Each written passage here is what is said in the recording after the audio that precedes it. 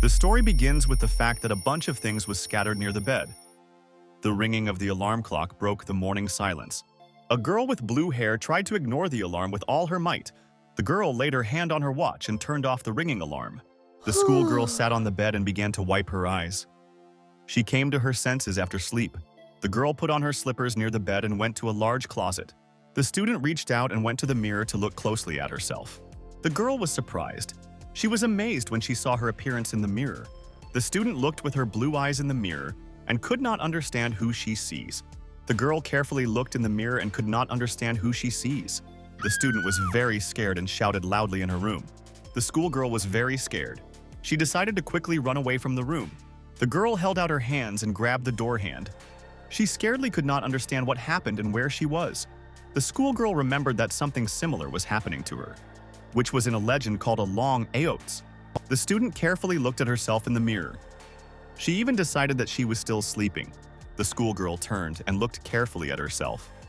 Her height was 165 centimeters. The girl carefully looked at her body. She noticed that she had a big breast. The student really wanted to check if she was sleeping. She pinched herself by the face. She was hurt. The schoolgirl looked at her hand in dismay. She realized that all this was not a dream. The main character sat down in the room. Luo realized that he had turned into a girl. The protagonist looked as a scared to the side. He realized that no one should have learned about this. The girl in school uniform slowly climbed the stairs in the building to the door. The guest grabbed her hand out the door and tried to open it. The guest shouted through the door to a frightened brother so that he woke up. The main character was scared. He realized that he could not let the girl into the room in any case. The sister shouted through the door to her brother that breakfast was already ready. She demanded that he open the door. She wanted to help him get. The main character was very scared. He realized that his long 17-year life could be destroyed. Luo concentrated. He decided that he still had a chance. The sister was unhappy. She did not understand why her brother did not open the door to her. Luo pushed back the box and looked at all his clothes under the bed. The main character grabbed his school jacket. He decided that it was better to lose dignity than life. The sister continued to knock on the door. The girl stood near the door. She thought something could happen to her brother. The sister decided not to waste time. She knocked her foot with all her strength and knocked out the door. After the blow, the door fell out and the sister went into the room to her brother. My sister went into the room with surprise and saw that an unfamiliar girl with blue hair was sitting there. The stranger waved her hand and greeted her sister with a smile. The girl looked in surprise at the stranger. She realized that she was very beautiful. The girl strictly asked the stranger where her brother named Luo Yuchen went. Luo was scared. He realized that he had no other way out. He needed to rely on his acting abilities. The stranger said with a smile to her sister that her name is Lin Roy. She was called a friend of Luo Yuchen. Lin smiled slyly and told her friend that her brother had already left, and to look for him unnecessary. The girl was very amazed. She could not understand that the guy could leave somewhere. Lin went to the exit. She told her sister in a cunning voice that if she did not need anything, then she leaves. The girl got angry. She viciously demanded that the stranger stop. Sister looked out onto the stairs. She noticed that Lin had already gone somewhere. The sister carefully looked after the stranger. She decided that Lin was definitely hiding something. The schoolgirl thought displeasedly that her brother had left and did not eat breakfast. She thought she would kill him when he would return. Lin walked along the street. Suddenly she sneezed, as if someone remembered her. Lin approached the door of the school. There were many other students around her. The students were very surprised. They looked at the stranger with great admiration. School children joyfully photographed a new girl. They crowded around her. The school children looked at the girl and decided that she was transferred to them from somewhere. Lin was scared and shy forward. Lin came up and knocked on the move into some unfamiliar guy. The schoolboy joyfully looked at the girl and said that his name was Lu Renjia. He said that he was pleased to meet. The moon was surprised. She could not understand what kind of guy stood in front of her. She asked the student out loud, what did he want from her? The student grabbed the girl by the hand and joyfully said that their fate brought them together. He fell in love with her at first sight. The schoolgirl was surprised. She could not understand where the guy came from and what he wanted from her. Lin asked the student displeasedly, were they really familiar? The guy answered her that they were not quite familiar. The girl displeasedly told the guy that he very casually confessed his love immediately after meeting. Lin turned around and stepped aside. Lu remained to stand thoughtfully on the spot. Lu went to his friends and told them with a smile that a pretty girl had a fight. Two students sat at the table and looked at the phone. They saw a photo of a girl in a rabbit suit. The schoolboy said with admiration for his friend Suyu that he had taken out a very hot photo of a rabbit girl. Sui slyly told his friend in his ear so that he would go with him the next time. At this time, a schoolgirl appeared on the threshold and silently entered the classroom. The students looked at her with surprise. Everyone froze in the classroom. The students sat at the tables and looked at Lin. Shui looked at the girl with surprise and admiration. He really liked her. Lin saw admiring schoolchildren around her. She decided that she should not stay with them. She needed an excuse to leave as soon as possible. Shui, very surprised, sat and watched the girl past him. Lin sat down at the desk. The schoolboy with glasses looked at her with surprise. The schoolboy examined the girl with interest. He could not understand who the beauty was. Lin sat at the table. She told herself that she needed to forget about Zuyamo. The schoolgirl was silent. The student looked at her with great surprise. Joy was reflected on the student's face. Shui decided to come up and chat with a stranger. Shu asked the girl, why did she have such a restless face? He told his girlfriend that he would like to talk with her alone. Lin answered a friend with a very shy voice that she still had some business. The guy with glasses came up. With a smile, he told the girl that he was part of the youth league. He could help her. Lin was very surprised. She noticed that the students continued to approach her. The schoolboy jumped up very sharply from his seat and ran aside. The student turned around and shouted displeasedly to his friends that they had no nobility. Zhui said to school children displeased that they are all healthy and spinning next to a weak girl.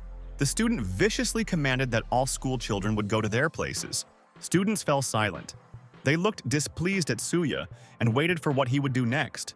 Shu turned around and walked slowly to the girl. Other school children parted to the sides. The student began to kneel in front of the girl to tell her something important. Yu smiled at the schoolgirl. He looked at her with a very joyful look. Sui, in an excited voice, told the student that their meeting was fate. He wanted her to accept his love. Lin thought displeasedly that the guy would not fit her anymore. One of the students showed his finger at Suya and shouted loudly to get out. Zhu angrily told his friends that he was the only one to tell the girl what they all thought about. Sui raised his hands in front of him and looked at the girl and said that he expresses his greed. This is true honesty, Lin reassured herself. She said that the guy just said, and she needs to remain calm. The student heard someone approached her from the side. She turned to see an unfamiliar student came up. She looked angrily and suspiciously at Lin. The stranger said that she is a second-class caretaker. She added that Lin is not from their class. Lin introduced herself in front of his friends. She explained that she came instead of Luo Yuchen. The guy had to do something and therefore he could not come to school. Shui asked a whisper from a stranger how much she's familiar with Luo. The girl replied that she was just friends with a guy. Lin looked at her friend and said that she now needed to leave. The caretaker told the student that she should put all the information in the correct form. She wanted to spend her in the training department. Lin scaredly answered the caretaker that she only needed to do something. The schoolgirl explained to the new one that she should definitely fill out the questionnaire. If she does not do this, then Luo will receive a pass. Lin asked the friends, what should she do? The caretaker answered her to follow her in the office. The schoolgirl said new things to follow her. She will lead her where necessary. Lin walked slowly along the school corridor after the caretaker. She thought that the schoolgirl was very cold. Lin stood near the entrance to the office. She bowed and said that she would go further herself. The girl closed the handle on the door of the office.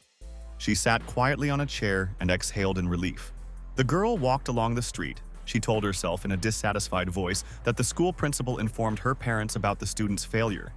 It was lucky that my mother was abroad.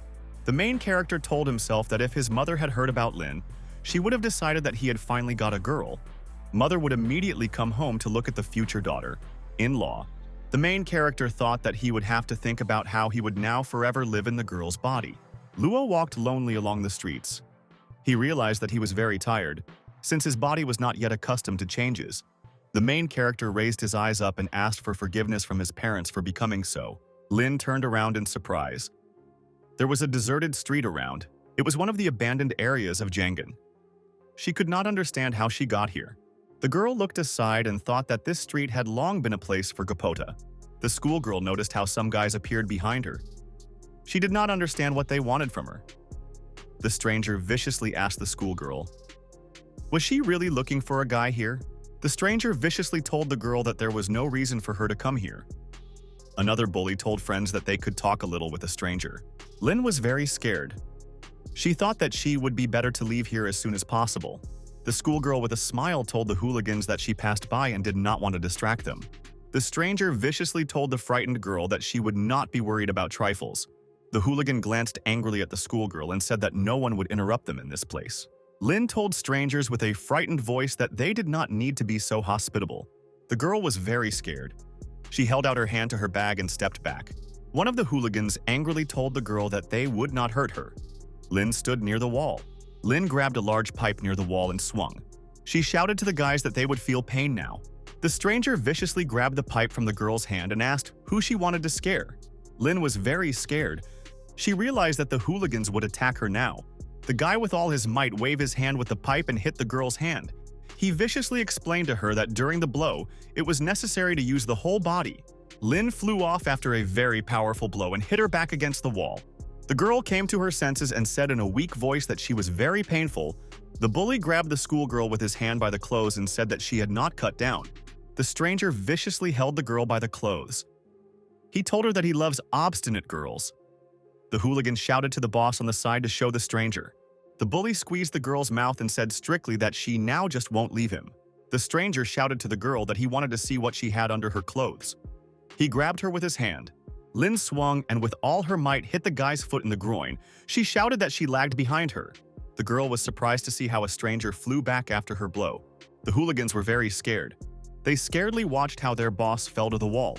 An unfamiliar fighter lay dead on the ground unconscious and without movement. The hooligans were frightened. They turned around and looked at the stranger with great excitement. The main character was very surprised. He could not understand why he became so strong. The bandits scaredly began to ask for forgiveness from the girl. One of them said that she could be their new boss. Lin viciously told strangers to get out as soon as possible. She didn't want to see them anymore. The fighters grabbed the body of their battered boss and began to leave. Lin stood near the wall and silently followed them. The main character looked at his hand in surprise. He said that he became stronger after the transformation. Lin looked at the wall and decided to hit it with all her strength to check the power of the blow. The girl swung with all her might to hit her fist against the wall in front of her. The schoolgirl's blow fell into the wall. She felt her hand hit with all her might. Lin looked in an amazed wall. She felt her blow was very strong. At this time, she turned back into a boy Luo. The guy's hand was reflected in the wall through the other side of the street.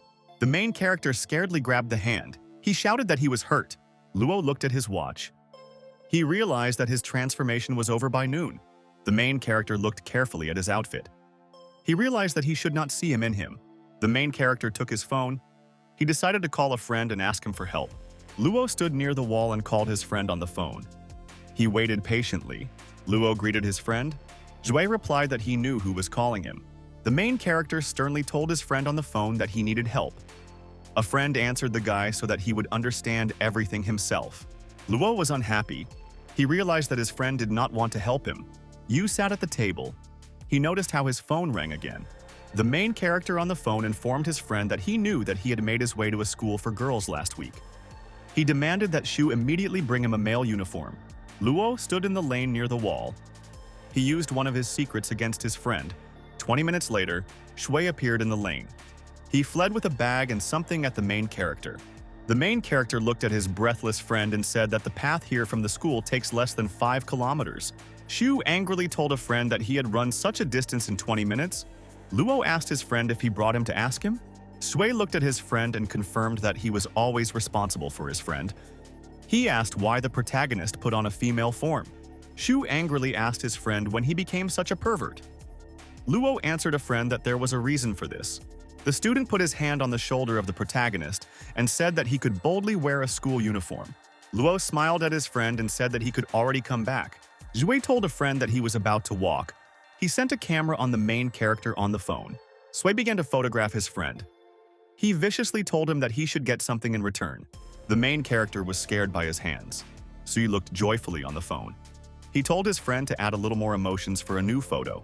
The main character reminded the student that he could transfer information about him to the police immediately.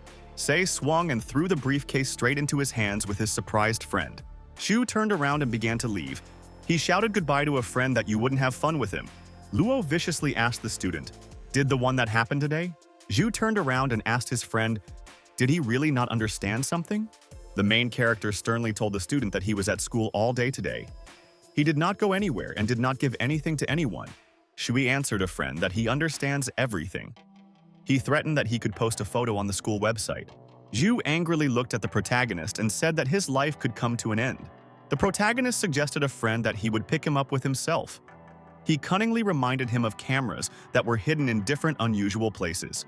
Zhu turned around and headed to the side. He told the main character that he was well aware. Luo warned his friend that he could lose the game if he was not careful. "Sway goodbye," asked the protagonist. Would he let him go this time?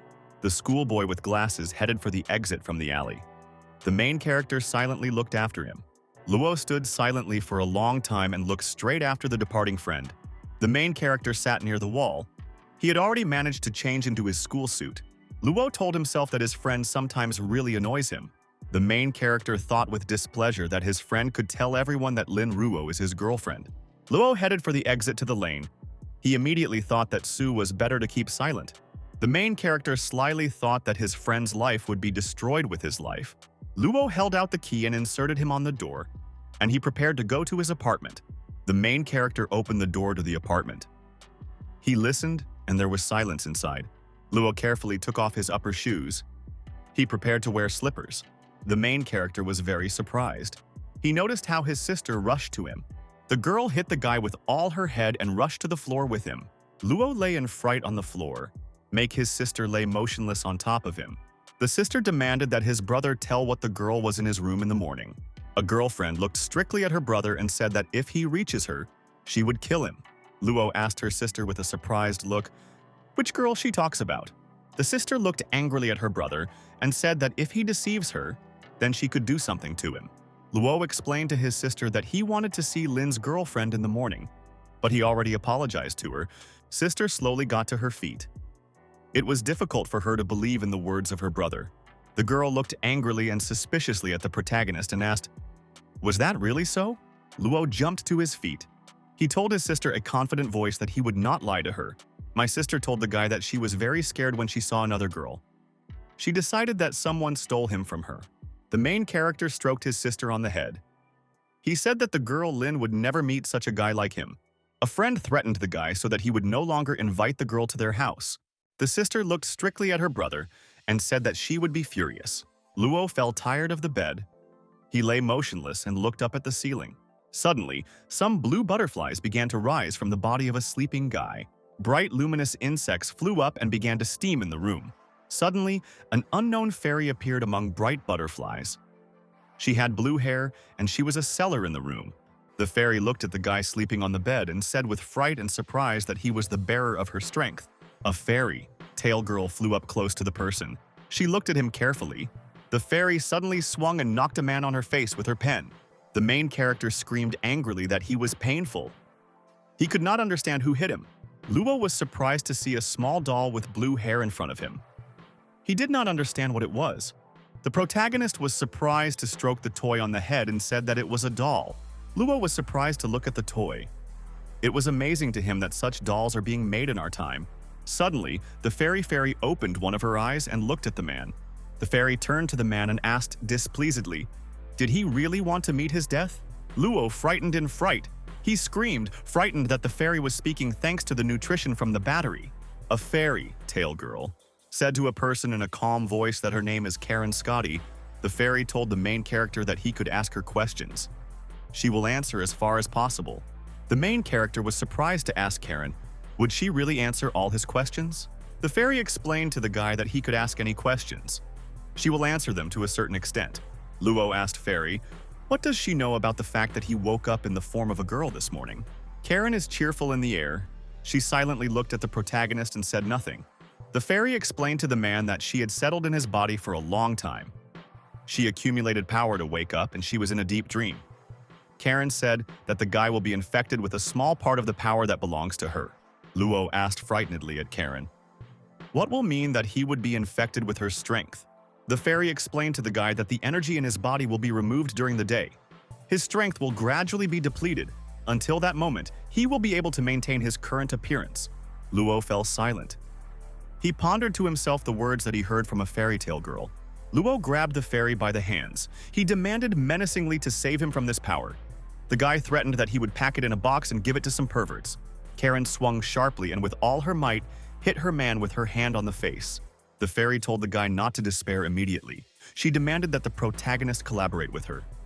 Luo, frightened, lay on the floor.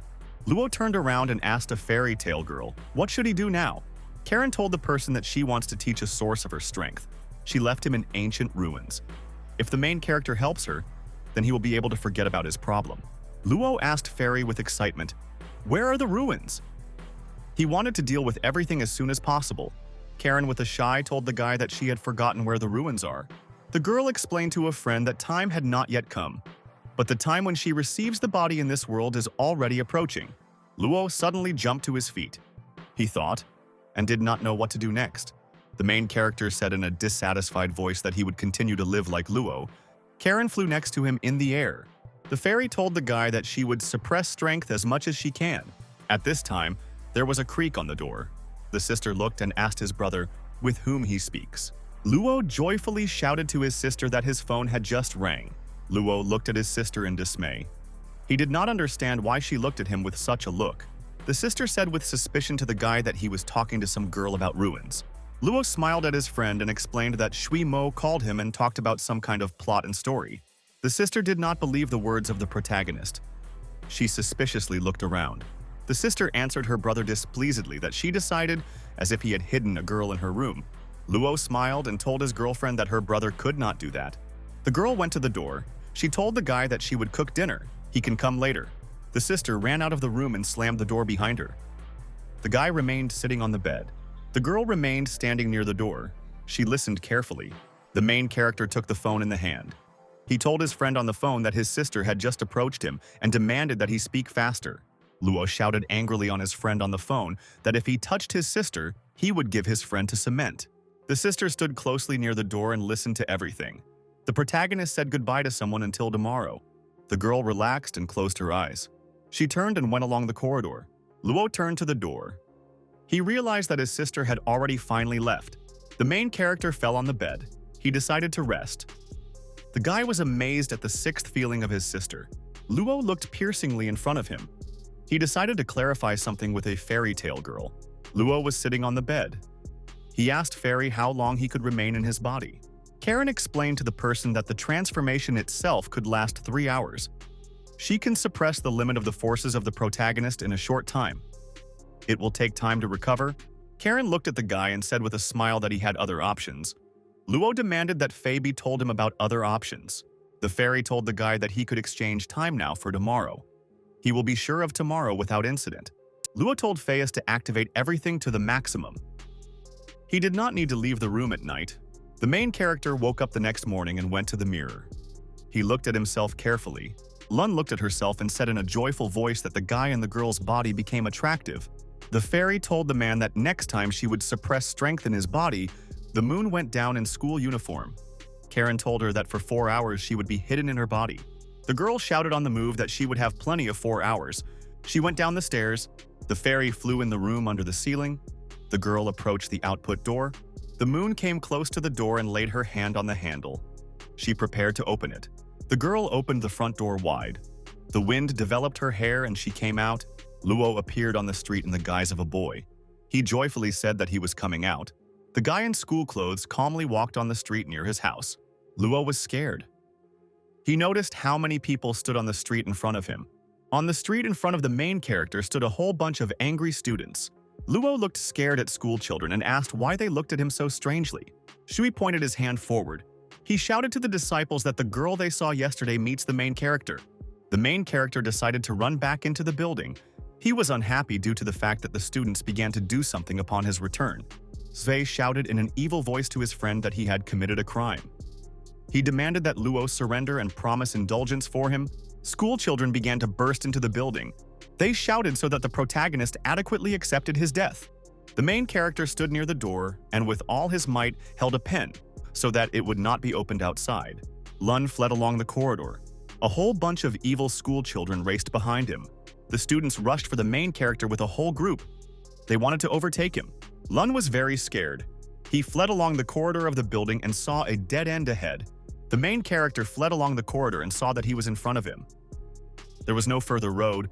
Lun grabbed his hands by the windowsill. He realized that he had no other way out. The main character prepared to jump from the balcony down from a great height. The moon flew in a jump from a great height. A fairy flew up to him from the side. At this time, the main character began to grow up a little hair in flight. Shui, along with their companions, broke into the room. They saw that the guy was not there. Sui, with great interest, looked out of the window down to the ground. There was emptiness. Luo managed to run around the corner of the building so that she was not noticed. She stood there and tried to catch her breath.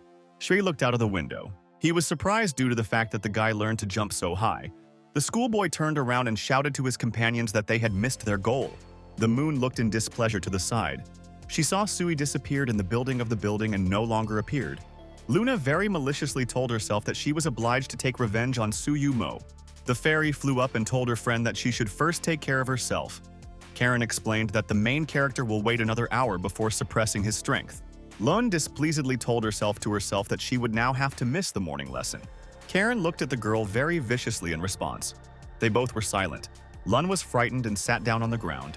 She closed her head with her hands. The fairy flew to the side. An hour later, Luo sat in a school dining room at a table. He took with sticks food from a plate. The schoolboy slowly tried his meal with sticks from the dish. Suddenly, the student felt how the food became very sharp. He noticed a lot of chili pepper in the dish. Sui was very scared. He dismissed his hands from food. There were a lot of pepper in the pasta. Shu asked angrily who dared to break his meal and threw him sharp pepper. At this time, the main character sat down at the table. He held in his hands a dish with food. Luo said with a smile to a friend that a cafeteria worker specially prepared noodles with chili pepper. Sui was very surprised. He viciously jumped up and looked at the protagonist. The schoolboy turned and headed for the exit from the dining room. Luo was sitting at the table where the food was still standing. The protagonist began to tell a friend after what happened on September 31st in a cafe on Yanjiang Avenue. Luo asked his friend, should he remind him of paragraph 5th articles of the 3rd Code of Pupils? Wei breathed out relaxedly. He returned and sat back at the table. Sui explained to a friend that he was persecuted in the morning, since all this was planned. He added that he himself had nothing to do with it. Luo answered a friend that he would never believe. The schoolboy looked at the protagonist and said that there is one thing that he needs to know. Sui explained to a friend that there will be events at school annually, and this year there will be a cultural festival. Lun said that the cultural festival will look like a Japanese school. The end will be the same as at the school festival. Sui explained to a friend that all this is being done in order to attract freshmen this year to admission next year. Luna consumed food slowly. He said that the task faces all classes. After that, the guy asked his friend what they could do. Sui was worried and waved his hands. He explained to the main character that everything would be completely wrong. The schoolboy said that this year there is a place, but there will be not many of them compared to smart people. Sui explained that this year there will be a new rule. Everyone should participate. If Luo does not show what is needed, then they will laugh and there will be a complete failure. Lun asked his friend, did he already have ideas?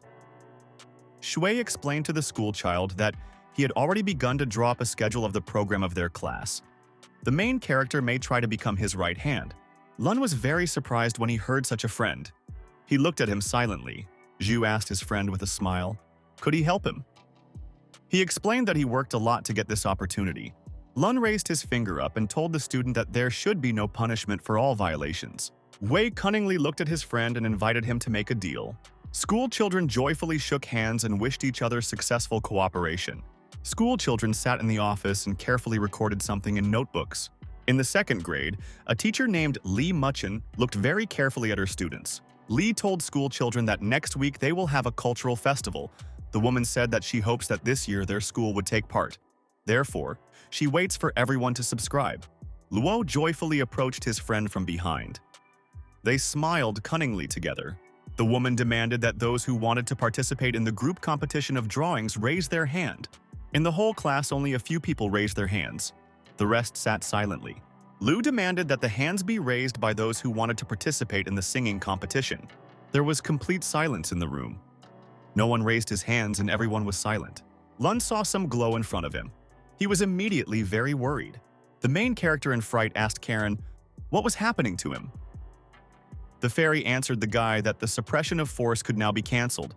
The guy very scaredly asked Fairy what should he do next. Karen explained to the student that he now needs to hide so that he would not be opened. Lee looked at the student with great interest. She realized that something was wrong with him. Lun raised his hand and shouted to the woman that he felt badly. The woman asked the guy with great excitement, "Is he sure?" The main character trembled with fear. He told the teacher that he would go to the first aid post. Lun grabbed his bag and ran to the door. The teacher looked after him.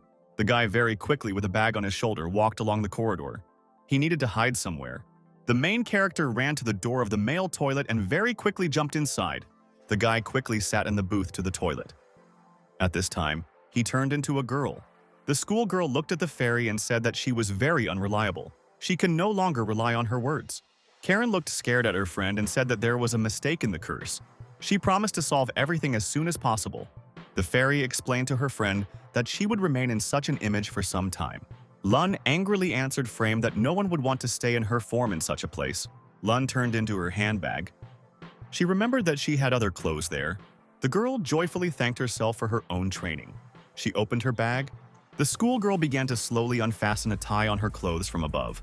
The girl held out her hands and unbuttoned the upper button on her jacket. The schoolgirl took off her upper jacket to replace it. The moon threw aside her school jacket in the corner of the booth.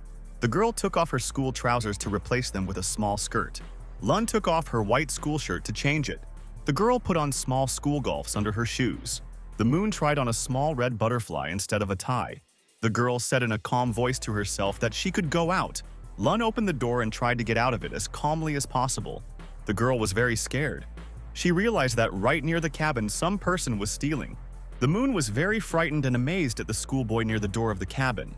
The moon was very fastened and frightened. She stood in the doorway of the booth and looked at the schoolboy. The girl was very scared. She decided to calmly pass by the stranger. The moon decided to look as calm as possible. She passed the schoolboy and headed for the exit. The girl accelerated and ran very quickly. She stopped on the stairs. The moon stopped on the stairs and held her hand over the railing. She looked as a scared to the side. Suddenly, the schoolgirl heard some noise on the side. Someone approached her nearby. Lun, in dismay, noticed how a schoolboy named Shu appeared right in front of her. The student joyfully shouted to the girl that he was very glad that he had met her here. The girl looked at the schoolboy with a smile and said that she was recalling him. Lin suddenly stumbled on the stairs and began to move far back. The girl flew down the stairs, and blue butterflies appeared above her. Lin flew somersault down, and the schoolboy stood in fright and looked at her. After a small flight, the girl managed to land on her feet. She tried to keep her balance. Lin stood on her feet and swayed uncertainly to the sides. She wanted to resist. After long attempts, the girl could not stand on her feet and fell to the wall. Lin shouted in a dissatisfied voice that she was painful. She sat with her back near the wall. The schoolboy ran to the lying girl with the phone. He said that he wants to call medical care for her. Lin extended her hand forward and grabbed the phone from the student's hand. The girl smiled at the guy and said in a cunning voice that she was completely in order. Na said that he wanted to call Luo. The schoolgirl jumped to her feet. She shook her off and said that she was all right. She wanted to meet Luo later. Zhui remained standing on top of the stairs. He watched in surprise as the girl went down. The schoolboy thought. He took the phone and decided to call his friend. Zhui held the phone in his hands. He dialed Luo's number to tell him everything. The girl picked up the phone. Shu, with excitement, told how he had just met Lin. The schoolgirl got angry. She held the phone in her hands and thought that her friend pisses her very much. Sei looked with interest at the telephone.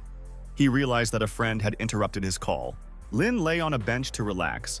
She told herself to herself that Zui very quickly jumped out of the window. The girl jumped to her feet. She told herself to herself that she should not allow such oversights anymore. The next time she will not stand. The fairy flew up. She told the main character that his body should quickly recover after a short injury. Lin viciously told Frame that she would miss all the lessons at such a pace. Karen explained to the main character that he should remain in this place for some time. Its form should not aggravate the problem. Lin told Faius that the worst in her fate was to meet her. The protagonist told Faye that during his fall, he briefly lost control of his body. Karen explained to the main character that she could interfere a little in his actions. This happens when he loses consciousness or self-control. When Luo was falling, Fairy had the opportunity to intervene for a short while.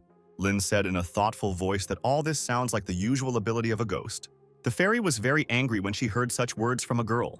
She held out her hand to her. Karen with all her might hit the girl with his hand and her head flew far back.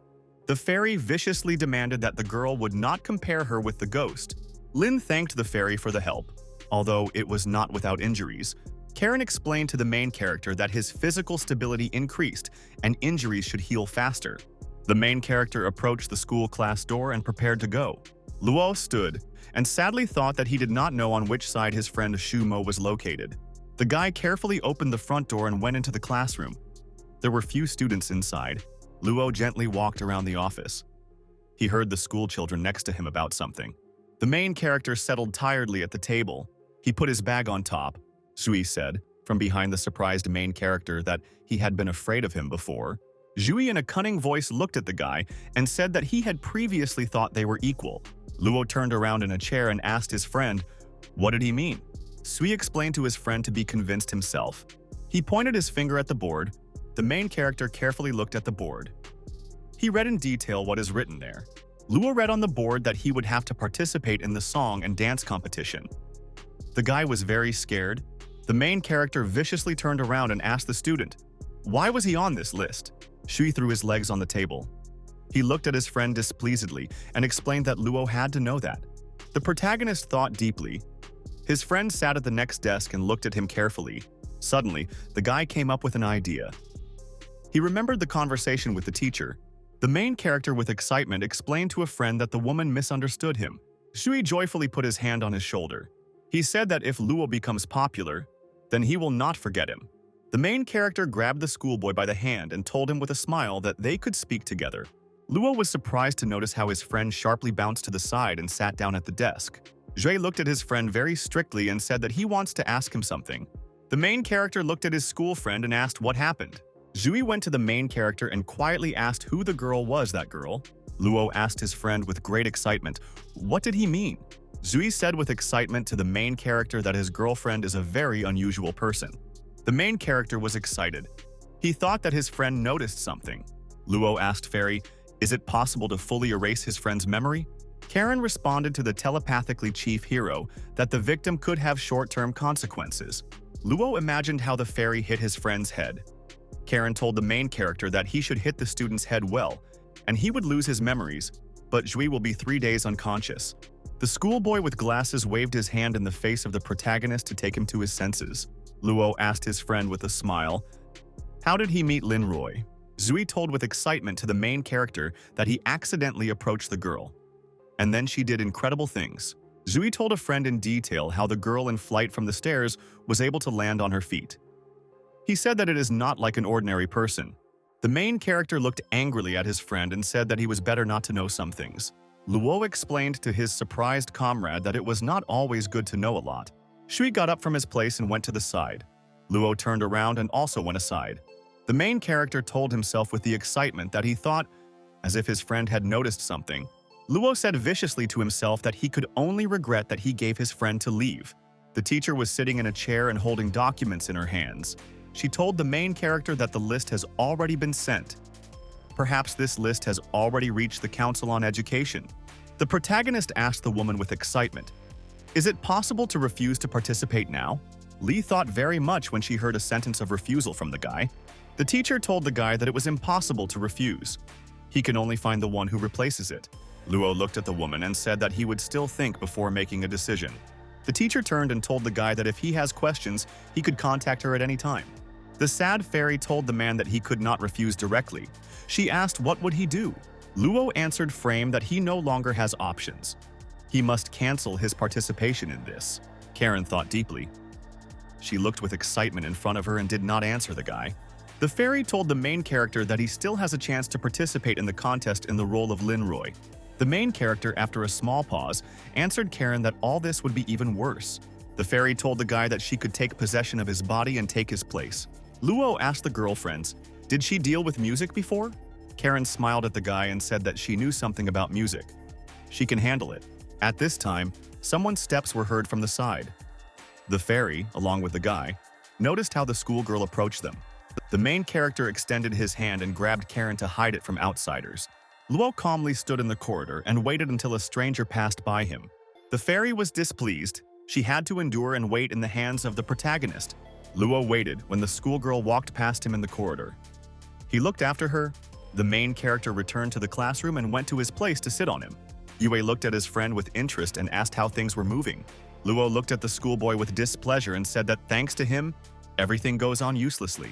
The schoolboy put his hand on the shoulder of the protagonist and told him with a smile that he would definitely help him. Luo looked at his friend and asked how he could help him. Sui slyly told his friend that his army would help him. He explained that they would all root for him. The main character grabbed his friend by the hand and demanded that he forget about it. Suddenly, a glow appeared in the guy's eyes. It was difficult for him to stand on his feet. Luo felt a very strong malaise. He could no longer sit or stand further. The main friend died dead to the floor. His friend on the chair was very scared. Sui was very scared. He called his friend with excitement. Shui helped the schoolboy get up. The main character answered a friend that he was now going to the first aid post. Sui looked at his friend in dismay and said that he could conduct him. The protagonist held his hand at the table. He said in a trembling voice that he could reach the first aid post. The main character approached the wall and stopped with his back near her. He was resting. Luo turned to Karen and demanded that she explain to him what was happening. A fairy appeared in the air. She hung in front of the main character and was silent. Karen looked displeased at the guy and said that he had finally appeared. Luo was very surprised. He did not understand what the fairy had just told him and what appeared. The fairy said to the person with a reasonable voice that pain in his body is a reaction to the appearance of ruins. When the ruins appeared, the strength in his body was attracted by a spiritual source. This made her condition a little troubled. Luo with great interest asked Fairy, "Where can the ruins be now?" Karen told the main character that the ruins should be in the north. The closer it will come, the more he will feel them. Luo joyfully told his friend that now they just need to go north. The fairy in a frightened voice told the guy that in those surroundings it could be dangerous. She clarified whether he really wants to go. The main character told the girl that he needs to prepare now. Lin walked along with a fairy alone between the trees. The girl looked around with interest. Karen said with excitement to the girl that the place should be somewhere nearby. But energy is unstable. The girl asked Fairy, what did she mean? Karen answered her friend that the trace that should be present here is only half. The schoolgirl asked Fairy, is it really unusual for her? A fairy. Tail Girl was silent in response. Karen looked at the fairy and said that the two of them need to be careful. The girl viciously shouted to Frame that they were driving a taxi from school and all this was very expensive. Karen was silent. She looked calmly in front of her and watched something. The fairy scaredly shouted to the girl that something was approaching and they need to rush. Lin rushed forward with all her strength. She saw something to arise in front of her. The girl ran up and saw a hole in front of her in space. Lin stopped and saw a turning point in front of her. The girl scaredly asked Fairy, does she really see it in front of her? The fairy said in a thoughtful voice that in front of them was really the entrance to the ruins.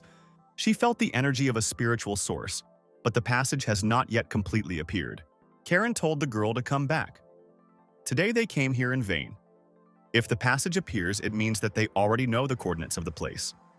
In the future, they will save a little time. Lin asked Fairy, was she just offering her just to leave? The girl stood near the entrance to the portal. Huge wild boars appeared around her. Karen told the girl that there was a small leak of energy from a spiritual source. As a result, crazy animals from the district came. Lin, with excitement, asked her friend to say how to solve all this. The fairy looked around and looked towards wild animals. She said in a slow voice that there is only one solution. The girl asked, what solution could be?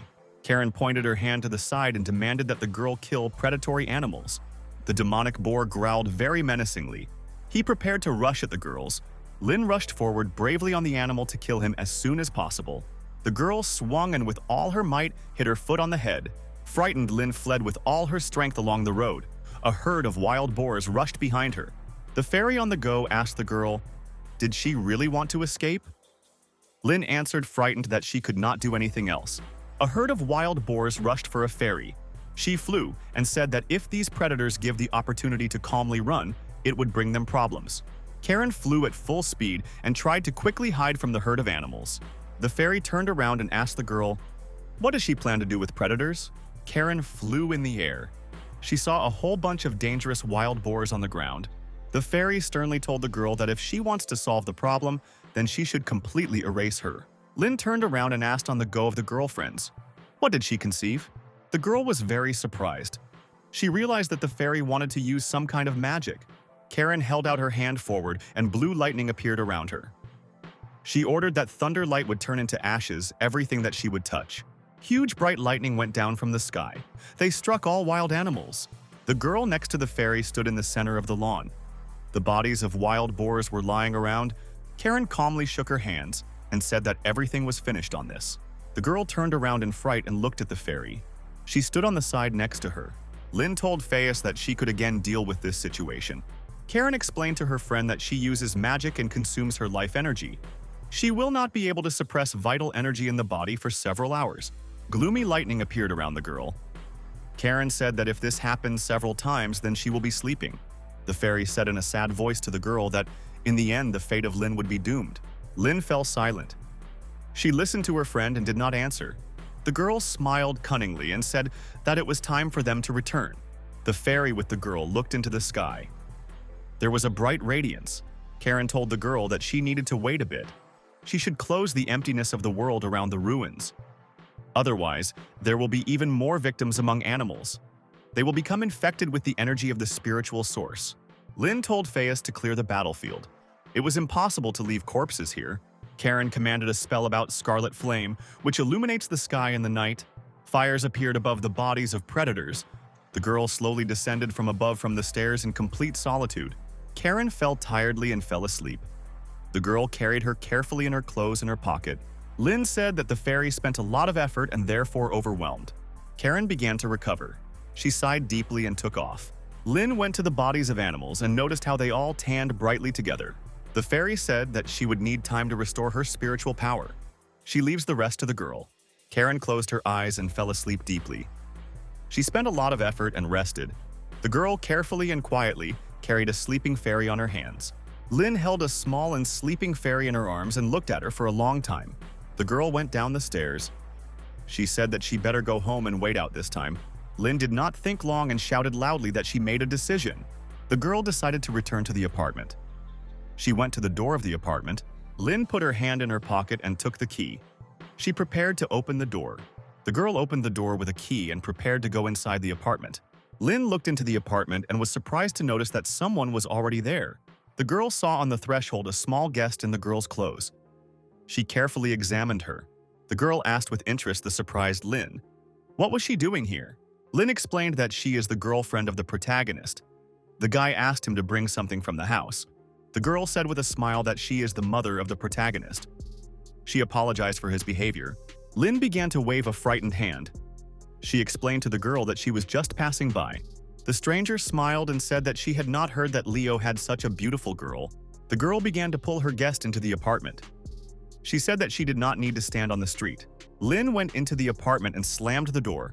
The stranger with a smile went on. The girl went to the refrigerator and opened it. She asked the guest, "Does she want or she drink coffee or tea?" Lin told the hostess with a frightened voice that there was only soda in the refrigerator. The girl was very scared.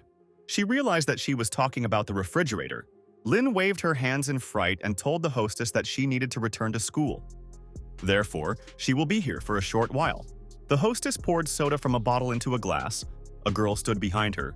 Lin told the hostess with a smile that she did not want to deliver trouble for her. She needs to return to school. The girl held 2 glasses in her hands. She told the guest that she needed to relax a bit before leaving. Lin replied that she was all right. Lin held a glass of soda in her hands and drank it very slowly. The girl said in a dissatisfied voice that the main character did not feel sorry for his girlfriend. He grew up all similar to his father. Lin was very surprised when she heard such words from the hostess. She choked on a drink. The guest explained to the hostess that she passed by nearby and decided to help. Lin smiled at the mistress and said that she had already sat at her house. The hostess told her friend that she could take her to the room of the protagonist from above. Lin replied with a smile that she herself could go to the 2nd floor. Lin began to go up the stairs slowly. The girl looked after her with interest. The hostess looked aside and noticed something interesting on the couch. The girl saw a small sleeping fairy unconscious on the couch. Karen lay on the couch with her eyes closed. She was completely unconscious. The hostess held out her hands and took a fairy in them to carefully look at her. The girl decided that in her hands a small doll. She was surprised that the toy was very high quality and realistic. The hostess held out her finger and pressed the hairpin on her head. Karen was still in a deep dream. Lynn went into the room. She told herself that her mother returned very unexpectedly. The protagonist was scaredly realized that the woman considered Lynn Roya his girlfriend. Lynn held out her hand in her pocket and asked Fairy, would she get better in the night? The girl began to feel pockets. She realized that the fairy had disappeared somewhere. The girl frightenedly looked at her pockets. She realized that the fairy was gone. Lynn could not understand where her little assistant disappeared. She remembered that she went to the house with Lynn. The girl began to remember. She saw the moment when the fairy fell out of her pocket. Lynn was very scared. She began to run down the stairs to find her little girlfriend. The hostess calmly sat on the couch and drank a drink. Lynn looked at her in dismay. The girl asked the girlfriends, was it really her doll? Karen sat on the couch without movement. Lynn looked at the fairy and confirmed that it was her doll. The hostess told the girl so that she would not forget to pick up this toy. The girl extended her hand and prepared to take a fairy, who was sitting motionless. Lynn looked at the joyful mistress and said that she would no longer bother her and leave. The displeased Karen came to life for a short while. She bit her girlfriend by the finger. Lynn felt very severe pain. She restrained herself with all her might so as not to shout. The hostess told the girl that she could sit and rest. Lynn in a frightened voice explained that she still had business. The girl angrily asked Fairy, what was she doing this? She held her in her hands. Karen asked displeasedly from the friends, what's wrong with the mistress of the apartment? Lynn turned to the side and answered the fairy in a shy voice that it was her mother. Karen was very surprised when she realized that a woman is a mother Lynn. The girl was sitting on a bench and calmly looked in front of her. A fairy rested on her shoulder. Karen looked at the girl and asked what plans she had. She had nowhere else to go. Lynn told her little girlfriend that she just needed to wait. She asked how much time she would be in this form. Karen answered the girl that she would be in this form for about 3 hours. She used a lot of strength today. The fairy told the girl that if she had nothing to do, then she could offer her how to pass the time. The girl asked Fairy, what did she offer her to do now?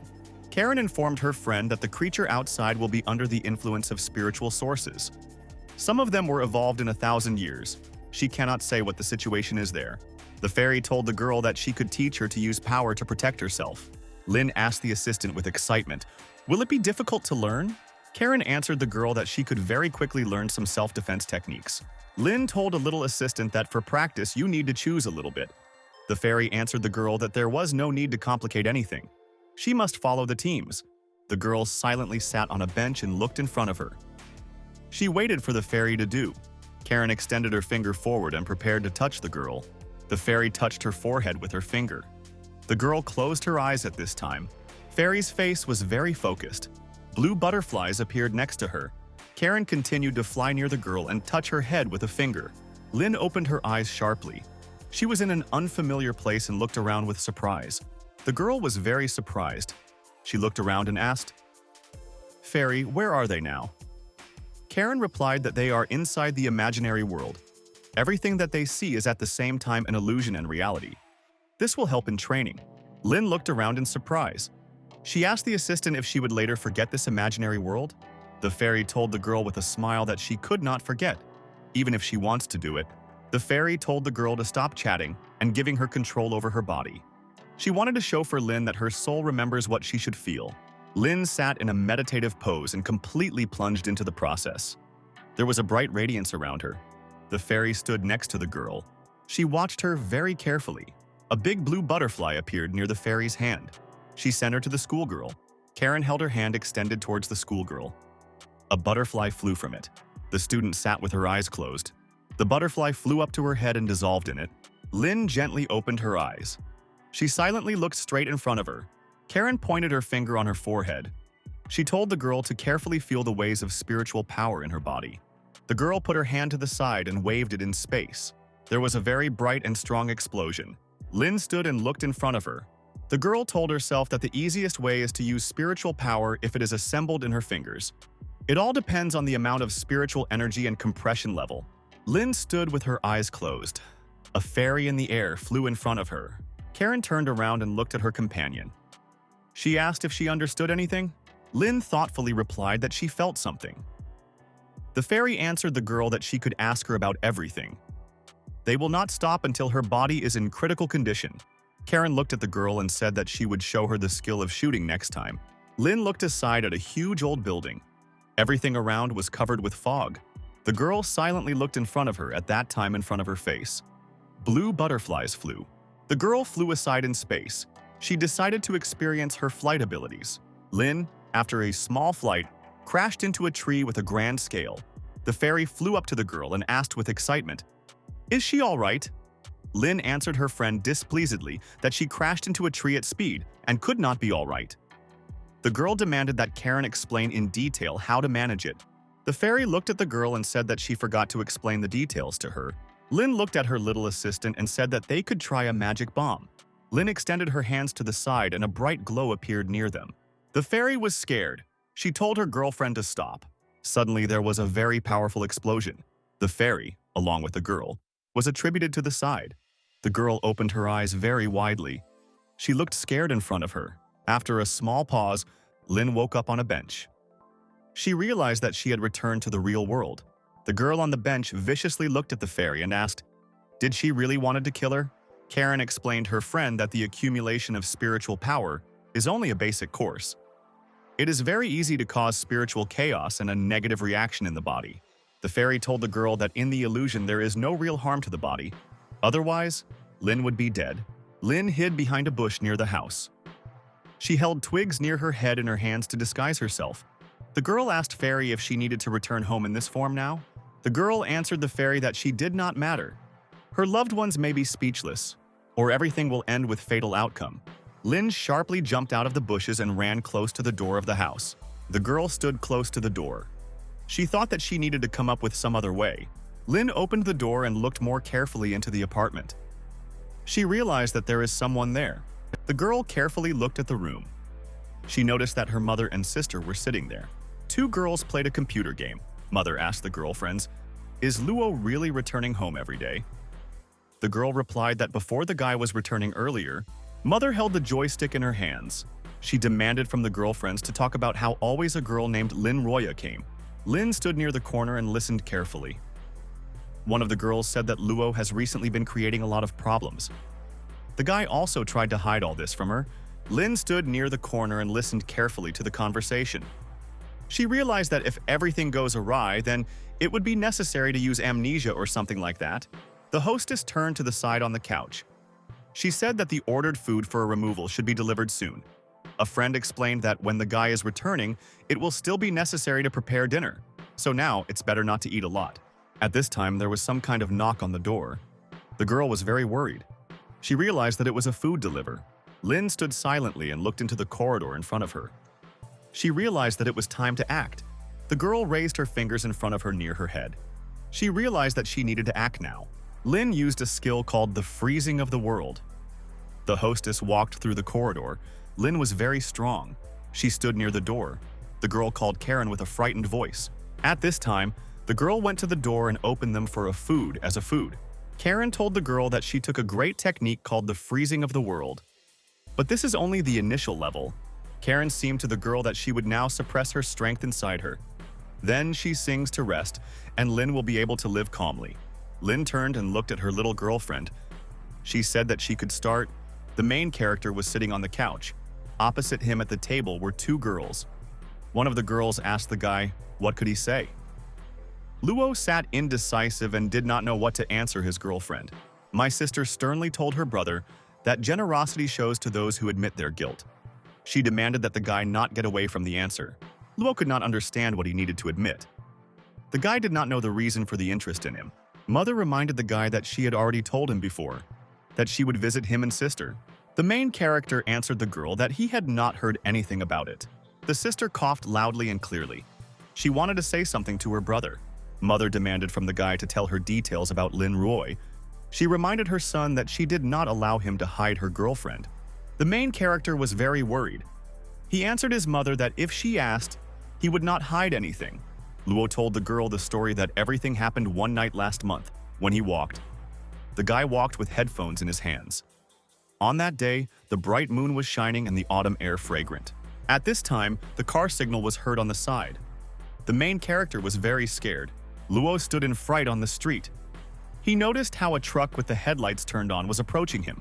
The protagonist closed his hand in fright. At this time, a girl ran up to him to shove. The stranger shoved the guy and he fell to the ground. The car rushed past. The girl was lying on top of a surprised guy. She asked if he was injured too much. The main character thanked the girl and said that everything was in order. She looked at him in dismay.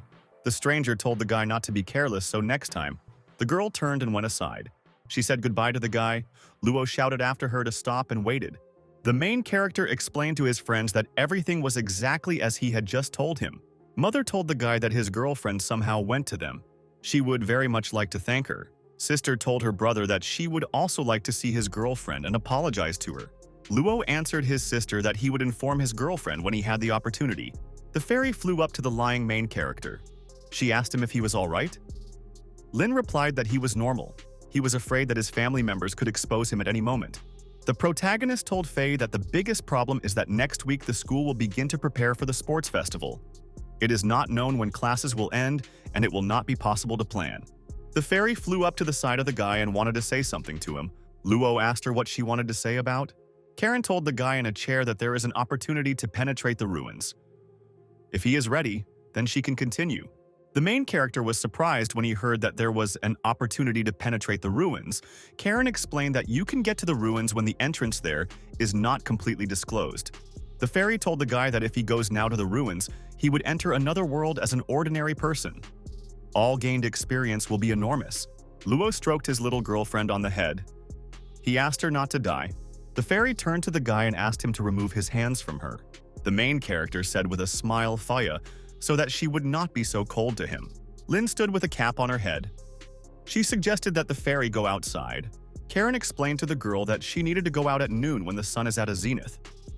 The girl will feel better when she decides to go to the ruins, Lin said joyfully. Frame that she turned out to be very caring for her. Karen explained that her girlfriend should not lose concentration after entering the ruins. Lin went to the window and looked down.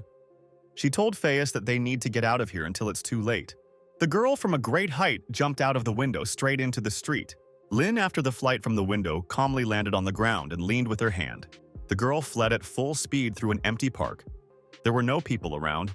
Lin on the move reminded the fairy that they sealed ruins yesterday. She scaredly asked what happened to the wild boar. A huge predator with burning eyes appeared. The fairy with a smile told the girl that due to her calculation, the wild boar slipped away. Lin ran and turned on the go. She scaredly shouted so that Karen would quickly destroy the boar.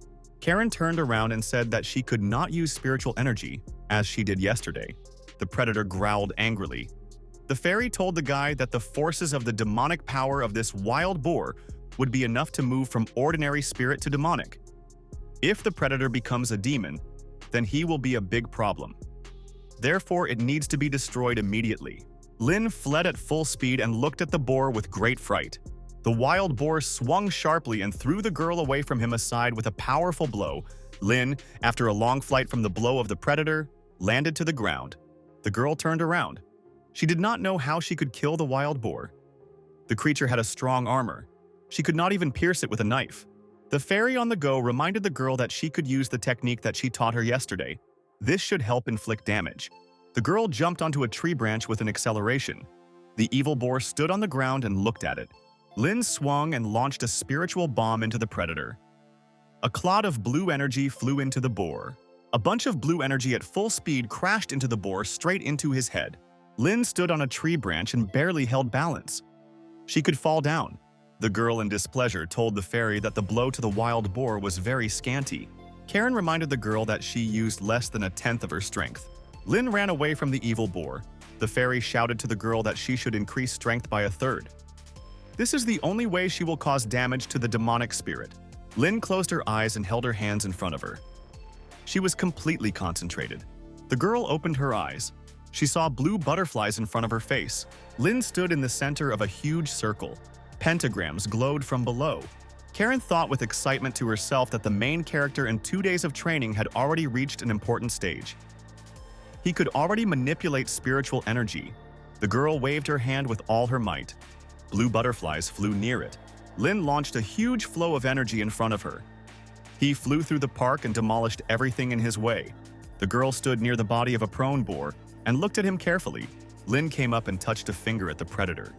She scaredly asked Fairy, "Wasn't the boar come to life again?" Karen answered the girl to cut the carcass. Lin suggested that the fairy not to cut the boar, but simply burn it on a bright stake. The fairy told the girl that the body of a demonic beast can benefit her. The girl boldly ran to the carcass of the animal and began to cut it a little. Suddenly, a small red flying ball appeared from the carcass of a wild boar. The fairy told the girl that she could absorb a demonic core. Lin looked at the flying red ball in front of her with fright. Lin held a red ball in her hand. She still did not dare to absorb him. Karen told the girl that this would be the simplest method for her to improve the body and cultivation. Lin held a red ball in her hands. She did not know how to cook it. The fairy told the girl that she should just swallow the core. The girl was very surprised. She decided that the fairy joked when she said that she had to swallow the core. The fairy explained to the girl that she could not prepare a potion from the core for her now. Therefore, she must swallow him. Lin looked at the red ball in fright. She asked Fairy, would she have problems after that? Karen explained to her friend that she will have as many problems as she can solve. Lin sat near the tree and leaned her back against him in silence. She still did not dare to swallow the core. The girl told the fairy that she then relies on her. Karen answered the girl that she would look after her. Lin, after a small pause, took the red core in her mouth and prepared to swallow it. The girl felt very strong changes in her body. A bright glow appeared near it. The fairy, with great excitement, told the girl that she should use her strength to suppress someone else's demonic power. Alien power should turn into its own strength. The girl lay near the tree and felt severe pain. She screamed. A very bright pentagram appeared around the girl's body. Everything around glowed brightly. The girl fell unconscious to the ground near the tree. She had no more strength to stand. Lin came to her senses and raised her head.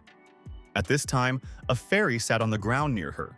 Karen joyfully informed the girl that with the help of a demonic core, her cultivation reached the sphere of revival. Lin asked Fairy with a dissatisfied voice, "Are all seekers of immortality through this?" The fairy explained to the girl that the search for immortality is just a way to gain power. For thousands of years, there have not been true immortal cultivators in the world. Karen told the girl that those who cultivate immortality are outside this world. Therefore, such people were invited to travel in the sky. The fairy was silent. She was thinking about what else to advise for Lin. Karen explained to the girl that her level of cultivation is barely enough to create an entrance to another world. She asked if the schoolgirl wanted to try. Lin explained that if she does not solve this problem, then all this will cost her life. The fairy explained to the girl that difficulties would certainly arise in their way. She will do everything possible to protect Lin. Lin stood on her feet near the tree. She told Faye's displeased voice that moral damage is much worse than physical. The girl demanded that Fairy help her with school. She created problems for her, and now she must be responsible for the consequences. Karen told the girl with a joyful voice that she would solve everything for her. They slowly walked along the lawn. Lin, along with his little assistant, approached a huge portal. The girl carefully looked at the portal. She said that this door was more. The fairy told her companion that she should not go far from her. Karen fell silent. She felt the girl took her in her arms. Lin asked Fairy in a cunning voice, "Did she want to tie her to her?" Karen demanded a dissatisfied voice from the companion to enter the portal. The girl joyfully told the fairy that she was already entering. She held out her hand in the portal. Lin stepped very confidently forward. She began to disappear in the portal. The bright purple transition between the worlds began to gradually close. After the portal closed in the sky, a bright blue flash flashed. A very beautiful fairy tale castle appeared on a huge hill. A river flowed from below in the valley. Suddenly, a very bright glow appeared in the sky. There was a gap. The girl, along with her little companion, teleported through the gap. Lin fell sharply to the ground after a flight through teleportation. The girl could not catch her breath for a very long time. She asked Fairy, "Do people really not live here?" Karen flew up. She explained that she placed this place in the void so that no one would find it from the outside world. The fairy told the girl that she could have a couple of minutes. Then they will begin to search. All this must be done. Lin looked around with great surprise. She asked what kind of place was this? The fairy looked in front of her and answered the girl that in front of them was the lunar palace of butterflies. A girl with burning eyes and a horn on her head sat inside the palace. She said that she felt weak energy. The girl got up and looked at the distant valleys. She said that Yui died 1,000 years ago. This means that the lunar palace of the butterfly should be empty. She could not understand where this energy came from. The young inhabitant decided to take a walk. The girl told himself with the excitement that if it is really the lunar palace of a butterfly from Yui, then she should take it back to herself. The young unicorn took off over the palace and began to slowly soar over the mountains. Lin, along with the fairy, noticed how a white magic beast lay in the forest. The girl scaredly told Frame that the beast in front of them does not look friendly at all. Karen said in surprise that the demonic animals she fed became very large. Lin was very surprised when she realized that the fairy was holding such animals at home. Karen told the girl that this world was very torn from the outside world. It seems very boring. The fairy used to keep in this place many demonic animals and birds. It helped to have a variety, but now only some of them remained alive. Lin looked out from behind a tree and asked Fairy, "Was this beast on the lawn?" Karen answered the girl that she herself could ask a forest pet. Lin looked at the castle on the mountain and asked the companion, "Will the palace really be their ultimate goal?" Karen explained that in the lunar palace of a butterfly, she hid a spiritual source inside. Lin looked carefully at the palace and told her companion that they could go forward. At this time, a bright white flash rose into the sky. The white beast quietly slept on the lawn. Lin, after the flight, stood near the entrance to the huge fairy tale palace. The girl asked Fairy with interest, "Should they now go inside the palace?" Karen told her companion that the lunar palace was once her native palace. She doesn't even know how much protective mechanisms cost. They can work when they push the door inside. The girl and the fairy went to the big stairs. Lin asked the companion, could she survive here? Karen answered the girl that without her personal leadership, even a returning ancestor, it would be difficult to achieve the interior of the palace. The fairy told the girl that she could be sure that she would help her solve problems. Karen explained to the companion that if Lin penetrates some interior, then she may die. The girl walked along the streets of the city. People with great interest and non-approval looked at her. There were a lot of passers by on the street in Ujun. The little unicorn walked and looked around. The girl walked and looked around. She thought that she needed to take Aobu's baby with her. She would help her on the street for orientation. People around with interest looked at a small passer by. They called her Milashka. A stranger came up from the side. He told the girl that such a person like her is impossible not to notice. A man in a suit and a pot came up and told a little hallway that his company was preparing to provide an idol in the style of customs of ancestors. An unexpected little stranger disappeared straight from the street. The man was very surprised. The girl stood on the roof of the building.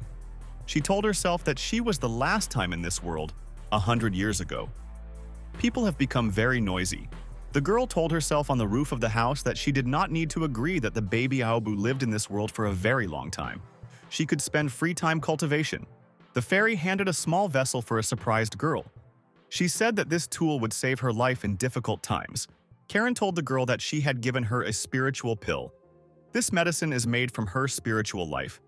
When Lin drinks this medicine, she will take spiritual energy from the fairies. The fairy told the girl to be careful. The pill is made on the basis of special spiritual grass. You can take it only at the most dangerous moments. Lin held a small jug in her hands. The girl immediately swallowed the contents of the vessels into herself. The fairy was surprised due to the fact that the companion immediately accepted the remedy. A bright blue radiance appeared around the girl. Her eyes opened brightly. Lin had wide open eyes. She looked at the fairy with great desire. Karen was scared. She did not understand why the girl rushed at her. The fairy was very scared. She stared at the girl and could not say anything. Sister sat on the couch. She asked her mother, "Why did it become so cold in the room?" The girl replied that it should rain soon, so she wanted to take clothes. Lin silently looked at the fairy from above. Karen was very scared and did not know what to say. Suddenly, a very strong fear and tears appeared in Karen's eyes. Lin took off a large red bow from her clothes on top of the blouse. The fairy shouted to the girl to wake up and did not allow the desire to take up. Lin sat on top. Lin extended her hand forward and grabbed the fairies of the fairies. Karen shouted to the girl to stop. The girl looked at the fairy with surprise from above. She did not know what to tell her. Lin fell on Karen on her chest. The fairy looked at her displeased. Karen was very unhappy. She swung very much with her hand and hit Lin on her face. Lin sat on the floor and said in a displeased voice that a noble person should decide everything in words and not by force. The fairy viciously told the girl that she was not a noble person. She asked Lin if she decided that she would die for her teacher. The fairy stood very maliciously and looked menacingly at the girl. She was silent. Lin began to apologize to his little assistant. She said that all this is an accident. The fairy swung a sword to hit the girl. She shouted that Lin would go to hell and tell everything there. The girl was very scared. She continued to scream the words of an apology for the fairy. Karen held a large blade in her hands. She said that the girl went to hell and prayed for forgiveness. The fairy, with all her might, hit her companion with a sword. The girl screamed loudly. The scream went out of the window outside and sorted out, echoing. The girl in white clothes flew over the city and carefully looked down. The unicorn carefully looked in front of her. She decided to activate the spell. A very bright glowing pentagram appeared in the sky. The girl said that if for the search to cover the whole city, then it would not be difficult to find. A moment later, the girl said that she had just felt something. She decided that in the spiritual divine state, it was impossible to find anything. The unicorn flew on a large blade over the city. She said that the lunar palace of the butterfly was not completely printed. This will not attract strangers. Otherwise, blood may last. The girl spread her hand wide and launched a silver disc aside. The stranger told herself to herself that she needed to find a place in the city with hidden spiritual energy. This will help go into a hidden space. The unicorn carefully watched as the silver disc flew across the sky. The girl told herself to herself that she always carries a compass of treasures with her. If she cannot find clues, then she will have to temporarily stop. Lin, along with the fairy, were inside the lunar palace of a butterfly. They saw a lot of soaring crystals around them. Karen explained to her companion that in front of them is the formation of a turtle of 5 elements. A similar formation is weak for attack, but very good in defense. Lin asked her little assistant, how can she go through this floor? Karen explained that the formation is based on the principle of mutual component and confrontation of the forces of the 5 elements. Lin should destroy only one of the elements. The remaining elements will become unstable, and then everything will collapse. Lin prepared to go on the attack. She said that she needed to go through one element and destroy it. The fairy answered the girl that everything was right. Lin sharply jumped up. She flew in the room over the stones. The girl landed sharply on the floor. There were colored crystals next to her. Lin spread her hands to the sides and a bright fire appeared around them. The girl waved her hand with all her might. She wanted to hit the crystal. Lin banged with her hand on a green crystal.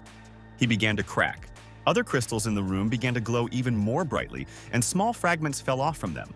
Lin turned around and asked Fairy with great surprise, "Is it all?" Karen told her companion that they need to go further. They were only on the ground floor, and the path in front of them was still very long. Lin asked Fairy, could she finish her mission now and save the passage? She could return the next time. Karen explained to the girl that she could be preserved only if she had a spiritual source and restoration of her strength. The fairy looked strictly at the companion and said that there was no way back on the trip. They must reach the end. Lin shouted displeasedly by her little assistant that she did not tell her about it. Karen answered her friend that she did not ask her about it. The girl fell silent. She thought over the words of Fairy. Karen looked at her on the side. The unicorn sat in a cafe and held a glass of drink in her hands. The girl at the table said that worldly tea was good for her. He helped her to quench hunger. Suddenly, a bright explosion was heard above the head of the unicorn. The girl jumped up and headed for the exit. She wanted to find the lunar palace of the butterfly of the elder sister of Yui.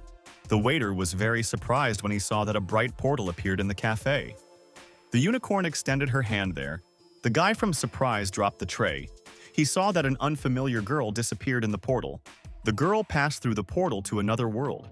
She noticed traces of the battle and thought that there were cultivators. The unicorn told herself that she had to hurry. If someone was ahead of her, then she would not just have to cope with him. The girl took off and began to soar near the trees. She flew from the branch to the branch. The unicorn looked at the flying disc above the ground. She said that a small spiritual reaction arises in this place. The girl held out her hand to the side, and the blade next to her began to appear in the air. The unicorn flew above the ground with a sword in his hands. She wanted to track the whereabouts of a stranger who went through a break. The girl flew in the late evening above the ground over the forest. She held a large blade in her hands. The unicorn waved with her blade, and ice crystals began to appear on the ground. Gradually, ice crystals began to cover large spaces on the ground in the forest. The portal in the sky closed. The unicorn carefully looked on top of the forest. The girl carefully looked at the forest. She noticed something interesting from below. The unicorn grabbed the blade and flew further through the forest. She saw some radiance between the trees. The girl activated the spell. She wanted to print a heavenly castle without any objections. In the late evening, the unicorn soared over the forest. There was a bright pentagram above her. The pentagram shone on the ground in the center of the forest. There were still traces around. The unicorn said thoughtfully that it was really the lunar palace of a butterfly. She did not understand why Yui's older sister left this passage for something. The girl looked at the portal. She decided to get inside the portal. The unicorn told himself in a cunning voice that if someone would interfere with her today, then she would turn his legs, even if it is a great immortal. At this time, a bright light appeared inside the portal. Someone flew through him. Lin, along with his little companion, were in a room with weapons. The fairy was very surprised. Lin was holding a blade in her hands. She said that he looks very good for her. The fairy told the girl that they need to find and return immediately. They should achieve as soon as possible a spiritual source. Karen told the girl with excitement that someone penetrated this world. The portal was hidden deep in the void. Therefore, in principle, no one else could get through him. Lin asked with surprise at the girlfriends, who could still penetrate except them. The fairy said with the excitement that the power of the person who went through the portal is at the level of holiness. The girl asked her friend to tell her about all levels. Karen said that there are 10 levels of cultivation in total. The higher the level, the more laws of the sky and land can be mastered, and you can become stronger. The fairy informed the girl that a person could penetrate through the portal from the void, at least at the level of holiness. The girl looked at the fairy with interest and asked what level she was at. Karen shone very proudly and said that she was at the top of the level of holiness. The fairy told her companion to try to get to the last floor as soon as possible. Lin agreed with this requirement. At this time, a unicorn descended from the sky. She slowly landed. The girl looked around. She told herself to herself that there is a lot of spiritual energy in this place. She needed to take possession of the managing nucleus. The unicorn flew high above the forest and carefully looked down. A huge white predator stood on the ground. He saw a man and growled very viciously. The unicorn landed to the ground. She saw a wolf demon in front of her at the Yuanin level. The girl looked at the predator and strictly demanded that he retreat. She promised to leave him alive. The white wolf growled very viciously and menacingly. He looked very predatory at the girl. The unicorn activated magic. She directed her hand forward and launched pieces of ice into the predator. Huge pieces of ice at high speed fell into a predatory wolf and struck it. A broken white wolf, after an attack from the girl, scaredly ran to the side. The unicorn stood in the forest. She noticed a large castle on the hill. The girl said in a joyful voice that she would take the inheritance for herself from Wii's sister. The girl jumped on her flying blade and headed for it towards the palace. The girl lay on a large blade and flew above the ground. She looked thoughtfully at the sky. The stranger felt boredom. She yawned and looked down in front of her. The girl looked down the ground from the blade. She saw the gazebo and said that Ming was already in a hurry. The stranger tore off the scarf from his head. She looked down in front of her with great interest. After the flight, the girl jumped from the sword straight to the gazebo. The girl asked her friend to help her break into the stage of Jindan and did not break the promises.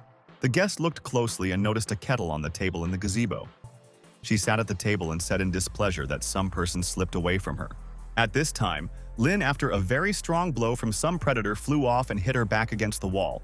The girl kept the sword in front of her. She told herself to herself that she nevertheless got into this world. Lin stood with a blade near the wall. She said that with her physique, she would not stand it. Next to her, a fairy in front of her was a demonic predator. The demonic tiger looked at people and growled loudly. The fairy said that in this place there are tests at the level of cultivation. Karen told the girl that her goal is to show herself for a certain time. It should survive during the burning of 1 candle of incense.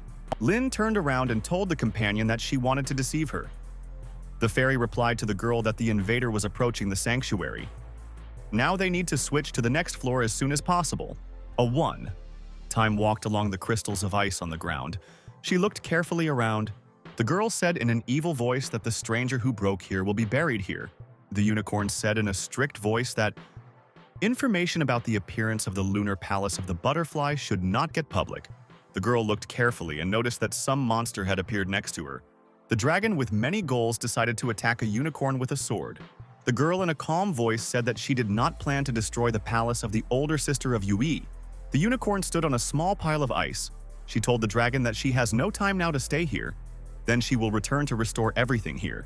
The girl sent her blade against the dragon. She used the area of a cold, hellish night against him. After the attack of an ice bird, a large predatory dragon scattered into pieces. The unicorn watched as a huge dragon head fell to the ground in front of her. The girl calmly stepped aside. Behind her, the dragon's head remained to lie. The unicorn calmly went to the side. There was a strong explosion behind her. The girl was lying on the ground. There was a blade next to her. She told the companion that they could go further. The fairy told her companion, which is already very late. The man caught up with them. Karen shouted to the girl that they could only fight off the pursuer. This place is already close to a spiritual source. She could restore most of her strength. Lynn told her friend what could start there.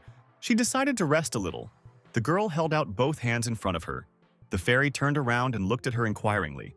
Karen told the girl that she could destroy her consciousness and take possession of her body. Lynn looked at the fairy with a smile and said that she was just trusting her. Karen closed her eyes.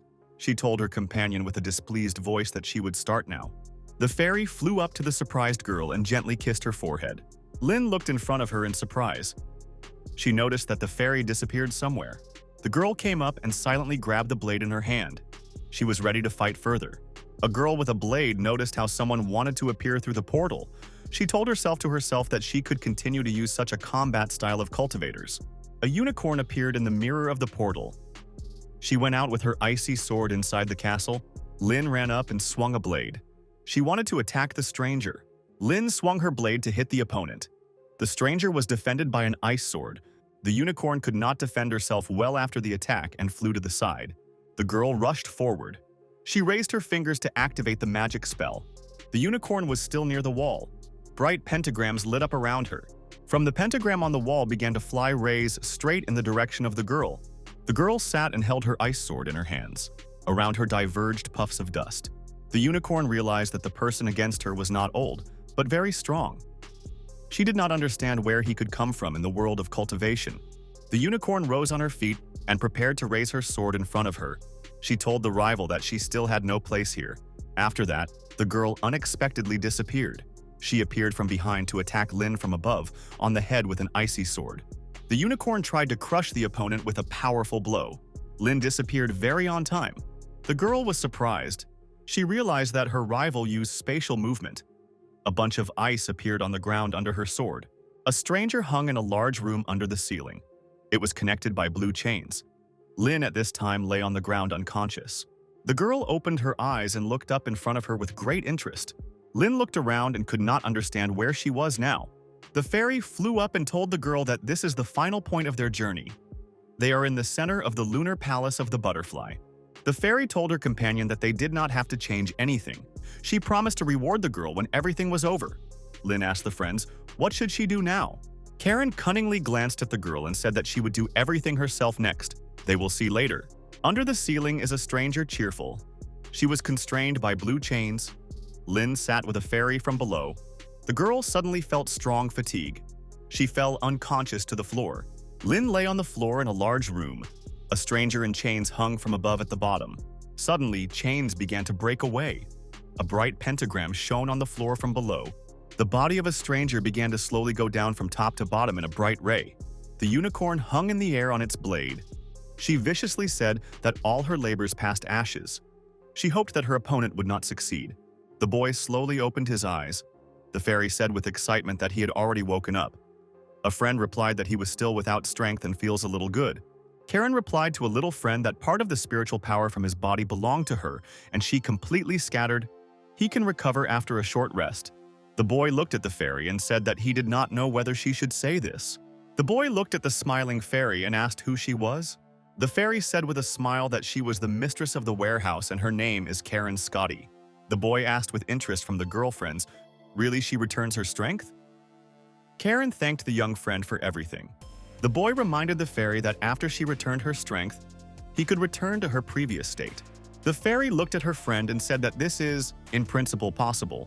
At this time, the unicorn went down to the porch of the palace and continued to go to the gazebo. The girl waved her hand and a small black aura appeared above her. A maid appeared and greeted the mistress. The unicorn wanted to say something to her. A guest named Ayoba ran up from the side. She greeted a mentor named Zinzi with a smile. The mentor told her guest to be silent there. They were ready to talk later. The maid was holding a small scroll in her hands. She handed it to the hostess. Zinsui told his friend what she needed to find for a reward of one person. She is ready to pay the heavenly pill. Oba was surprised when she heard about such a reward. She asked the friends, why did the stranger offend her so? Zinsui handed the girl a scroll. She demanded that Aoba inform her if she sees a stranger. The girl carefully studied the scroll. She told the mentor that she could report right now. Zinzi asked the girlfriends, did she really see a stranger? Aobe explained that she saw this girl once at school a couple of days ago. She remembered her, since she was very beautiful. Zinsui said thoughtfully that she was not sure why the stranger is hiding in an ordinary world if she has such a cultivation. Obi impatiently demanded from the mentor to say everything to her as soon as possible. Zinzi was silent. She did not answer her guest. The girl looked at her with curiosity. The mentor told the maid that past orders remain unchanged, but with addition, the girl demanded from the teacher to give an accurate instruction. The mentor demanded from the maid to issue her admission to school in the outside world. She needed results within 3 days. The girl answered the teacher that she began immediately. Obi asked the mentor, why should she go to a regular school? Did she really want to know life? Zinzi Hitro asked the girlfriends, who allowed her to stay all the time in that world. Obi explained that there is a difference between the desire to go to school and spend time with the elderly. Zinzi invited her friend to talk about this with the elder of Shao. The girl thought, the words about the elder seemed very frightening to her. The girl decided to pour tea into a cup. She told the mentor so that she would no longer scare her. She warned that Zensui could expose at school. Obi drank a glass of glass. She looked at the mentor and said that she did not need to remind her of the consequences. The mentor looked at the girl and said cunningly that no one should know about it. Obi stepped aside. She told the mentor that she was mocking her. The mentor was sitting at the table and drank tea from a cup. She asked the girl to find out about her information about her. As a reward, she offered a heavenly pill and the opportunity to apply for her own weapons from the hall. Obi joyfully ran to the table and shouted to the mentor that they had agreed. The fairy was sitting in a large hall between the stones. Opposite her, a boy was sitting. Karen extended her hand and touched the boy's head. The fairy told her little friend with the excitement that they are now divided, so she thought, a friend with excitement asked Fairy, what's wrong now? The fairy looked at her friend and said that now it would be one of his appearances. Karen told a little friend that the appearance of the girl Lin is stronger than his true appearance. Therefore, the female look can capture it. Karen told the boy that if he further goes, his true body will be absorbed. A friend scaredly asked Fairy, what does all this mean then? Karen in a calm voice explained to the boy that Lin Roy could remain forever. The boy screamed very sharply. Lightning hit him on the side and he turned into a girl. Lin jumped up to her feet in displeasure. She asked Fairy, is it really all that she did is now disappearing? Karen looked at the girl and explained that all this is not a completely hopeless situation. The fairy looked at her companion. She decided that she was feeling some déjà vu. Lin asked the fairy to tell her how to prevent the worst score of events. The fairy demanded from the girlfriends to raise its level of cultivation before the advent of rejuvenation and reincarnation. As a result, they will be able to highlight Lin Roy as an individual. The girl with excitement rushed to the fairy and said that they need to start as soon as possible. Karen explained to her friend that cultivation should not be committed in one night. To get rejuvenation, it will take at least 100 years. The fairy told the girl that all this happened through her fault. Therefore, she will help her. Lin asked the companion with great fright, what help could she provide? The fairy extended her hand and laid on the chest of a surprised girl. Karen held her hand near the heart of a surprised girl. Lin answered in a dissatisfied voice that all this was not so. The fairy explained to her friend that she could absorb this spiritual energy gradually, and thanks to this, Lin could cultivate faster. The girl asked Fairy, can she really not take advantage of the restoration of her strength? Karen explained to her friend that she would seal this power in her body. Then Lin will be able to absorb as much as he can and undergo cultivation. The fairy continued to hold her hand near the girl's chest. The radiance emanated from her. The girl felt her forces leave. She, with her eyes closed, fell to Fairy's knees. Karen told a sleeping girlfriend that everything should work out. The world of cultivation is now not as peaceful as it seems. It was a very bright day. The main character was in the school building and sat in the office. Luo sat in his office and looked out the street. He thought that he was in a serious alteration, but it's too late to regret it. The main character extended his hand to touch his heart. He immediately remembered the fairy. Luo held his hand near his heart. A bright red seal lit up under it. Karen told the girl that this is the end of their journey. In the future, she will teach her the practices of protection step by step. Karen looked at her companion and strictly demanded that she take off her clothes. Lin was very unhappy. She told the fairy that there is no need to do everything that would be in the head. Karen looked strictly at her friend and demanded that she take off her clothes. Lin asked her companion with a dissatisfied voice, what was she going to do next? The fairy extended her hand to the girl. She said that she wanted to place a spiritual print on her. Karen touched the girl's body with her finger. Lin had a red image near the shoulder. The fairy told the girl that the seal would connect her with another world. If she has problems, then she can open the portal to this place. Also, Lin, with the help of printing, will be able to change clothes. As a result, she will have no problems when changing the appearance. The girl asked the fairies, will the reincarnation now be accompanied by a change in clothes? Karen explained to the girl that this is just an illusion. Ordinary people do not see the difference, but before the cultivator, this cannot be hidden. The fairy turned around and headed to the side. She decided to stay in this world and advised the girl to return. The main character was in the school office. He got up and leaned his hand on the table. Luo looked at his friend with interest and thought that everything should be fine with him. Wei unexpectedly told his friend that he would need time to heal wounds on his heart. The main character turned around and displeasedly asked his friend, what kind of stupidity, he says? Zhu turned around and explained to his friend that he just wanted to cheer him after he was abandoned. Yu sat at the table. He told the main character that they thought that his girlfriend Lin was abandoned. The schoolboy asked his friend, was he really upset because of the cultural festival next week? Luo looked strictly at his friend and explained that it was because of him he was in such a situation. At this time, suddenly some girl opened the door with her hand and ran inside. A schoolgirl with a red bow asked students, where is Luo? The students were very happy. They looked at a new girl with admiration. Zhui pointed to the stranger with his hand to the side of the frightened protagonist. The girl carefully looked at the protagonist. She studied him with a look. The student went to the main character and said that she wants to disturb him. Luo was scared. He did not understand what she wanted from him. The stranger extended her hand in her pocket and wanted to get some document. She told the guy that she wanted to ask him for something. The girl handed the envelope to the main character. She said that he should come to the specified place to the specified address. The schoolgirl stood in the doorway. She smiled at the guy goodbye and waved her hand.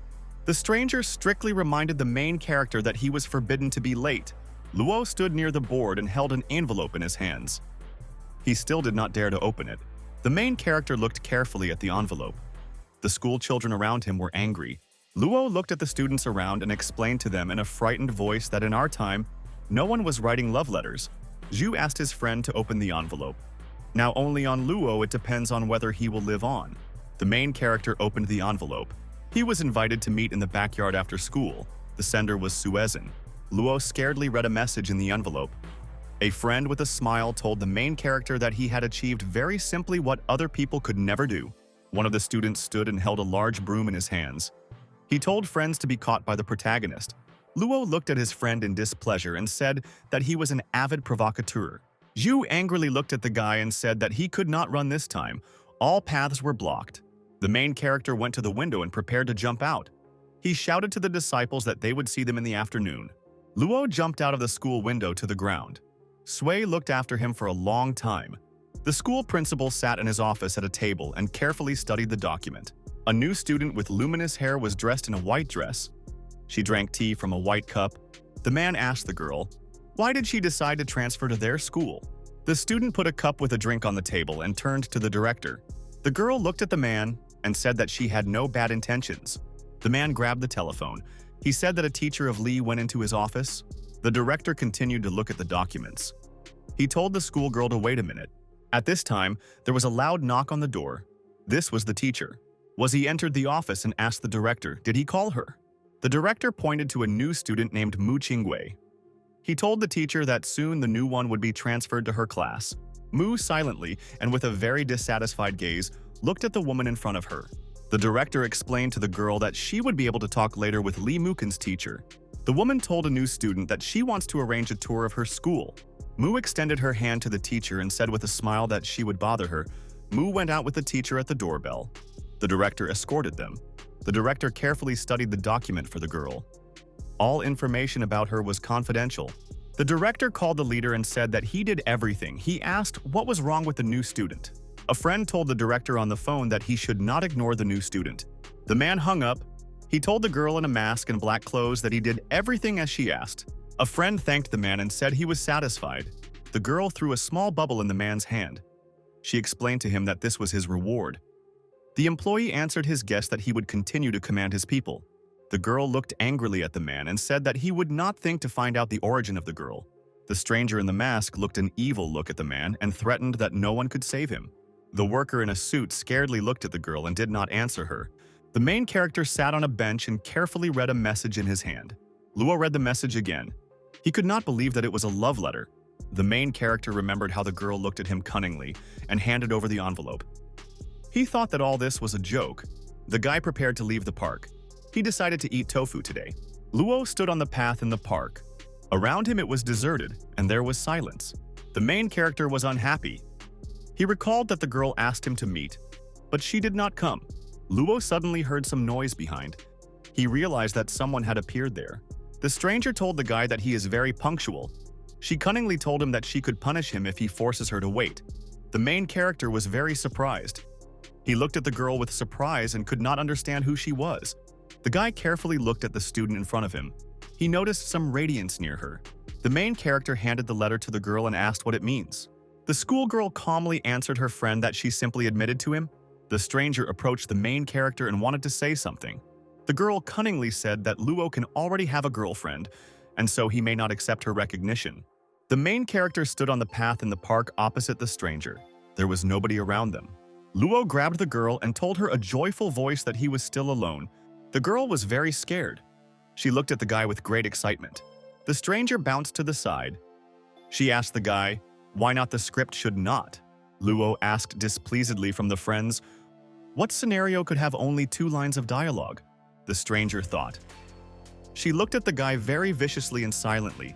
The main character looked at the schoolgirl and noted that she does not look very smart. Luo told the girl that she better stop doing what she does. She creates problems for everyone. The main character turned around and went aside. He waved his hand to the girl and said that they would see himself. Obi viciously told herself to herself that she was in vain, puzzled over the inventing of the plan.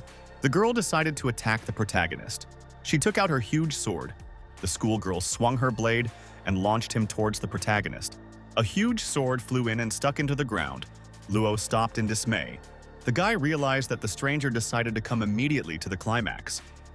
He suggested that she not resort to violence, but just talk to her. Aobi began to knead his hands.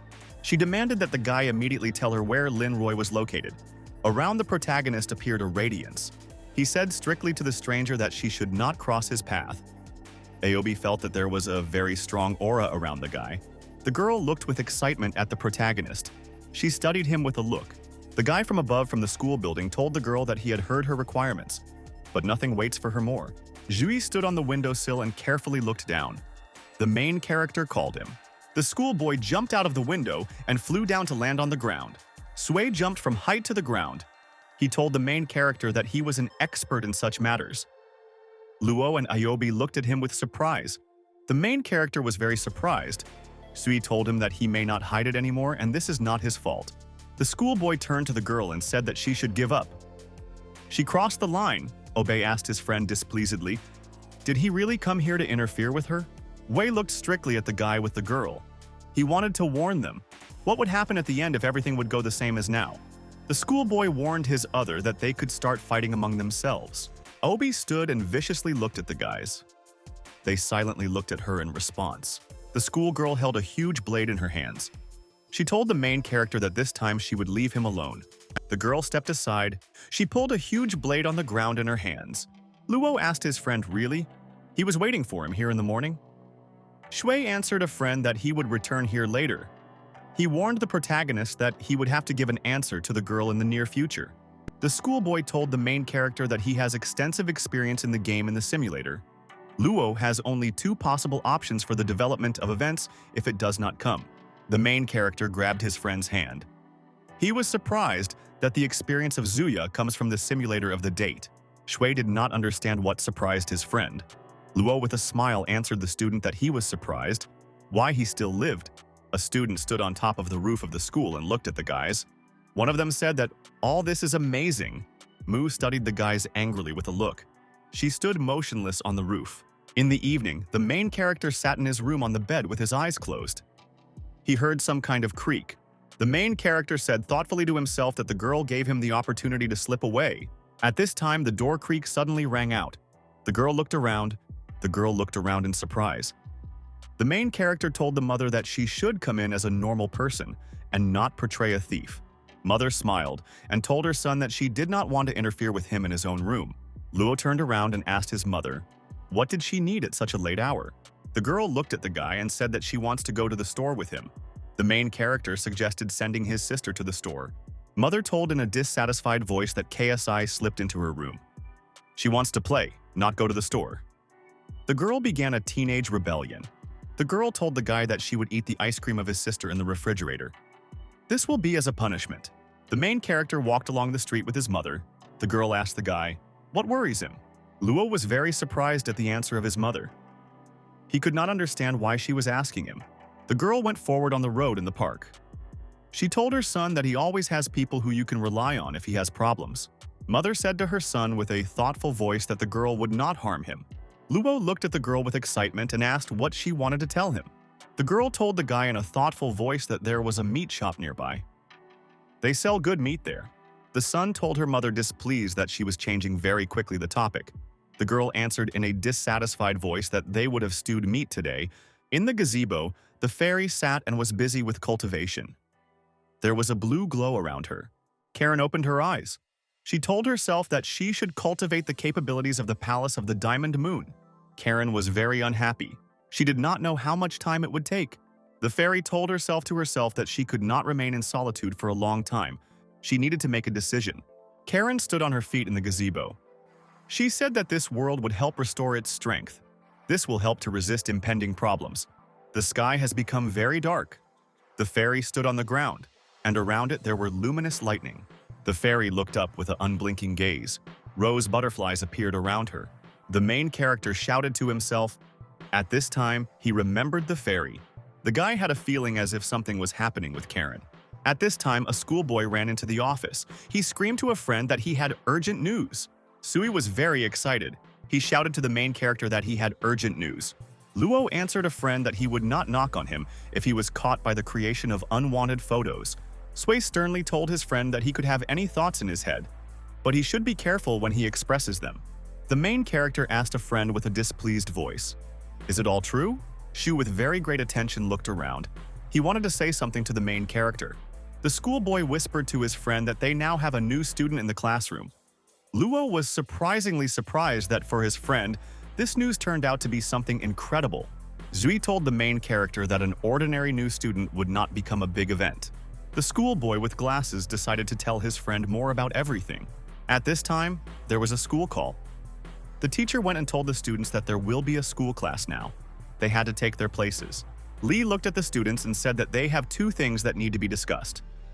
She demanded that school children provide a warm reception to a new student. The woman ordered that a new student named Mai Tinsui entered the classroom. The door opened and Mu entered the audience. She was wearing a school uniform. Zhu turned around and whispered to the main character that the new student at the level of Lin and Xiao. Shu turned around and sternly told his friend that he would not lose his head because of the new schoolgirl. Luo was very scared and dissatisfied. He decided that it was useless to agree with all the cultivators. The schoolgirl told the new students that her name is Miss Insui. She transferred to them for a while. The girl smiled at the students and said that they could now get everything. The students in the class sat silently. They looked with great interest at the new one. The teacher showed her finger to the classroom. She said that Mu sat behind the protagonist. Luo was very scared. The teacher told a new schoolgirl that she could change her to another place. Mu walked slowly between the desks. School children looked at her carefully. The girl passed one student with glasses. He was very worried. The newly cunningly told the main character that she wants to see him after school. Luo calmly answered the schoolgirl that they could talk about everything here. Hui in a dissatisfied voice asked his friend how many girls hiding behind him. Mu sat behind the protagonist. She realized that he had no great spiritual power, but it has some kind of weak hesitation. The girl looked carefully at the protagonist and realized that it was really him. Yu sat very displeased.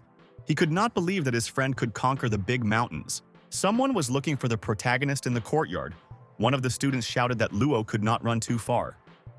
At this time, the main character climbed the steps. He decided that he would kill his friend. The student stood with a walkie-talkie in his hands above the stairs. He shouted to his friends that their goal was in the sector and 2. He needed support. Luo looked angrily at school children and said that they would not blame him when they would overtake his revenge. The student viciously shouted to the head hero so that he would not rise on. Luo glanced angrily at the schoolboy and said that there was no need to turn this horned nest. The teacher told school children that the class hour was ending. The next week the festival was supposed to be held. The students had to prepare for him. Lee told students that they could ask her for help. One of the school children approached a new girl and said that they could conduct an excursion for her. The students stood around a brand new girl and asked her different questions. Sui ran up from the side. He asked Zinzi, wasn't she tired of listening to the questions of all other students? The student slyly looked at the girl and said that she could turn to him. The main character sat and listened around him chatter. Classmates seemed to him idiots. Sui was surprised to see how the new student got up from his seat and went to another desk. Mu looked at the protagonist and suggested that he leave her somewhere. Mu turned her back to the guy. She said that they would see a school on the roof of the school tomorrow. The main character looked after the departing girl. She did not look like a stupid blonde for him. Luo ran out of the office. Sui told the students that they need to be at the top. To do this, you need to get rid of a small problem. The student in glasses strictly asked his friend, did he really have a plan? Shu turned around and told his friends that they should show the main character what pain is. The students took up the weapon improvised. Shu angrily said that the time had come for hunting. The protagonist climbed onto the school roof to see a girl. She stood near the railing. The main character approached the schoolgirl from behind. He asked if she called him here just to talk. Mu strictly demanded that the protagonist tell her where Lin Roy is located. Luo asked the student with displeasure, who was she like that? The schoolgirl looked strictly at the guy and said that he had a connection with Lin. Luo was very angry. He did not answer the girl opposite him. A glow appeared near the body of the schoolgirl. She said that famous cultivators should not attack people in the world of the dead. Mu viciously demanded that the guy tell her everything and did not feel her patience. The girl swung a huge sword against the guy. She shouted that the protagonist had lost a chance to escape and now he would die and end up in hell. Luo was very scared. He saw a huge blade in front of him. At this time, Obi ran up on the side. She put up her sword and protected the protagonist from a blade strike. Obi restrained the opponent's attack with her sword. She shouted to the schoolgirl that attacking mortals was madness. Mu put a sword and rested it in the ground. She said in a dissatisfied voice that the girl jumped out of nowhere and tore off her plan. Mu calmly explained to her friend that the main character would tell her everything if he thought that he would die now. Luo looked at the girls in surprise. He thought that none of them was smart. Mu bent down to the guy and asked, does he really not know where Lin Roy is located? The main character extended his hand to the girl. He said that his girlfriend appears only when she wants. He himself cannot find her even if he wants. Mu looked at the guy and asked for forgiveness for anxiety. She said goodbye to him. The main character saw 2 schoolgirls went into the doorbell. He said with excitement to himself that he could not appear in the form of Lin for a long time. Luo was left alone on the roof. He told himself that he would be fine while he will stay away from all troubles. The main character went to the door and opened it. He was surprised to look at the classroom. Luo saw a huge number of evil students inside the class. They had a home, made weapon in their hands. The main character smiled at his friend and said that we need to peacefully solve this problem. Zhui pointed his hand to the protagonist and said that he wants to explain to him some things. The schoolboy viciously glanced at the protagonist and demanded that he accept his fate. As a result, everything would not have passed so bad for him. Luo asked his friend with interest, what would happen to him if he decides to give up? One of the school children told the main character that the best punishment for him would be a burning at the stake. The students in black hoodies with a torch and weapon stood behind. The main character sharply jumped out of the classroom and slammed them. Sui pointed his finger at the door and said that they would not stop until the heretic was punished. The students in black hoodies got angry. They ran a whole crowd to get the protagonist. Luo ran out into the corridor. He shouted to his friend on the move that they would start here. The main character stood on the roof. From below, he shone a bright pink pentagram. Luo commanded that he wants to turn into his other essence. Very quickly, the guy turned into a girl, Lin. Around her was a bright blue glow. The girl looked angrily in front of her and said that Sumo would now pay completely on the bills. Mo sat on a bench and drank a drink from a glass. She told the girl that she had a very wide scope. Their enemy is not a brainless demon at all. Woven in all directions by a blade, she was unhappy due to the fact that she had to train in the world of mortals. Mu strictly told the girl that she should have time to improve her cultivation skills to a large competition. Xinzi viciously said that the senior Xiao is not as kind as she was. I shut up sharply. She looked in front of her frightened gaze. Mu also fell silent abruptly. She felt something unusual around her. Mu got to her feet and asked with excitement at her friend, "Did she feel it?" I stood and held the blade in my hands. She scaredly replied that she was feeling great spiritual power. Mu extended her hand forward and said that she would go and find out what it was. There was a bright glow around her. The girl stepped forward. A very bright blue portal appeared in front of her. I shook after a girlfriend. She shouted to Xinsa to wait for her. The portal disappeared very quickly. The girl said displeasedly that she did not master a reception called void movement. Lin stood on top of a luminous pentagram. She closed her eyes and said that spiritual consciousness was used somehow. Mu opened her eyes and shouted what she found. At this time, she soared over the roof of the school. The schoolgirl joyfully told Lin that she finally found her for herself. Lin was very frightened. She could not understand where the unfamiliar schoolgirl came from. The girl angrily asked the student, why did she pursue her all the time? Mu stood on the roof. She demanded that the schoolgirl give the palace of the lunar butterfly for her. Mu looked very viciously at the schoolgirl and threatened what could die there. Lin was very scared. She shouted that unfortunately the fairies at that moment was not next to her. The girl decided to flee. She bounced to the edge of the roof and jumped over the railing. Lin shouted to the schoolgirl that she had no idea what she was talking about. She added that she has business and she needs to leave. Lin swung and jumped sharply. She flew from a height down from the school roof. Mu viciously rushed after the girl. She shouted that she could not escape from her again. Mu used a skill against the rival called the Sealing of the World. Lin was scared and saw a huge blue hand in front of her in the sky. The girl in flight angrily shouted to her rival that she could not leave her alone. Lin fell from a very high height down. A bright glow appeared under it. Lin fell to the ground at high speed. She shouted to her rival that she would remember it. Mai fell silent. She looked with interest at the place of the schoolgirl's fall. The girl jumped up and began to swing an icy sword in all directions. Two students stood on the street. They were surprised due to the fact that in the middle of the summer snow began to fall on them. Lin moved to a parallel world. She fell whistle from a great height in the direction of the building. The girl fell to the ground and rose. She told herself to herself that she would be so every time to serve from the sky. The student looked around in surprise. She noticed something interesting in front of her. Very bright lightning came from the sky. A huge glowing circle appeared above the building. At this time, a fairy appeared on the roof of the building. She waved all the sides with a small blade. A very bright lightning appeared in the sky. Lin stood and looked at the zipper in fright. She said that she did not come at the most suitable time. Karen looked aside and said that the girl had already gone through the original stage. Even if something happens, she will be safe. The girl was scared with her hands. She shouted to the fairy to save her. Karen demanded from her friend to protect herself from death and did not make a single mistake. At this time, something very large fell from the sky. A very bright flash appeared. On Earth was a very formidable white predator. He screamed loudly. Lin shouted to Frame that she asked her to stay here until Karen herself figured it out with all the problems. Lin looked joyfully in front of her and said in a confident voice that she understood everything. Ma sat on a bench. At this time, little snow fell near her.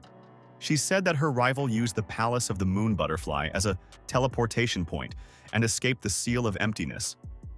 Mu wanted to freeze the portal next time. This would help cut off the girl and would not give her the opportunity to use spatial forces. Yobi stood next to the snowman. She said that Zinsui would no longer freeze everything around. There could be nothing from school. Mu replied that there was nothing wrong with the destruction of the school.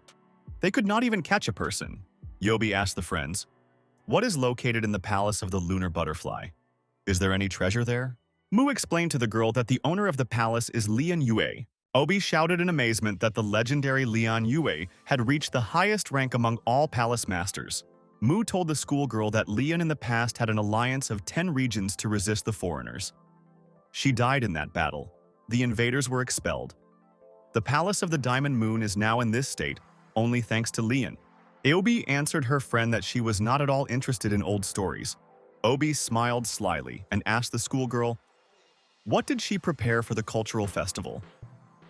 Mu was very surprised when I heard about the festival. Lin sat in the gazebo. At this time, a white magic beast was dozing near the entrance. The girl took the cup in her hand. She said that the drink is not felt real. Suddenly, a blue glow appeared near the girl's hand. She dropped the cup in surprise. The fairy told the girl that the stage of founding is the first stop on the path of any cultivator to immortality. Therefore, Lin does not yet feel spiritual power in her body. The fairy flew up and drank a drink from a cup. The schoolgirl said displeasedly that it was her cup. Karen told the girl that she would very soon prepare suitable techniques and magical weapons for her. Lin scaredly told Frame that the white-haired schoolgirl almost did not catch her. She was one step from death. The fairy sat thoughtfully on the stone. She remembered that her girlfriend told her that the goal of a white girl is the palace of the moon butterfly. Lin explained that the stranger told her that the palace belongs to her. The girl was very surprised. She asked Fairy, did she really know the unfamiliar white schoolgirl? Karen explained to her girlfriend that when the stranger came to her school, she laid it in her eyes. It will be difficult to hide spiritual energy from such a high-level enemy. Lin scaredly asked Fairy, could she somehow decide it? Karen answered with a smile that, of course, she could solve it. Lin demanded that her friend tell her about it. Karen answered the girl that she should improve a spiritual mark on her body. The schoolgirl was very scared. The fairy told her that she would undress as soon as possible. Lin was scared on the stone and took off her outerwear. The girl said the fairy that it is very difficult for her to undress when she wants to do something with a label. Karen extended her hand to the girl's chest. A bright blue radiance appeared around. There were very bright flashes next to the girl's. Karen touched the schoolgirl's chest and a red seal appeared there. The girl shone brightly on the girl's chest. Karen explained to her friend that this would be enough to hide her spiritual energy. She will now be safe if someone is in the Holy Kingdom. Lin told a little assistant that she would leave now. She asked how long Karen will stay here. The fairy answered the girl that she would leave this world very soon. She will return in a few days. Karen advised that the girl would follow the right person when she will be in the Holy Kingdom. Lin looked at the fairy and reminded that next week there would be a cultural festival. Karen did not understand what a girlfriend wanted from her. The girl scaredly rushed to the fairy and threw her out her clothes. She asked displeasedly, did Karen forget about the song and dances contest? Karen calmly answered her excited girlfriend that she remembers everything. Lin looked strictly at the fairy and said that she felt as if Karen was deceiving her. The fairy looked at the girl and said that she could not deceive her, she was her defender. Karen demanded that her girlfriend return and wait for her. The fairy extended her hand forward. The girl began to disappear and Goodbye wanted to ask Karen something. The fairy told herself to herself that her girlfriend should be calm during cultivation. The main character has returned to his world. A group of armed school children stood near the school building. Sui held a big stick on his shoulder. He told friends that they dig the protagonist from the ground, if necessary. The schoolboy in glasses said that they have people on all outputs. Luo could not escape anywhere. At this time, the main character was resting on a bench. He said thoughtfully that the fairy could deceive him. The guy reminded himself that he was forced to perform a song. This can be his death for society. The main character approached a small kiosk with food. He pressed a button on him. Luo held out his hand to take a small jar of drink in the machine. He heard something from the side. The main character turned around and asked the school children, why are they still pursuing him? One of the students went to the guy and directed a homemade cross at him. He shouted that it was time to pay once and for all. Luo glanced at the students and asked, are they really resolutely tuned against him? A schoolboy with glasses in an evil voice said that the duty of each student is to punish a heretic that violates their rules. God will now not save the main character. Luo sternly asked his friend, does he really want to fight him to death now? Shui answered a comrade that he could not do anything. He asked him to ask him. The main character looked angrily at the students and said that he could no longer hide. Around the guy's body, bright flashes appeared. He told the rivals that he would use this skill against them. The disciples looked scared at the protagonist. One schoolboy shouted that Luo has a very strong aura.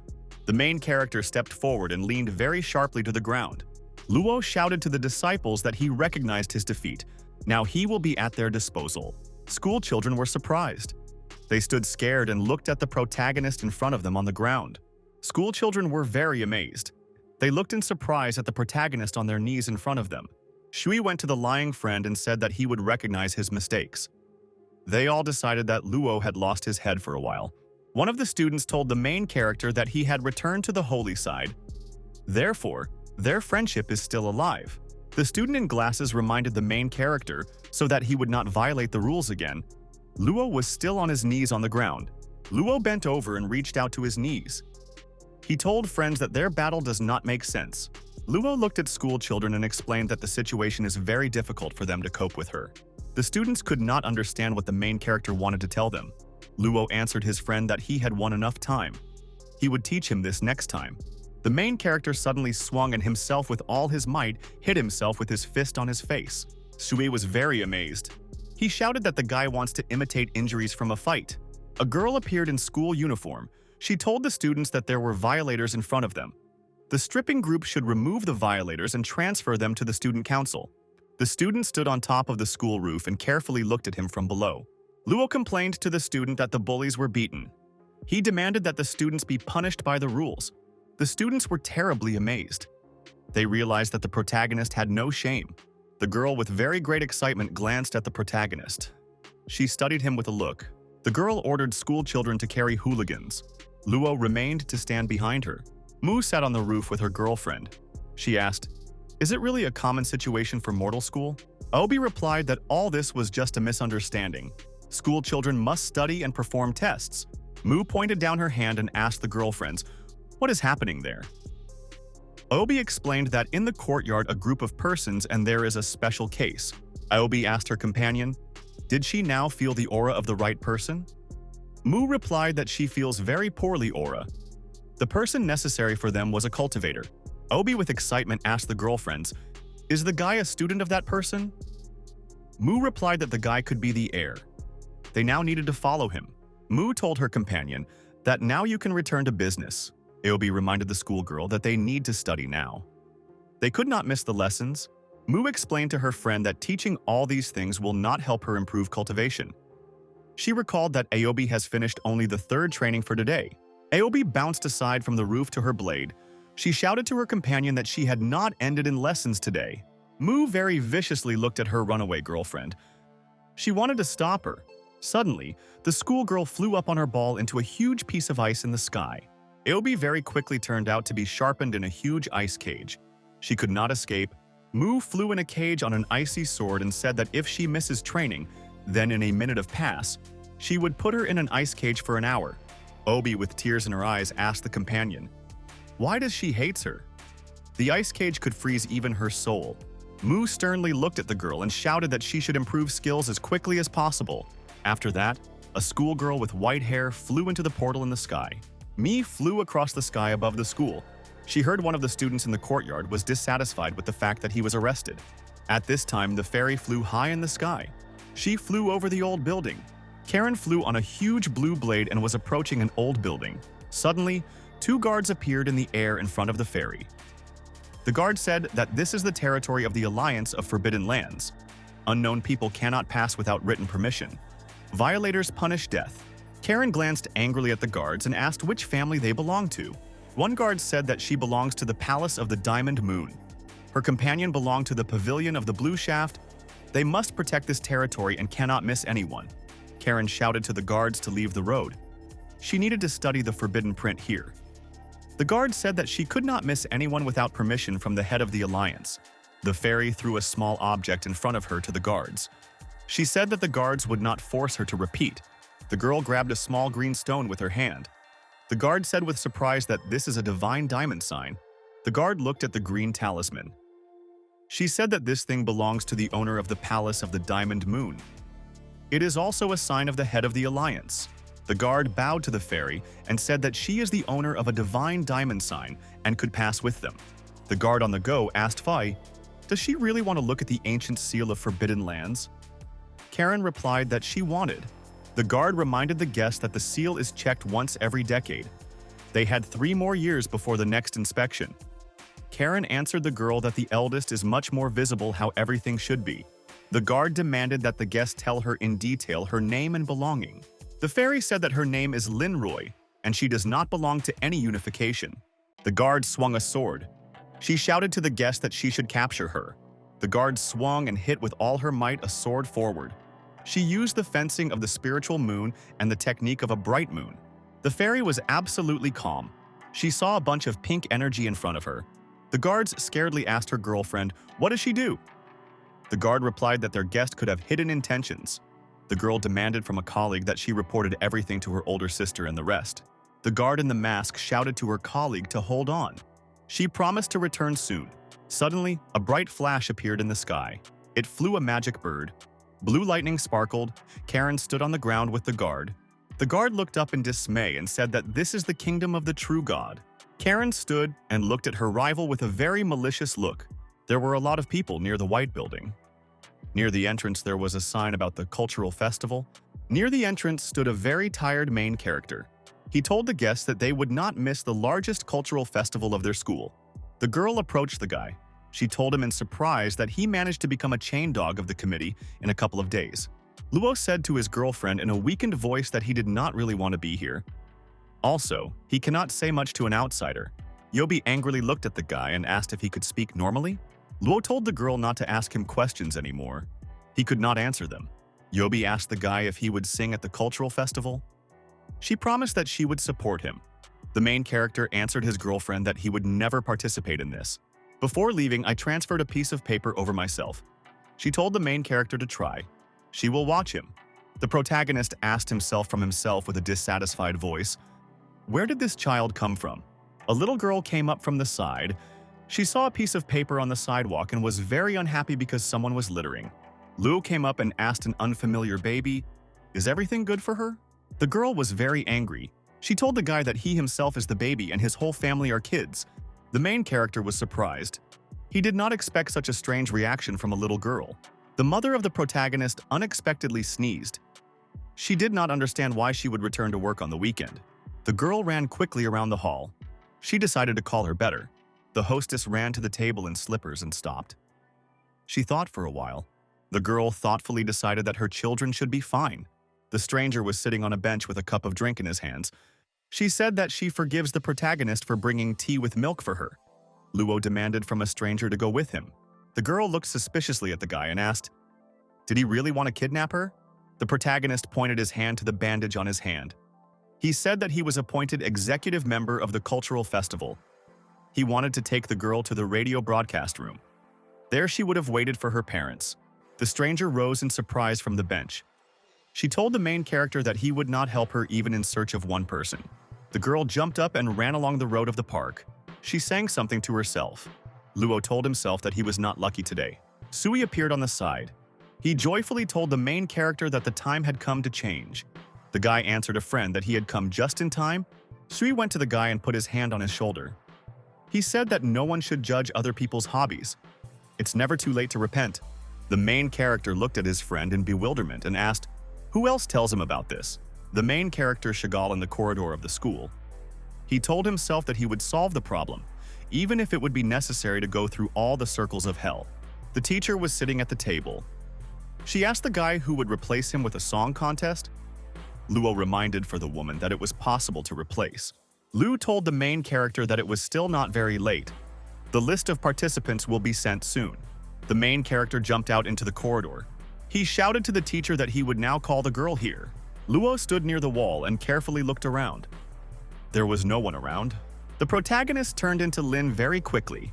He stood in school uniform of a student. The girl went into the office of the teacher. She said that she would perform instead of the protagonist at the song contest. Lin stood in the office and looked very seriously at a woman with a smile. The teacher at the table told the girl to sign on the document. The student could read the rules later. Lin explained that the main character had already told her everything. Did I ask the friends with interest where the main character went? The girl was shy. She did not know what to answer the teacher about the guy. The girl in a joyful voice told the teacher that she needed a costume for the competition. She added that her friend is preparing this suit for her. The teacher told the girl that the school should pay for the costume. Lin can go to the school sewing workshop. Clothing for her will be completely free. The schoolgirl smiled and told the woman that she would definitely go to the workshop after that. Lee looked at the student and said that everything is today. The schoolgirl replied that she was leaving. The woman told the girl goodbye that she wants to know something else from her. Lin asked the teacher, "What did she want to ask?" The teacher asked a frightened schoolgirl, What is her relationship with Luo? The girl slyly asked the woman, did she really want her relationship with her friend to be somewhat specific? The woman was very surprised that Luo and Lin are a couple. She recalled that the school forbids her students to meet. The teacher informed the girl that she had heard about her from other students from the class. The schoolgirl went sharply to the teacher and looked at her displeasedly. She was silent. The student said strictly to the woman so that she would not ask her such personal questions. The teacher apologized to the schoolgirl for curiosity. After a conversation with the girl, the teacher sat scared in her chair for a long time. Lin ran out into the corridor and felt strong weakness in the body. She told herself that she feels completely devastated. The girl headed along the school corridor to the doors of the sewing workshop. Lin stood near the door and held onto her handle. She prepared to go inside. The worker in the workshop sharply dragged the client inside. She shouted to a schoolgirl named Yin that another girl came to them and need to rush. Yin answered the employee in displeasure so that she would not scare people. Lin looked around very scared and asked, was she really not there? An employee with glasses with excitement told the client that they were counting on her. Thanks to her, they will receive more money. Yin came up and asked the schoolgirl, did she really need to make clothes too? Lin replied that she needed new clothes. The employee went to the schoolgirl and grabbed her with her hands by the cheeks. Lin was frightened by the girl. What is she doing? A friend said for Lin that the clothes, although intended for wearing outside, but it may also be important that she has inside. The girl smiled and explained to her friend that in the world, there is a lot of things that she does not understand. No need to fuss due to each trifle. Yin told the schoolgirl to take off her clothes. She needed to remove the measurements from her. Lin was frightened and grabbed her hands by the jacket. She asked if it was possible to take measurements without taking off their clothes. The employee came up and asked the schoolgirl, did she need help? Lin answered in a dissatisfied voice that she herself would cope. Lin took off her jacket and asked if this would be enough. The employee demanded that the schoolgirl take off his shirt. The workers looked at the girl with surprise. One of them asked Lin, did she really have any problems with clothes? The schoolgirl replied that she has reasons for this, but she does not want to go into details. After that, the seamstress very accurately measured the circumference of the girl's waist and chest. Yin looked at the schoolgirl's skirt and asked strictly, is she really not wearing anything there? The schoolgirl looked angrily at the neck and demanded that she would not mock her. The employee told the tired schoolgirl that she could now rest a little for a couple of minutes. They have already removed all her measurements. Lin was very surprised when she heard that she would have to wait only a couple of minutes. The seamstress in glasses ran into the room and held clothes in her hands. She shouted to the girl that she could already try on a suit. The student was surprised that not even 15 minutes had passed. Yin thoughtfully looked at the girl and said that 8 minutes were enough. She told the schoolgirl to try her suit. He had to suit her. Lin asked for an employee. Does she really want her to change here? Yin told the client that they have a locker room in the workshop. She asked Su Ling to take the girl there. Su Ling, with a great excitement, grabbed a schoolgirl and pulled her with her. Su asked her girlfriend if they had enough money to return after they emptied the pockets of the client. Yin answered her friend that they were doing everything honestly. Yin sternly looked at her companion and said that they would leave this place after their work was done. Wan reminded her girlfriend about terrifying spiritual energy. The girl looked thoughtfully out the window and said that this force was at a holy level. In this school, something is definitely wrong. The teacher was sitting in her office and bent over the table. She had a headache. Suddenly, the woman raised her head very sharply. She seemed to see something. The fairy stood in the mountains herself. She told the beaten and bound guards that they could become a nascent soul for 200 years, but they have a small combat experience. Karen went to go to the portal. She told the guards to rest. She herself will leave after she dealt with the seal. 2 guards lay on the ground without movement. Karen managed to leave through the portal. The guard came to her senses and rose above the ground. She wanted to blow up a small signal missile and send the she signal and others. The girlfriend answered the girl to wait a minute. All this could be a trap. Suddenly there was a very strong explosion. The girl was very powerfully burned from all sides. The burned guard lay on the ground. Her body was fucked up. Another girl sat scaredly and trembled. Karen rose in the air near the mountain. She felt chaotic spiritual energy. 1,000 years have passed, but the seal still held on. The fairy thoughtfully told herself to herself that the stability of the world of cultivation remained for 1,000 years. She did not know how she could repay Luo Li. Lin stood in a new outfit. She examined herself in surprise from all sides. The main character hit himself on the head and said with excitement that he had already crossed the line when women's clothing for him was abnormal. Yin looked at the schoolgirl thoughtfully and said that everything looks more or less normal, but some details need revision. Lin looked at the seamstress and said that this would be enough. No need to shake yourself. Yin explained to the girl that the details are very important. It will not allow her work to not meet the standards. She advised the schoolgirl to supplement the suit with the help of accessories to emphasize attractiveness. Sue put her hand on her shoulder on the girl. She said that she would better give up. Yin becomes very stubborn when something concerns her work. Yin suddenly raised her finger up and said with the excitement that she realized what was wrong. Yin went to the exit. She grabbed the dissatisfied girl behind her and led her. Sue ran to two girls and grabbed their friend. She led them through the door. The teacher walked along the corridor of the school. She felt very bad. A schoolgirl came up in a deserted corridor. She offered Lee to go to the cafeteria for Lee. The schoolgirl was surprised. She looked carefully at the woman. Lee was something wrong.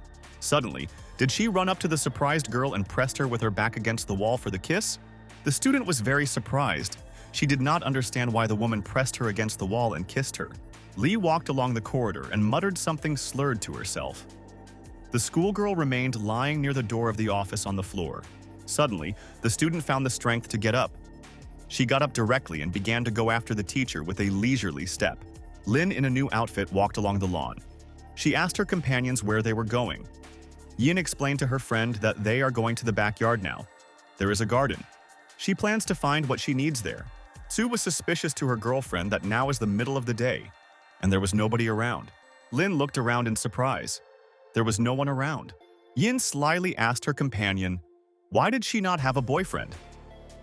Lin answered in a romantic voice that she was not interested in men. The schoolgirl on the go told the girl that she has a guy named Luo Yuchen. Lin was very worried. She thought that the hearing had already spread strongly and everyone around him knew about him. Yin pointed her finger to the side. She asked the girl in a strict voice, is she really one of these? Near the tree, there were two schoolgirls with a teacher. They hugged each other with the desire.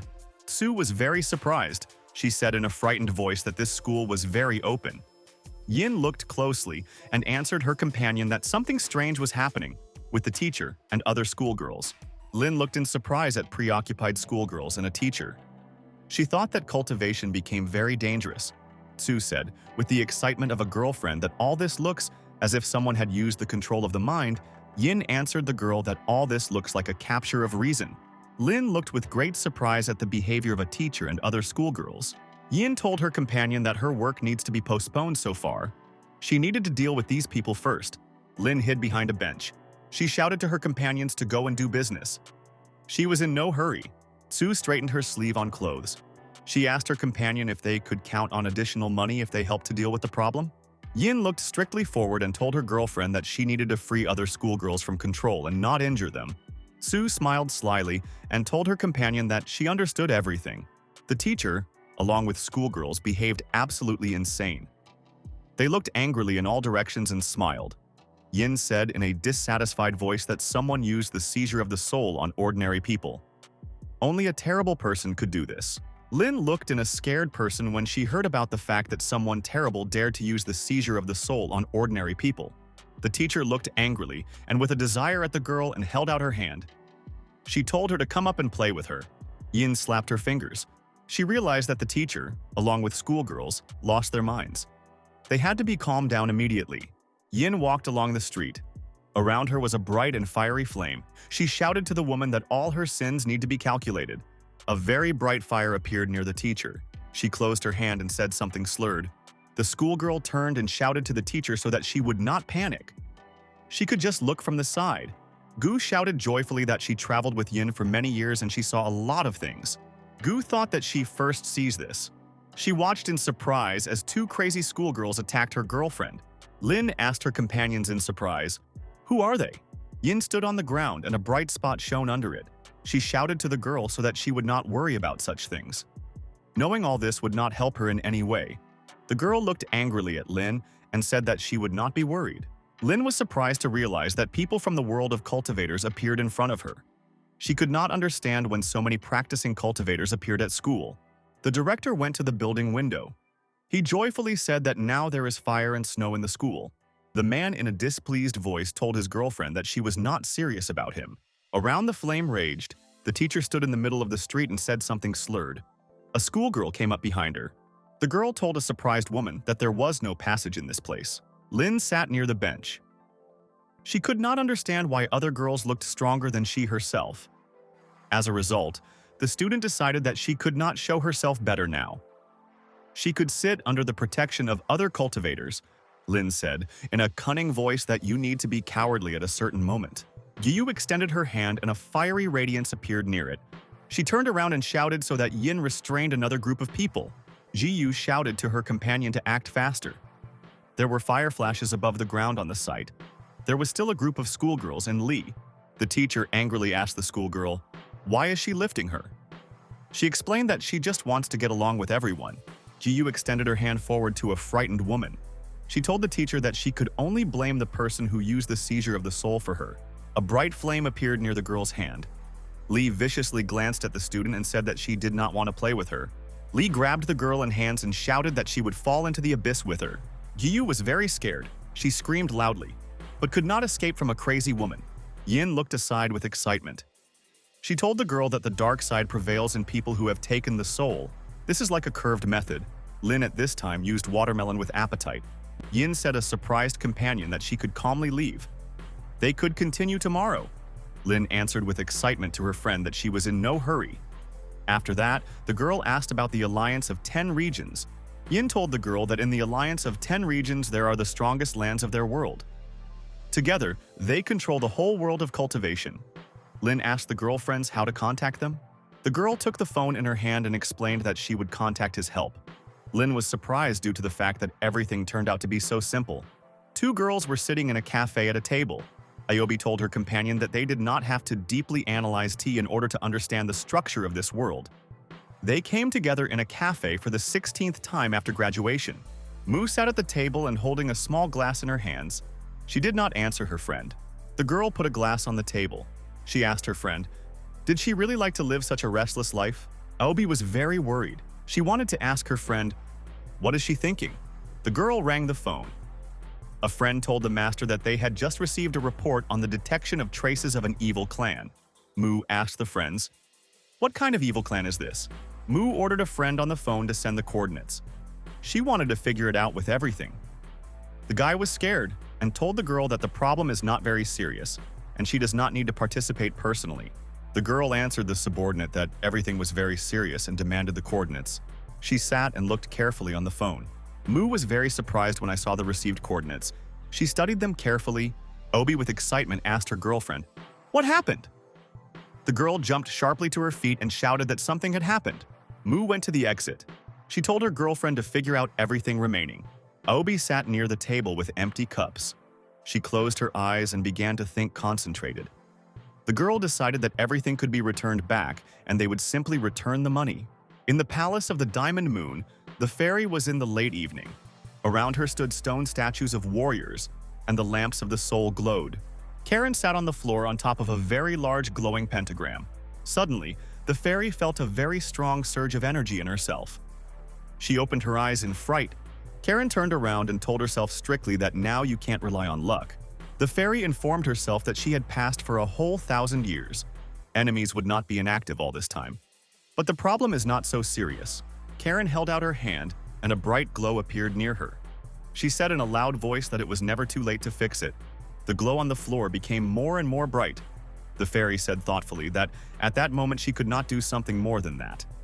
She hopes that he can detain this until he completely matures. At this time, a bright lamp over one of the statues suddenly went out on the side of the girl. Yin looked aside. She told the girl with excitement that she had already notified people from the alliance of 10 regions. Now he just needs to prevent a deterioration in the situation. After that, they will solve the problem together with people from the alliance. Lin looked at the crazy teacher and asked her friend with excitement, would they really leave her in this state? The teacher, along with the schoolgirl, were inside the pink fog. Yin said joyfully that if the girl would be there for some more time, then she would most likely not die. All these serious data should be analyzed by people from the alliance. Lin was thinking softly. She looked silently in front of her for a long time. Yin said with the excitement of her companion that she had a great willpower. Usually mortals panic when they see something like this, but Lin was very calm. Lin slyly answered her friend that she had already seen this before. Therefore, she has a small immunity to such. Yin asked the girlfriends, "Was there really something like such a situation in this school?" Lin remembered burning school children. She said with a smile that she looked at everything from the side. Then it was much worse than now. No one would believe her if she told someone about it. Crazy schoolgirls continued to walk around the park. Yin told the girl that she was very lucky. Previously, this was not so that the mortal would not suffer. When he saw the battle of cultivators, Lin answered her friend that next time she would stay away if this is repeated. Yin looked at the girl and said that she stayed away from such a battle. Otherwise, a tragic death awaits her. Lin, along with his companion, looked at the sky. They saw how someone flew on a large blade there. Yin looked into the sky. She thoughtfully said that the girl was not afraid to move openly in the sword. Lin joyfully said that their savior came. Lin looked at the white-haired flying schoolgirl and shouted that it was Zinsui. Lin turned around and unexpectedly told the companion that she had urgent affairs at home. She offered to see another day. Yin, with excitement, called the girl. After a small pause, Yin invited her companion to meet tomorrow at a rehearsal in the assembly hall. Lin turned to the side and answered the girl that all this sounds great. The rehearsal place is closed to outsiders, therefore no one should know that they will be there. Yin smiled joyfully and looked at her companion. She said she knows the rules. Lin ran in dismay and hid behind the wall. She realized that Mu flew on the blade to find it. The schoolgirl was very scared. She was scared and she did not know what to do. Lin stood in the lane. She shouted loudly that she did not understand why Mu was pursuing her everywhere. At this time, the master went down to the ground. She asked the girl strictly, did she really send reports to detect traces of an evil clan? Yin bowed to her guest and told her a humble voice that everything was so. During the bow, Mu felt that her rival had a very strong aura. She did not understand why it was necessary to bother the powerful cultivator. The master activated his spell and a loud roar rang out around. There were dust clubs everywhere. The girl held out her hand to the side and ordered that everything was destroyed. There was a bright blue explosion. The teacher scaredly fell to the ground. A schoolgirl fell next to her. Jiyu viciously turned around and asked the girl, did she not see that there was someone inside? Jiyu looked at the fleeting schoolgirl in fright. She was scared of her magic. Mu spent slowly forward. A huge ice bird appeared behind her. The schoolgirl suddenly fell powerlessly to the ground. Mu passed by her. Li lay on the ground unconscious. All her clothes were very torn. Mu came up and laid a hand on the woman's head. She said that the art of capturing the mind is a technique. Zinsui, without turning around, asked the girls, did anyone know except what happened here? The schoolgirl replied that there was one mortal, but she is in no way connected with this. The girl left. Mu thought very deeply when she heard that there was a mortal recently. Lin scaredly thought that she needed to return to the sewing workshop in order to change there. After that, she would return to her ordinary body. Lin thought was frightened what would happen to her if she returned back to the boy's body in the girl's clothes. The schoolgirl frightened to the ground. She could not change until she was in the female body. She could not transform. For her, all this turned out to be a bug. The main character in the morning lay at home in a room on the bed. There was a sister next to him. The guy lay on the bed and told his sister to be stronger. The girl answered him that she could not be deeper. Luo closed his eyes. He asked the girl displeasedly, why does she retreat if she agreed? The sister told her brother displeased that if there were problems, then she would not be to blame. The main character folded his hands in his city. He told the girl that he leaves everything on her. He cannot do it himself. The sister looked cunningly at her brother and told him with a smile that she was starting. The girl inserted the guy into a large needle in the ear and asked if it was deep enough. Luo answered her to continue. The sister was sitting on the bed near the guy. She asked if he received a love letter. The main character was scared. He suddenly came to his senses and looked up sharply. Luo asked the girl, how did she find out about the letter? The sister answered the guy that she found a message among the magazines in his locker during cleaning. The main character sharply rushed into the corner and began to scream the girl that all this was a misunderstanding. My sister asked the guy, why did he leave the letter? A friend replied to her that he had left a message to his memory. The girl strictly asked the guy, why did he not leave her gift for himself since last year? Luo scaredly answered her sister that all these were two different things. Mother would have broken all his legs if she saw this. The sister waved her hand to the guy and said that the next time he would not hide this from her. The main character grabbed the girl by the shoulders and wanted to ask her something. He specified, "Where is his love letter now?" The girl calmly answered her brother that she burned a letter on a kitchen stove with a lighter. She reminded him of the baked potatoes during lunch. Luo told the girl that the potato was very tasty. She was burnt outside, but well baked inside. The sister answered her brother that she used his magazines in the stove as fuel. The affected main character is petrified. He told his sister that he expected it from her. In the Great Hall, workers prepared a scene for the concert.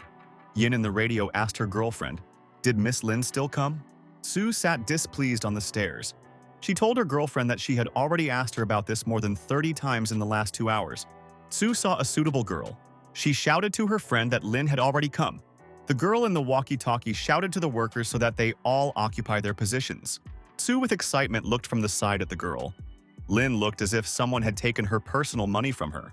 Yin was very surprised when she looked at the face of a schoolgirl with blue hair. Something very struck her.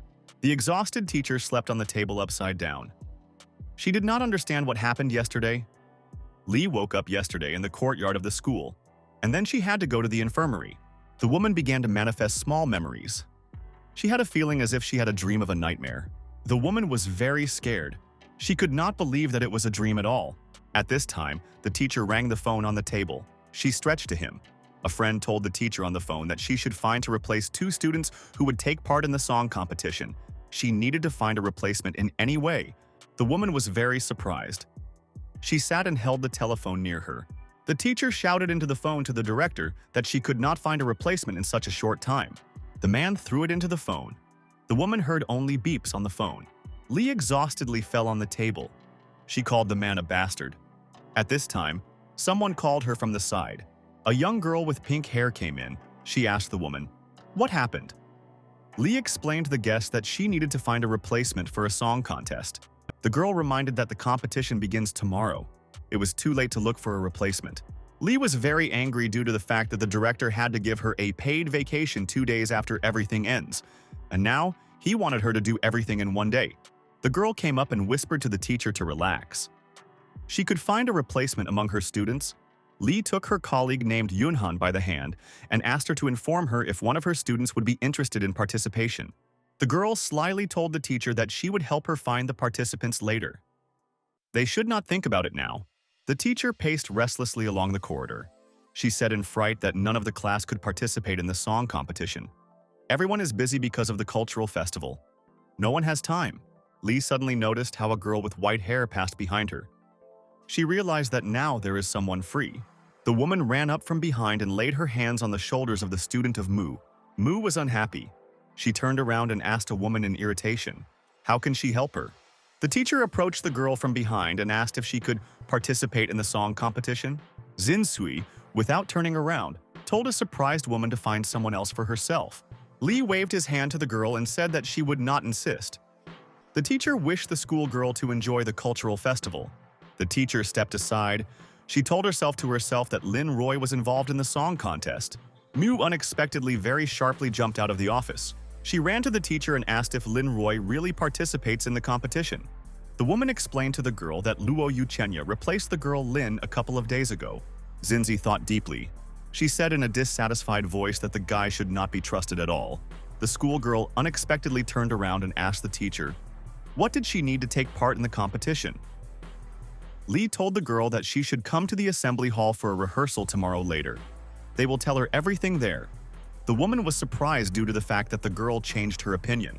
Mu turned around and waved her hand to the teacher. She explained that she was just interested. 2 girls went into a small restaurant. The waitress approached them. She asked the client, "Ordered or are they a cake and latte?" Lin turned to the table and looked with excitement at the waitress and asked her to sit next to them. The schoolgirl held the phone in her hands. She said that it would be good if they all took a common photo. The waitress handed the girls a separate menu. Prices for additional services were indicated there. Lin sat at the table and carefully studied the menu. A waitress stood nearby with interest at her. The client continued to carefully look at the menu. At this time, the employee in his pocket played a melody on the phone. Obi smiled joyfully to clients.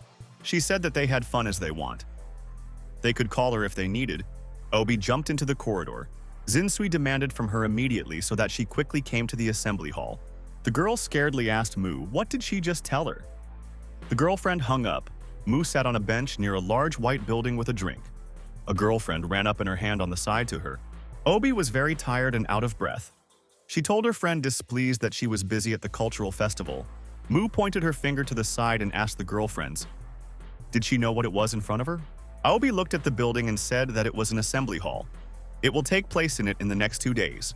Suddenly, the girl came to the head of the girl. She angrily asked, did Zinzi really wanted to participate in the song competition?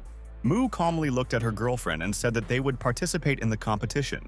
Obi was very amazed. She could not believe that she would participate in the competition. The girl sat with her girlfriend. She asked Yin if there is something that she does not know how to do. Yin helped a participant with makeup. She said that she needed to somehow make ends meet. Lin tinted her face before the competition. Yin answered the participant that she could go on stage when she was ready.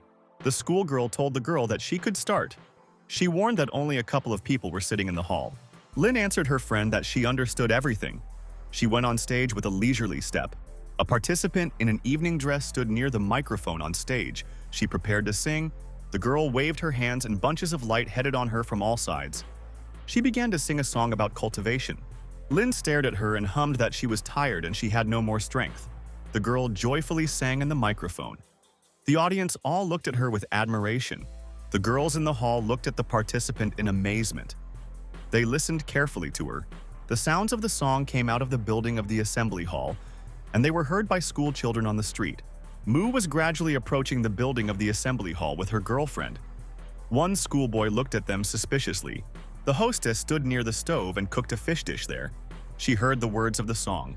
The girl stood on stage and continued to sing a song about the weight of the path to the immortality of the audience. The girl grabbed her hands by the microphone. She sang admiringly that in the end she would return to her. Lin at the end of the song raised her hand up and joyfully shouted that she was now no longer in the game. Obi with excitement asked her girlfriend, are they really going to perform? Mu demanded from the girl to keep everything under control. It was necessary to make the rehearsal end perfectly. Obi smiled joyfully to her companion and said that the mission would be fulfilled. Lin was in the locker room. She was unhappy due to the fact that there were many people at rehearsals. The girl was lying on the floor without shoes. She told herself displeasedly that tomorrow a lot of people would come to the official show. At this time, opened the door and on the threshold seemed Mu. She looked with great interest to the girl. Zinsui stood on the threshold. She was surprised to ask Lin, was she really recently on stage? The schoolgirl asked the girl in displeasure, why does she suddenly appear in her life and pursues her? Lin raised her hand up. Blue butterflies appeared near her fingers. The girl cunningly looked at her rival and said that she was leaving now. A bright portal has already appeared behind it. Mu extended her hand forward and crystals of ice appeared near her. She viciously told the girl that she could not run away from her all the time. Mu used far freezing against the schoolgirl. The whole building was covered with ice. Zinsui told the girl with a smile that she sealed the void around. Now her rival will not be able to escape. Lin looked cheerfully at the girl and said that she could not give her the palace of the Diamond Moon. To herself, she scaredly thought that she could not defeat Zinsui. Mu told the girl that she has many ways to make her do this. Lin stood in the room. There was a huge piece of ice next to her. Lin took out the phone. She told the rival that they could discuss everything, since they are civilized people. The schoolgirl began to dial messages on the phone. Mu stood on the side very surprised. Luo wrote his mother a message that he would not be at home today. Mother reminded him that for him to eat her dinner is a rare event. The girl squeezed the phone in her hands and told herself that she should learn to overcome pain. Mai cunningly glanced at the schoolgirl and asked if she ended her business. Ina strictly glanced at her rival and asked if she could be convinced that she could capture her. Zinsui, incredulously, asked the schoolgirl, did she really decide that she could escape from her again? Lin spread her hands to the side and said that everything could be. Mu looked at the rival with interest and asked why she didn't run away. Lin folded her hands in front of her and immediately activated a special skill. Before that, the fairy told her girlfriend about a special technique that she could use during emergency situations. Lin asked Fairy with great excitement, will such a technique work? Karen told the girl with a smile that if something happens to her, then she could use such a technique and not wait for death. Lin concentrated, waved her hand, and a bright pentagram appeared under her feet. Bright lightning flew around her. Mu viciously glanced at her rival. Lin took off and headed in her direction at this time. Xinxi waved her hands and a huge piece of ice appeared in front of her. The schoolgirl hit the ice with all her might. He seemed very hard for her. The girl, after a blow to the ice block, flew to the side. Xinxi was inside a piece of ice. Lin folded her hands together. She prepared to activate a new spell. The girl attacked her rival with the help of new magic. White and pink lightning sparkled around. Lin was very unpleasantly amazed. She could not understand why it was so difficult to cope with her rival. The schoolgirl at the last moment noticed how her rival took off above her and wanted to knock her feet. Lin missed a very strong blow from above. She got free to the ground. Mu stood near her unconscious rival. She said that the schoolgirl changed very much from their last meeting. Xinxi was surprised to ask the girl, did she really spend her boyfriend's energy? Lin grabbed the opponent's hand with her hand. Mu viciously told the girl that she would take everything that she hides. She will have a lot of time to find out all the details of Lin. At this time, Lin abruptly pulled the hand of a surprised opponent to her and pulled her closer. A small fire appeared in the eyes of Mu. At this time, the room was filled with a very bright yellow light. Xinxi noticed that blue butterflies flew next to her.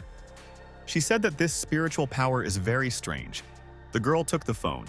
She decided to call her girlfriend and inform her to catch the target. Lin was among the trees. She told herself that she could not defeat her rival. They have a big difference between forces. She decided to escape. Suddenly, the girl saw that in front of her was an evil Aobi.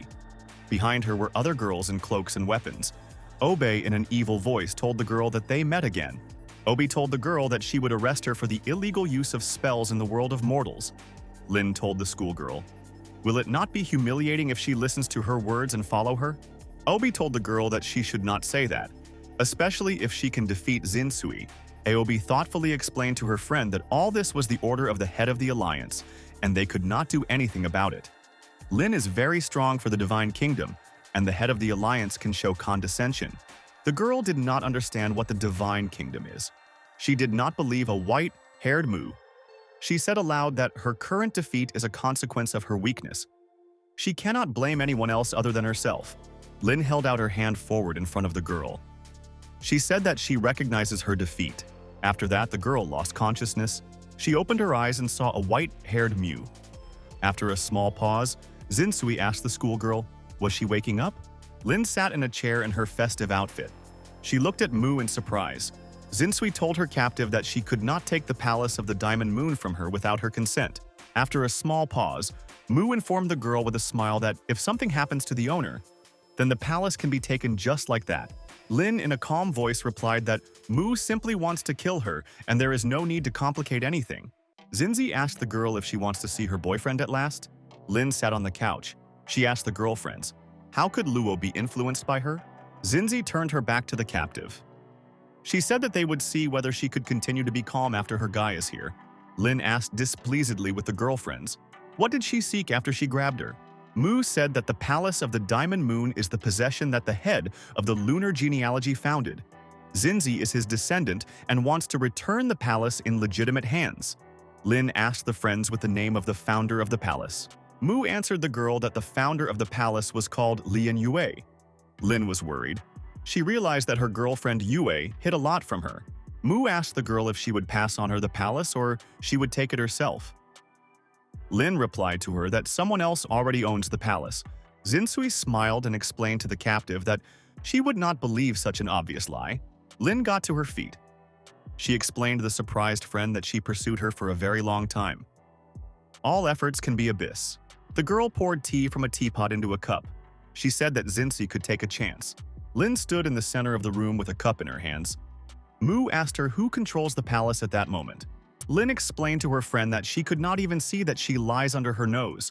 Xinxi grabbed her captive by the clothes and viciously demanded that she tell her. Lin took the cup in her hands and drank a little drink. She said that if she was afraid of the great chapter of the alliance, then Mu can do with her whatever she wants. Xinxi carefully looked at her captive. She demanded that the girl open her a passage and give her the opportunity to go there. Lin held out her hand in front of her, and a bright portal appeared in front of her.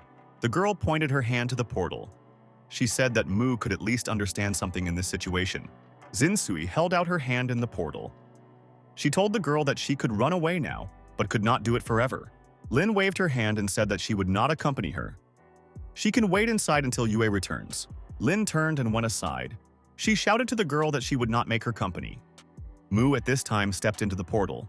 Xinzi looked closely and saw a very bright light in front of him. Some gates opened in front of her. Mu took a closer look.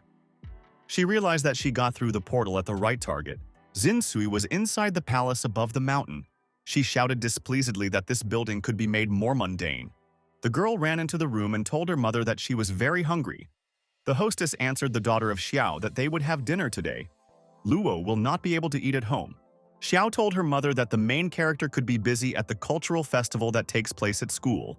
The girl in surprise told her mother that if her brother did not come home, it means that she made dinner. The hostess looked at her daughter with a smile and said that she had prepared dinner. Mother asked her daughter, "Why is she so pale?" Yuya answered the mistress in a startled housekeeper that she did not finish her homework. She needs to go to school to finish her. The girl was in the heavenly palace. She remembered that she had said something to her before moving in the sword. Lin demanded that a sword be created for her and put chi inside him. Spiritual energy makes it possible to fly a sword and manage it. Lin looked thoughtfully in front of her. She did not know whether cultivators could survive if they were left without such abilities. Half an hour later, the girl held a huge sword in front of her. She was surprised that people could fly on such things and not be afraid to fall. 10 minutes later, Lin held a large blade in her hands. She told herself that now the sword looks much safer. The girl jumped up on a huge flying sword and flew away towards the palace. Yin sat at the table with other girls. She strictly asked the Cineas, "Does she really not know where Lin and Mu are now?" Obi, in a dissatisfied voice, explained to her friend that she left her in confusion and left. She now does not know their current location. One explained to friends that for them the most important now is Miss Lin and Madame Mu. Otherwise, tomorrow's song competition will become a disaster. Obi thoughtfully said that a personal quarrel had occurred between Lin and Qing. Suddenly, the girl heard some dangerous noise on the side. She looked there. Obi saw a very bright blue flash on the street. The girls were very surprised. They looked out the window and one of them shouted that it was a falling star. Lin was unconscious on the ground. She fell from a great height after the flight. Yin looked at the girl with excitement. She did not understand why Lin looked like that. Aobe explained that the schoolgirl escaped from Zinsui, which turned out to be a big boss from the Divine Kingdom. Yin rushed to the lying girl. She asked the girlfriends, "Is Lin an important personality in the Divine Kingdom?" Aobe confirmed that Xinzi told her personally about this. Yin said thoughtfully that she noticed something unusual in the aura of the girl. Energy Lin is like water. It feels some strong fluctuations. The schoolgirl took an unconscious girl in her arms. She said that she would take her to the infirmary. After that, the Sinium was supposed to contact Madame Mu in order to find her as soon as possible. Obi looked in front of herself and said for Yin that she would do whatever she could do for her. At this time, the fairy flew at full speed in the sky. The pursuers raced behind her and demanded that she stop. Karen flew on a large blade. She turned around and said that the Alliance soldiers had very bad skills. Karen held out her hand to the side and bright lightning appeared near her. She wanted to stop the pursuers. The girl cat guard looked at the appeared portal in the sky. She told her colleagues that their goal knows spatial magic. They needed to kill her. Karen turned back. She carefully looked at her pursuers. The guard was scared. She looked scared at the girl and extended her paws with her claws to her. The fairy activated the magic of thunder. Karen took off very sharply, and a blue mark remained behind her. It was an unimaginable thunder and eternal tribulation. The cat put his paw to the head. She looked after the flying target and meowed. The guard said scared that it was an ordinary trick. The fairy launched a pink lightning against a cat and shouted to go to hell. The frightened Karen suddenly saw something very exciting in front of her. She could not believe. The guard swung her paw to hit the fairy. Around Karen was a very bright radiance. The big cat was very scared. She meowed loudly and opened her eyes wide. The fairy held out her hand and grabbed the cat with her hand. She asked displeasedly when the people of the platoon of demons became so many ejectors. The guard could not break out and waving her paw. Mu was near the fairy tale palace in the mountains. She was completely there herself. Xinzi looked aside with excitement. She noticed that a portal appeared next to her. Mu smiled and told herself that all this was fast. It's time for her to reduce accounts. Zinsui rushed forward into the portal. She shouted that she needed to take scores. Karen looked in front of her. She saw a huge number of security guards. One of the animals shouted that the fairy is very strong. It is necessary to work all together to capture it and show the head of the alliance. The guards prepared to attack. The cat shouted in a predatory voice that I needed to use the spell. Together they will show the girl all the power of the demon hall. One of the guard activated the art of a soldier's talisman. The fairy continued to steam in space on top on a huge blade.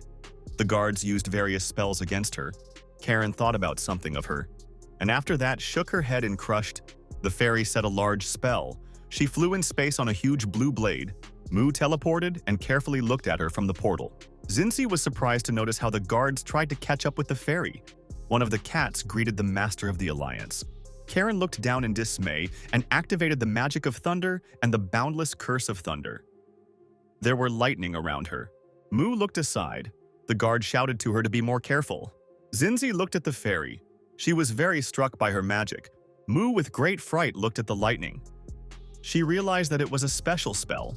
There was a very bright explosion in the space. There were lightning everywhere.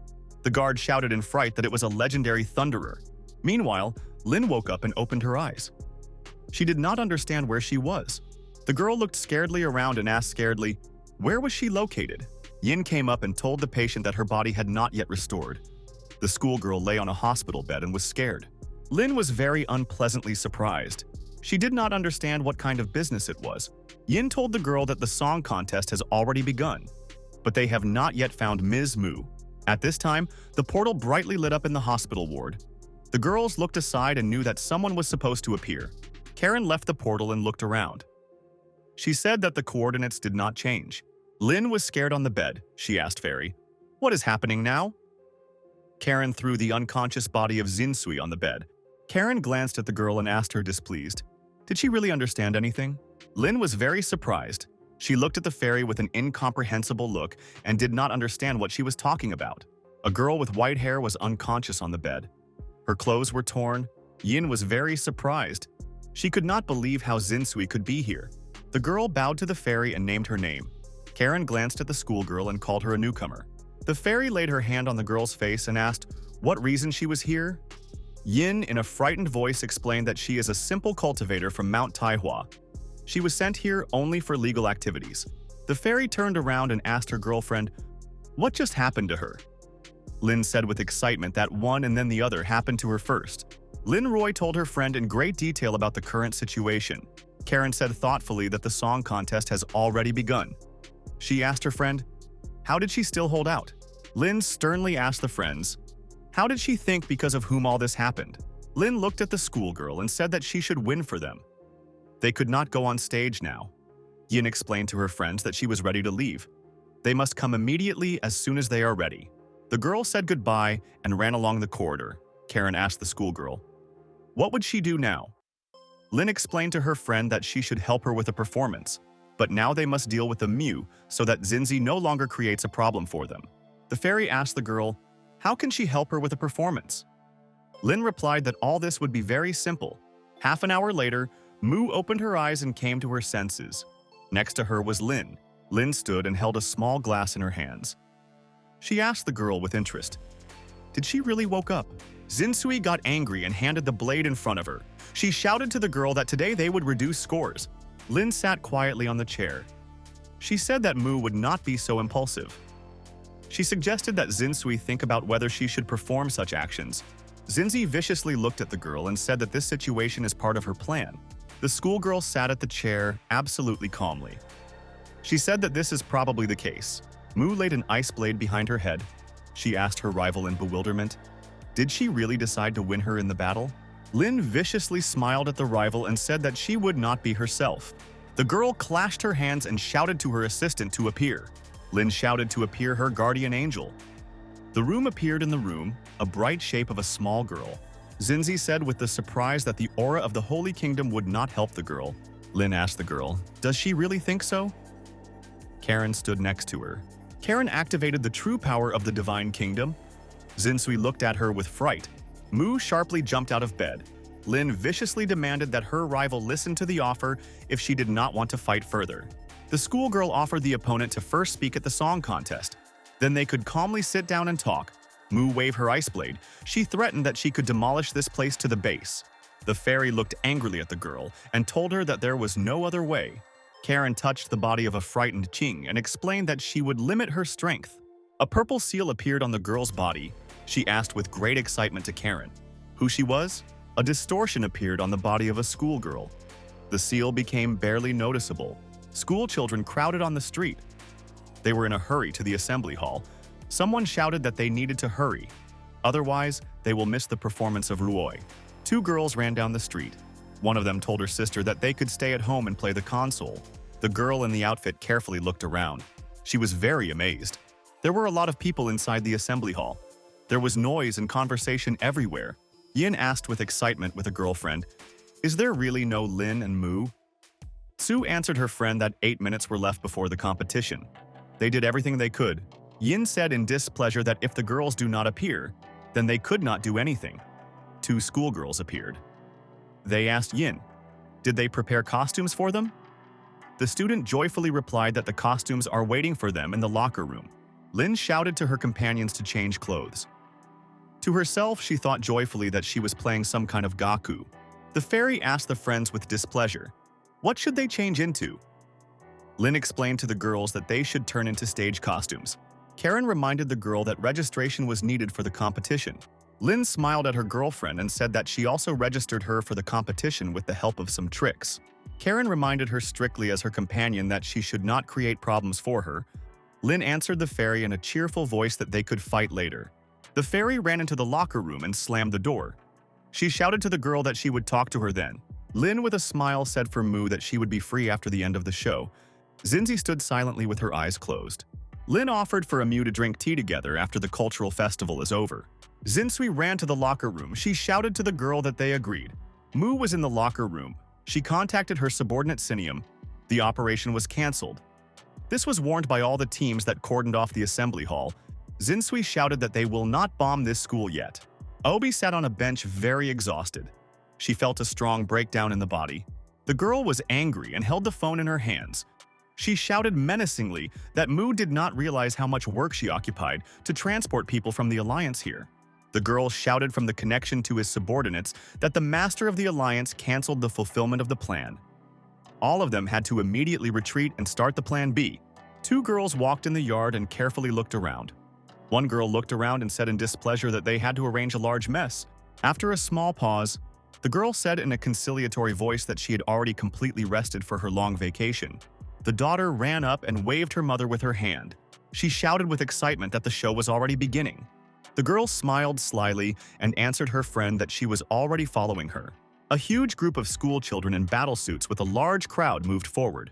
A passer by a girl pointed with her hand at the students and asked her mother, was it really a bit next to them? Pupils with dressings on their heads slowly walked forward and looked angrily in front of them.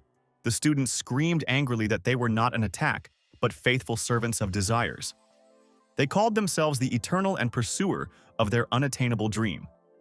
They were warriors who were not afraid of death. Mom came up and told her daughter that they were not in front of them. These were just sick school children. The students stood and looked very viciously in front of them. They prepared to move on. Participants in the future song contest turned into scenic outfits and came to the world. Lin was delighted. She shouted that the fairy and the Mew turned out to be beautiful. She added that if her colleagues finish with cultivation, they will be able to become idols with a bunch of fans. Zinsui looked angrily at the girl and asked what she said. Lin smiled and joyfully explained to her friend that she was just joking. Lin turned around and asked the schoolgirl, when will they begin to perform? Yin answered the girl that the intro would end. Soon they can already prepare to go on stage. The fairy said in a confident voice that she would act first. She demanded that the others follow Zinsui and not allow her to avoid. Karen took the microphone in her hands. She shouted that she wanted to perform a song called Dao De Jing. Yin was very surprised when I heard what kind of song the performer would sing now. Karen went on stage. The light shone on it from all sides. The students could not believe that such a beauty could be from their school. Joyful spectators sat and looked at the singer. They held bright flashlights in their hands. The girl in the hall with great attention looked at the girl on stage. The fairy held out his hand forward and shouted to the audience that her name was Lian Yue. Karen bowed to the audience and prepared to perform her song. Everyone listened carefully to her. The girl began to perform the composition. She sang about a person with the highest virtue who should have fun closer to the ground. On the side, Karen approached the pink outfit with a microphone in her hands. The girl held the microphone in her hands and sang from the stage about sincere words.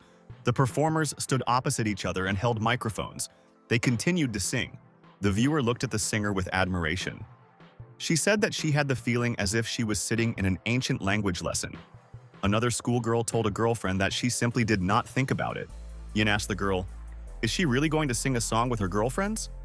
Lin replied that she could not even imagine this. Yin pointed her hand to the stage. She said that the singers even made special effects themselves.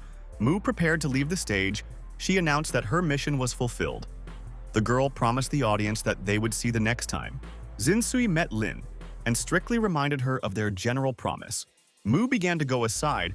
Other girls silently looked after her. Yin told the girl that they need to end the show now. Lin, with excitement, asked where they should go now. The schoolgirl answered the participant that they need to go to the locker room to apply makeup. Yin grabbed the girl's hand and pulled abruptly behind her. She shouted that they had little time. Lin was in a hurry after the schoolgirl. She explained that she was uncomfortable to run in heels. There were a lot of guests inside the building of the assembly hall. Sui joyfully asked his friends, "Should Lin act next?"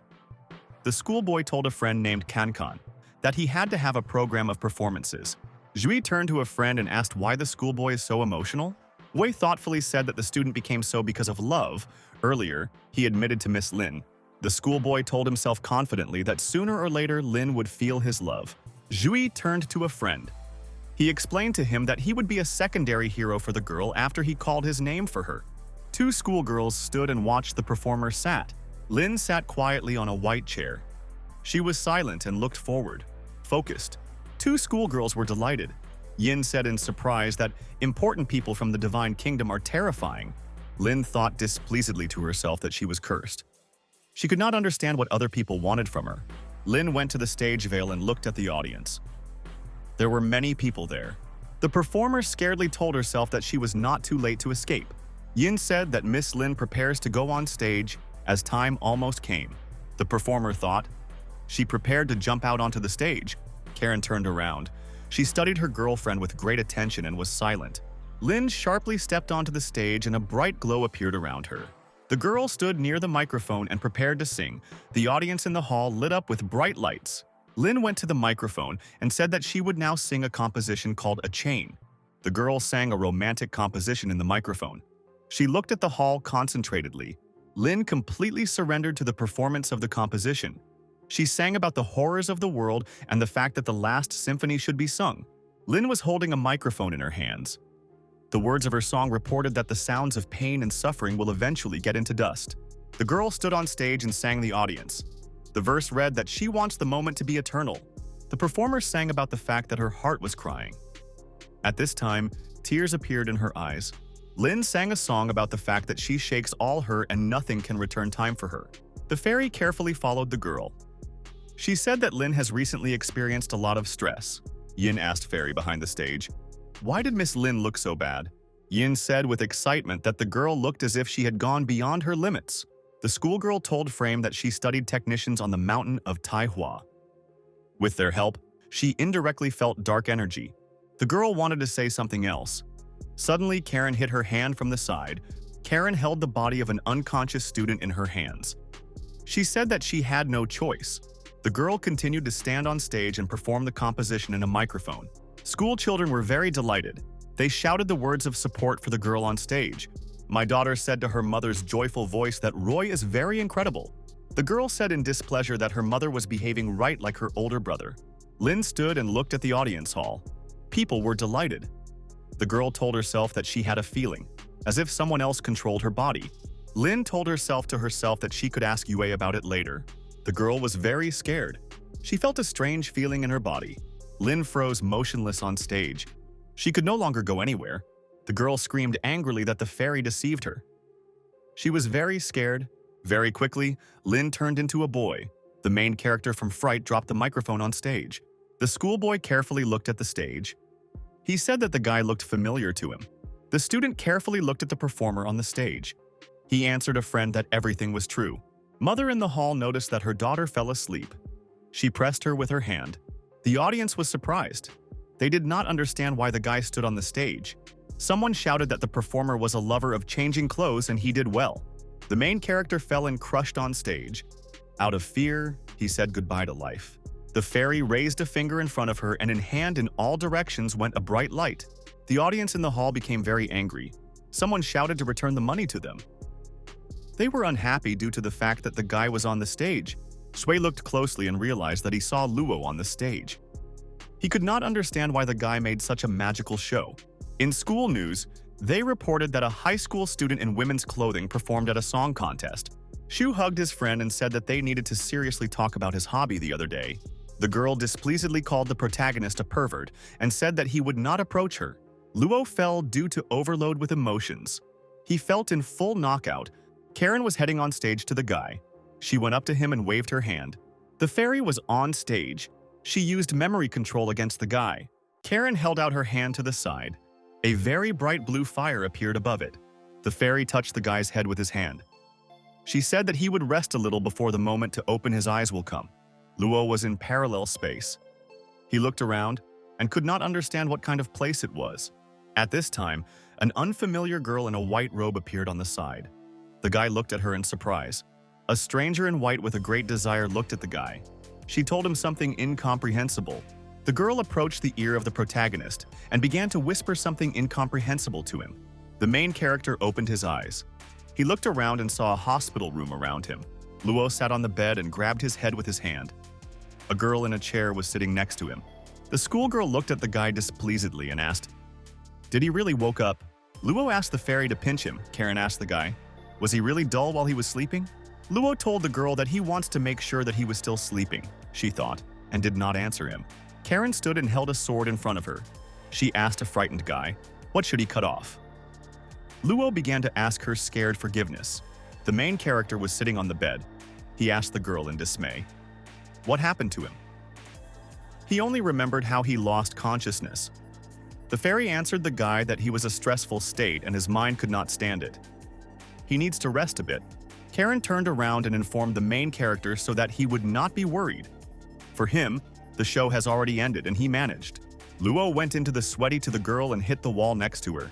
She was scared. The protagonist explained to the girl that he had a small memory in his memory that could not clarify. Lin explained to a friend that he was very tired. Therefore, everything is confused with him. Karen hit the guy's hand. She angrily asked the guy, "Why did he talk to her like that?" The protagonist in dismay asked the girl not to resort to violence. Luo looked closely and sternly asked the girl, "What happened to her old clothes?" Karen pointed her hand to the school uniform.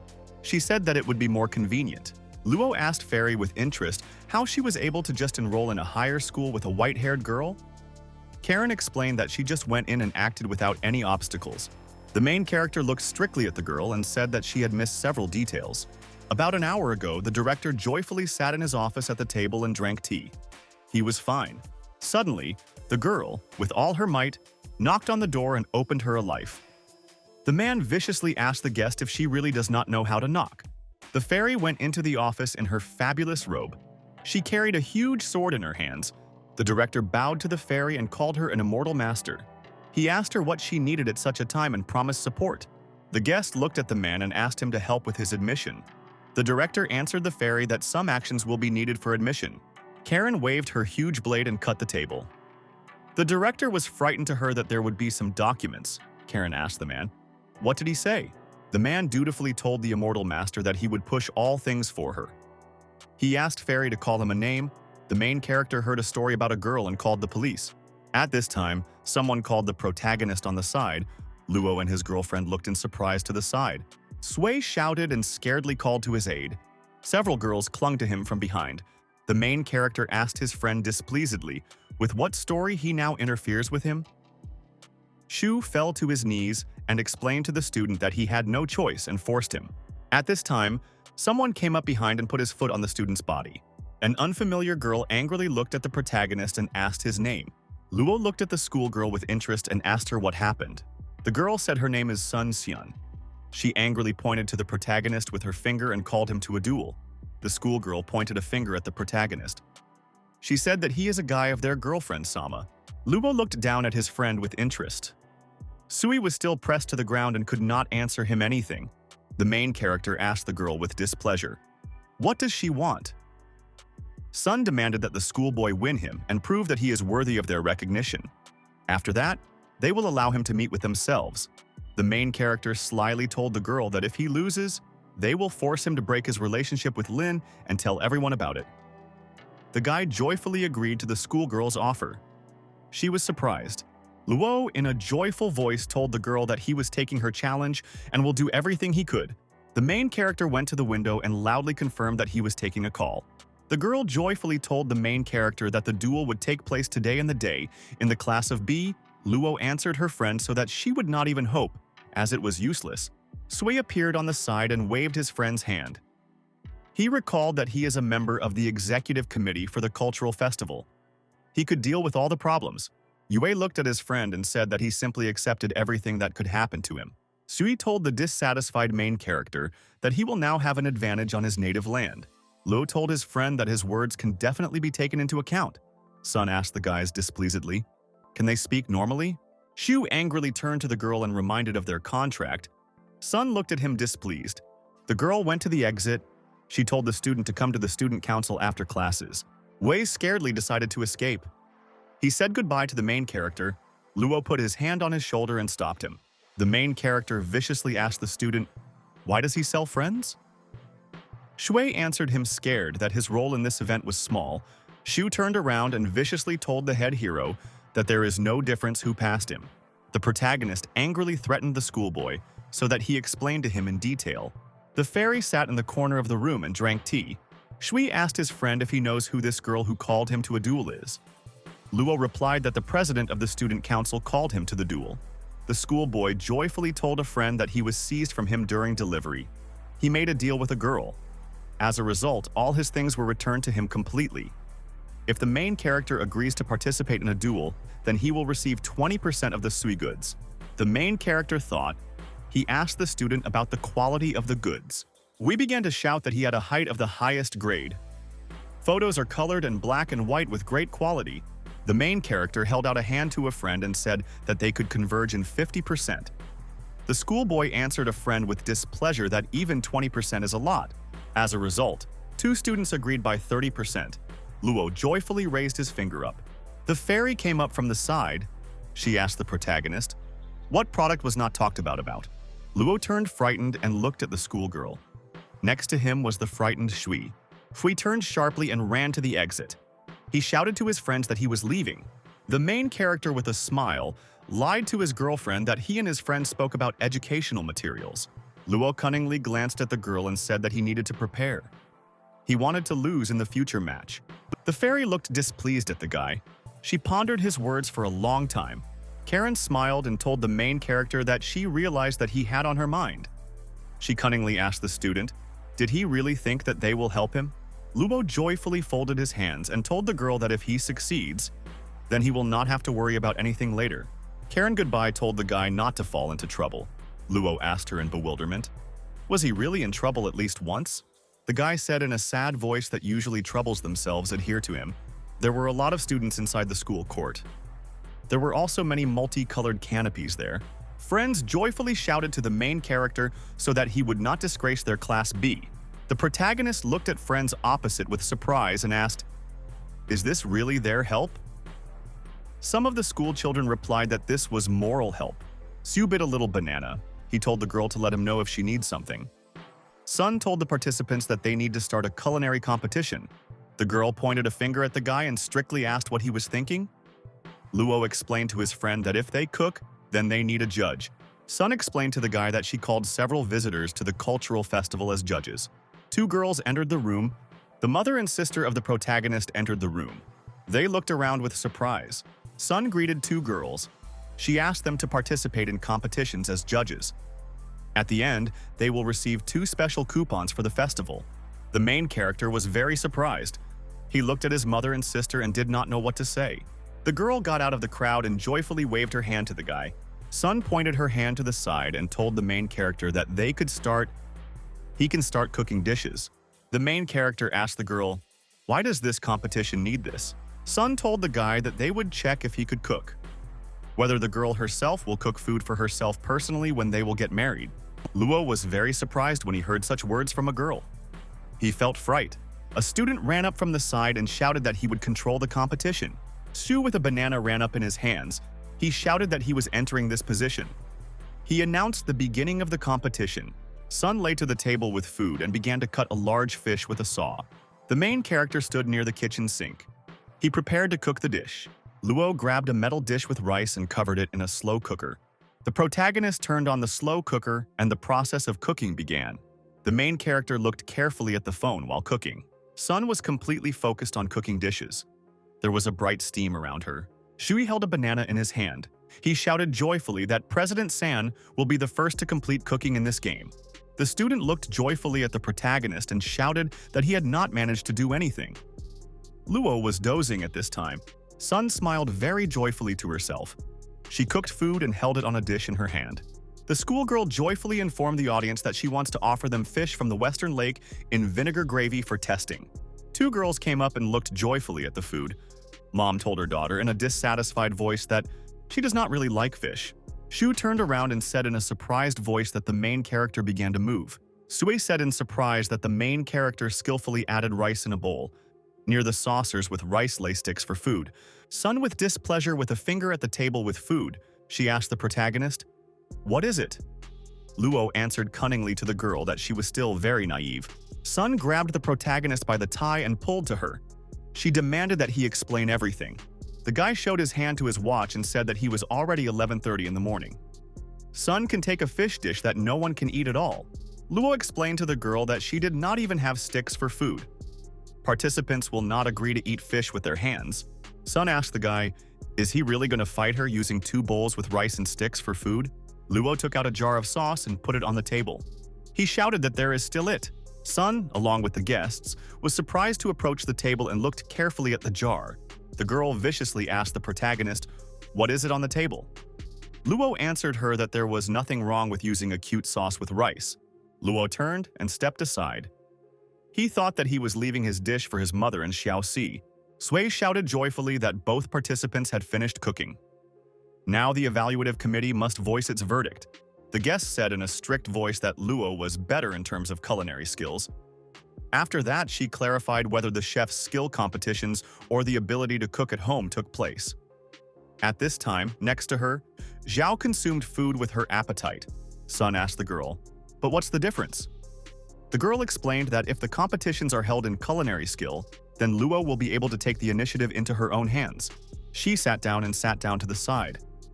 The girl explained that to cook homemade food, you just need to know the habits and tastes of the family. Wei said her opinion that the essence of cooking is a taste. In his opinion, Sun won the competition. The girl sadly said that she lost this battle. Sun looked strictly at the student and explained that he would not be happy since this was only the first game. Sun handed a discount for a xiao. She wished the girl a good time.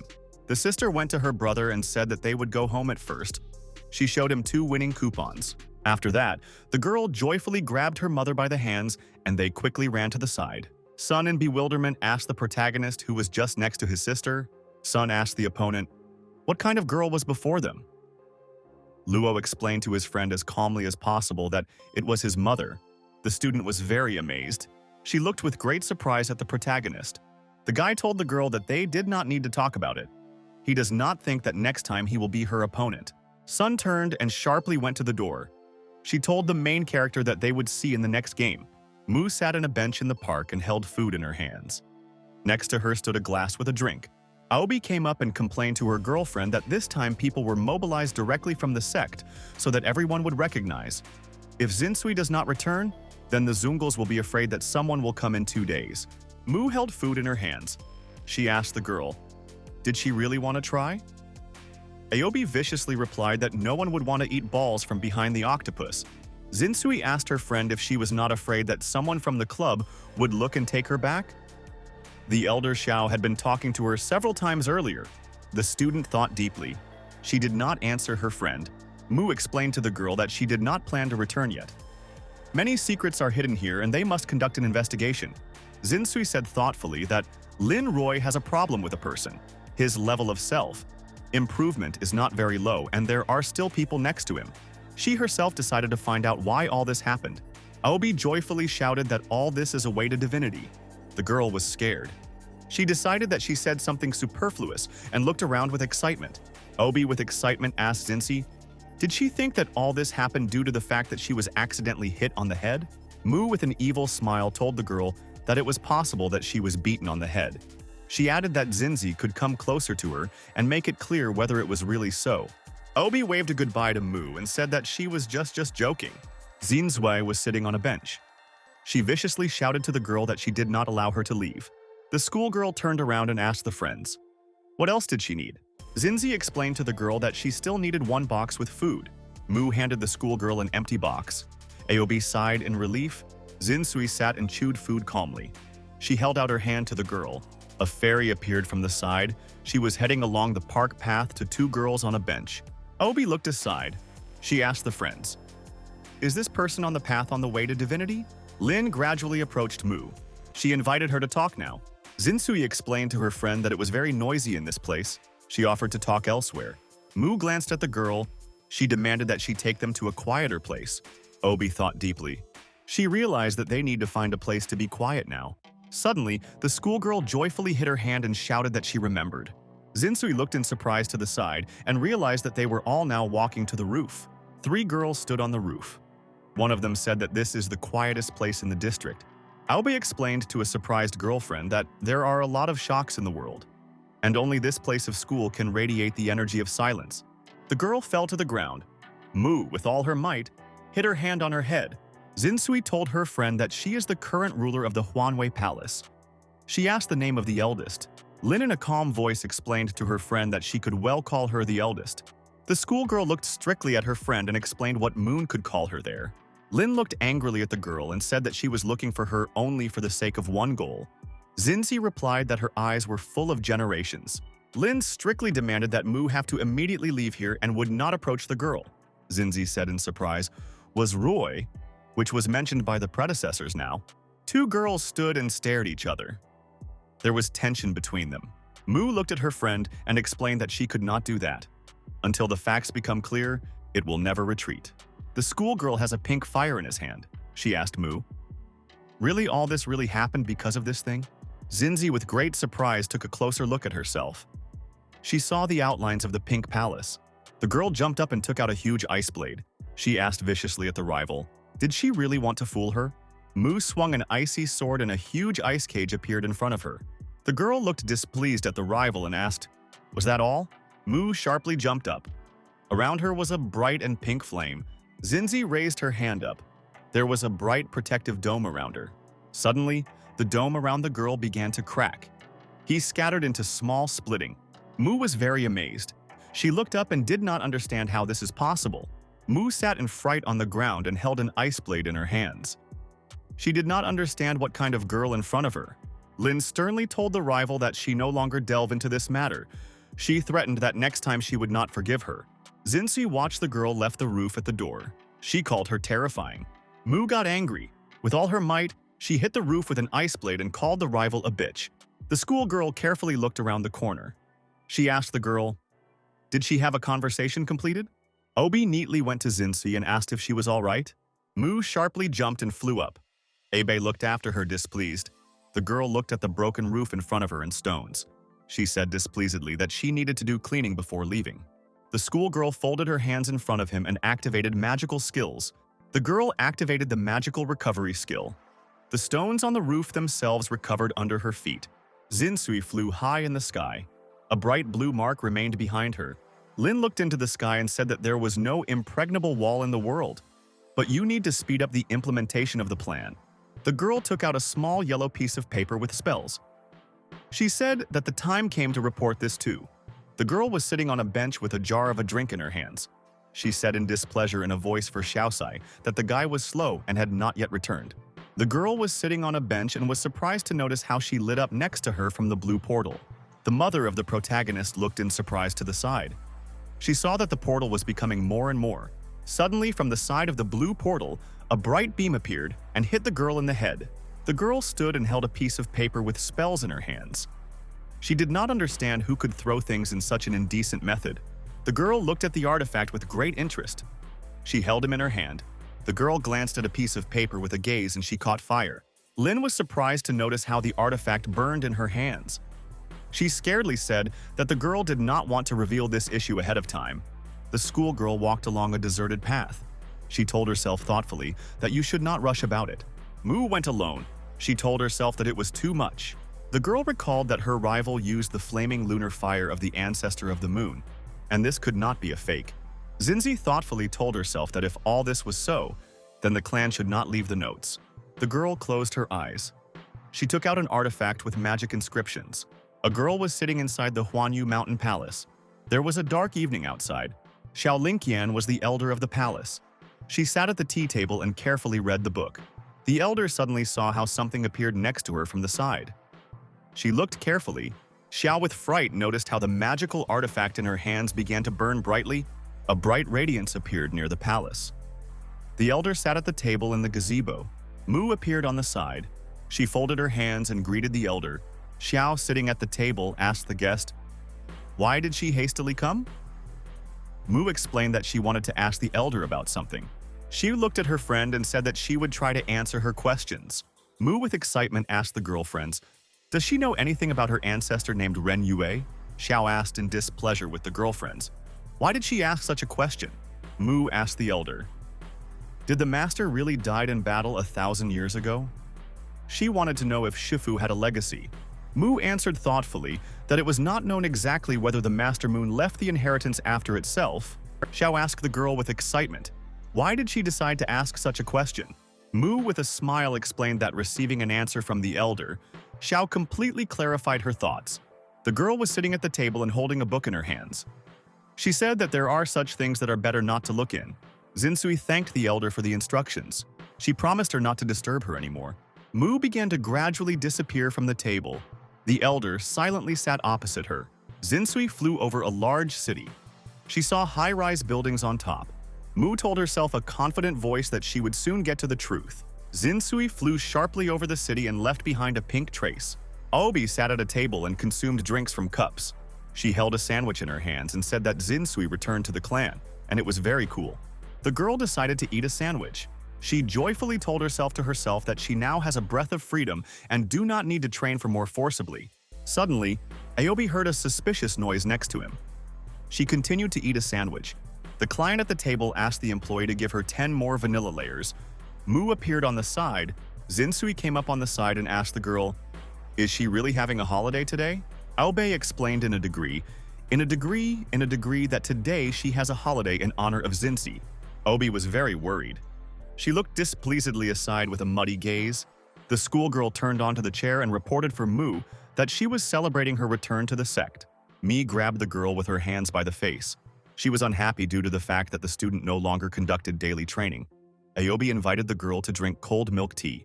Mu viciously glanced at the girl and asked that she really decided that all this would save her life for her. A few minutes later, Zinzi sat at the table and joyfully consumed drinks. Aobi thought to herself that she was safe for a long time. Obi reminded her friend that she wanted to return to the clan. She asked why Mu changed her mind. Zinsui held a glass of drink in her hands. She explained that she was not going to return for some time. You can just go back and see with your own eyes an abnormal extended. The schoolgirl asked the girlfriends, "Is the transformation goddess a fake?" Mu thoughtfully answered her friend that the natural is true. Zinsui cunningly thought and said that besides this, it is very difficult to say what is true. Mu jumped to her feet. She told the girl that they would figure it out later, and now they should go. The schoolgirl at the table explained to her friend that she could not go anywhere. "There is no school during the festival," Zinzi asked displeasedly. "Does Aobi want to miss training?" Mi slyly told the girl that if she will train for less for 1 hour, he would go to a cold pool for 2 hours. Obi was very scared when she heard what her punishment would have for a missed training. Mu pulled a schoolgirl by the hand. Aobi shouted loudly and tried to break out. Obi was very upset. She continued to scream that she wanted to play the game. There were a lot of people on the site. The main character approached them from the side. A fairy appeared on the roof on top. She looked at people from top to bottom. Karen looked at the protagonist and demanded that he rise to the roof. Luo stood and held the documents in his hands. He did not understand who spoke about him behind him. Luo looked up. He thoughtfully said that he had heard the legendary voice of 1,000 miles. The guy went up to the roof and went to the girl. He asked Yue what was the matter and explained that he had a lot of work. The fairy explained to the guy that recently he has been related to everything calmly. She asked, did he really decide to live in the future, like Lin Roy? The girl said that the main character should act longer as Rinjira. He will have an assimilation of the body faster. The main character on the roof told the girl that he had not yet fallen so low. Luo spread his hands to the side. He said that he was used to it and cannot do anything. There is no haste in cultivation. Karen cunningly looked at the guy with a smile. She asked him to adapt so quickly. The girl put her fingers to the forehead of the surprised protagonist. She said that he could get used to it again. Luo looked with great fright and surprise in front of him. There were blue butterflies next to him. The main character closed his eyes. He remembered his case at the concert when he suddenly turned from Lin to Luo. Luo exhausted to the ground and began to whimper to himself. Karen looked cunningly at the guy and said that he still wants to get used to it. The school idol sounded good for him. The guy grabbed the girl by the leg and asked that she would not force them to think about it. They did not want to die again. The fairy looked at the guy and asked him to show her what to be Lin Ruo Yu. Luo looked at the schoolgirl in front of him in surprise and in bewilderment. The main character turned into a girl very quickly. Lin asked Fairy what was she doing here. Karen told her friend that she has a good task for her. She asked if Lin wants to get into the kingdom of emptiness. Lin, with excitement, asked the girlfriends, is there any short path that they can go along? The fairy told the girl that she would do everything possible to help her break into the kingdom of emptiness. This limit is the only one that can withstand her body at the moment. Karen looked at the girl and asked if her body would explode straight in a bright cloud of smoke. Lin looked displeased at his girlfriend. She realized what she was telling her. Karen handed the girl a small black ball. This pill was called an explosion of spirituality. The disadvantage of the pill was that the power of return in it is much stronger than we would like. The girl closed one eye. At this time, the fairy put her pill in her mouth. Karen looked at the girl and demanded that she swallow the medicine. Lin swallowed a pill. The schoolgirl fell to her knees. She was very painful. Karen explained to the girl that the deal is cheap and profitable. Lin received an increase in cultivation for a little pain. The girl suddenly screamed, "Frame that she believes her." There was a bright radiance around her. Lin fell to the ground. She felt that her body was very hot. Lin looked very scared in front of her. She screamed loudly that everything worked out. There was a very bright explosion on the roof. Everything around was lit by fire. The director in the office near the scared window squeezed the cup with his hand and it scattered.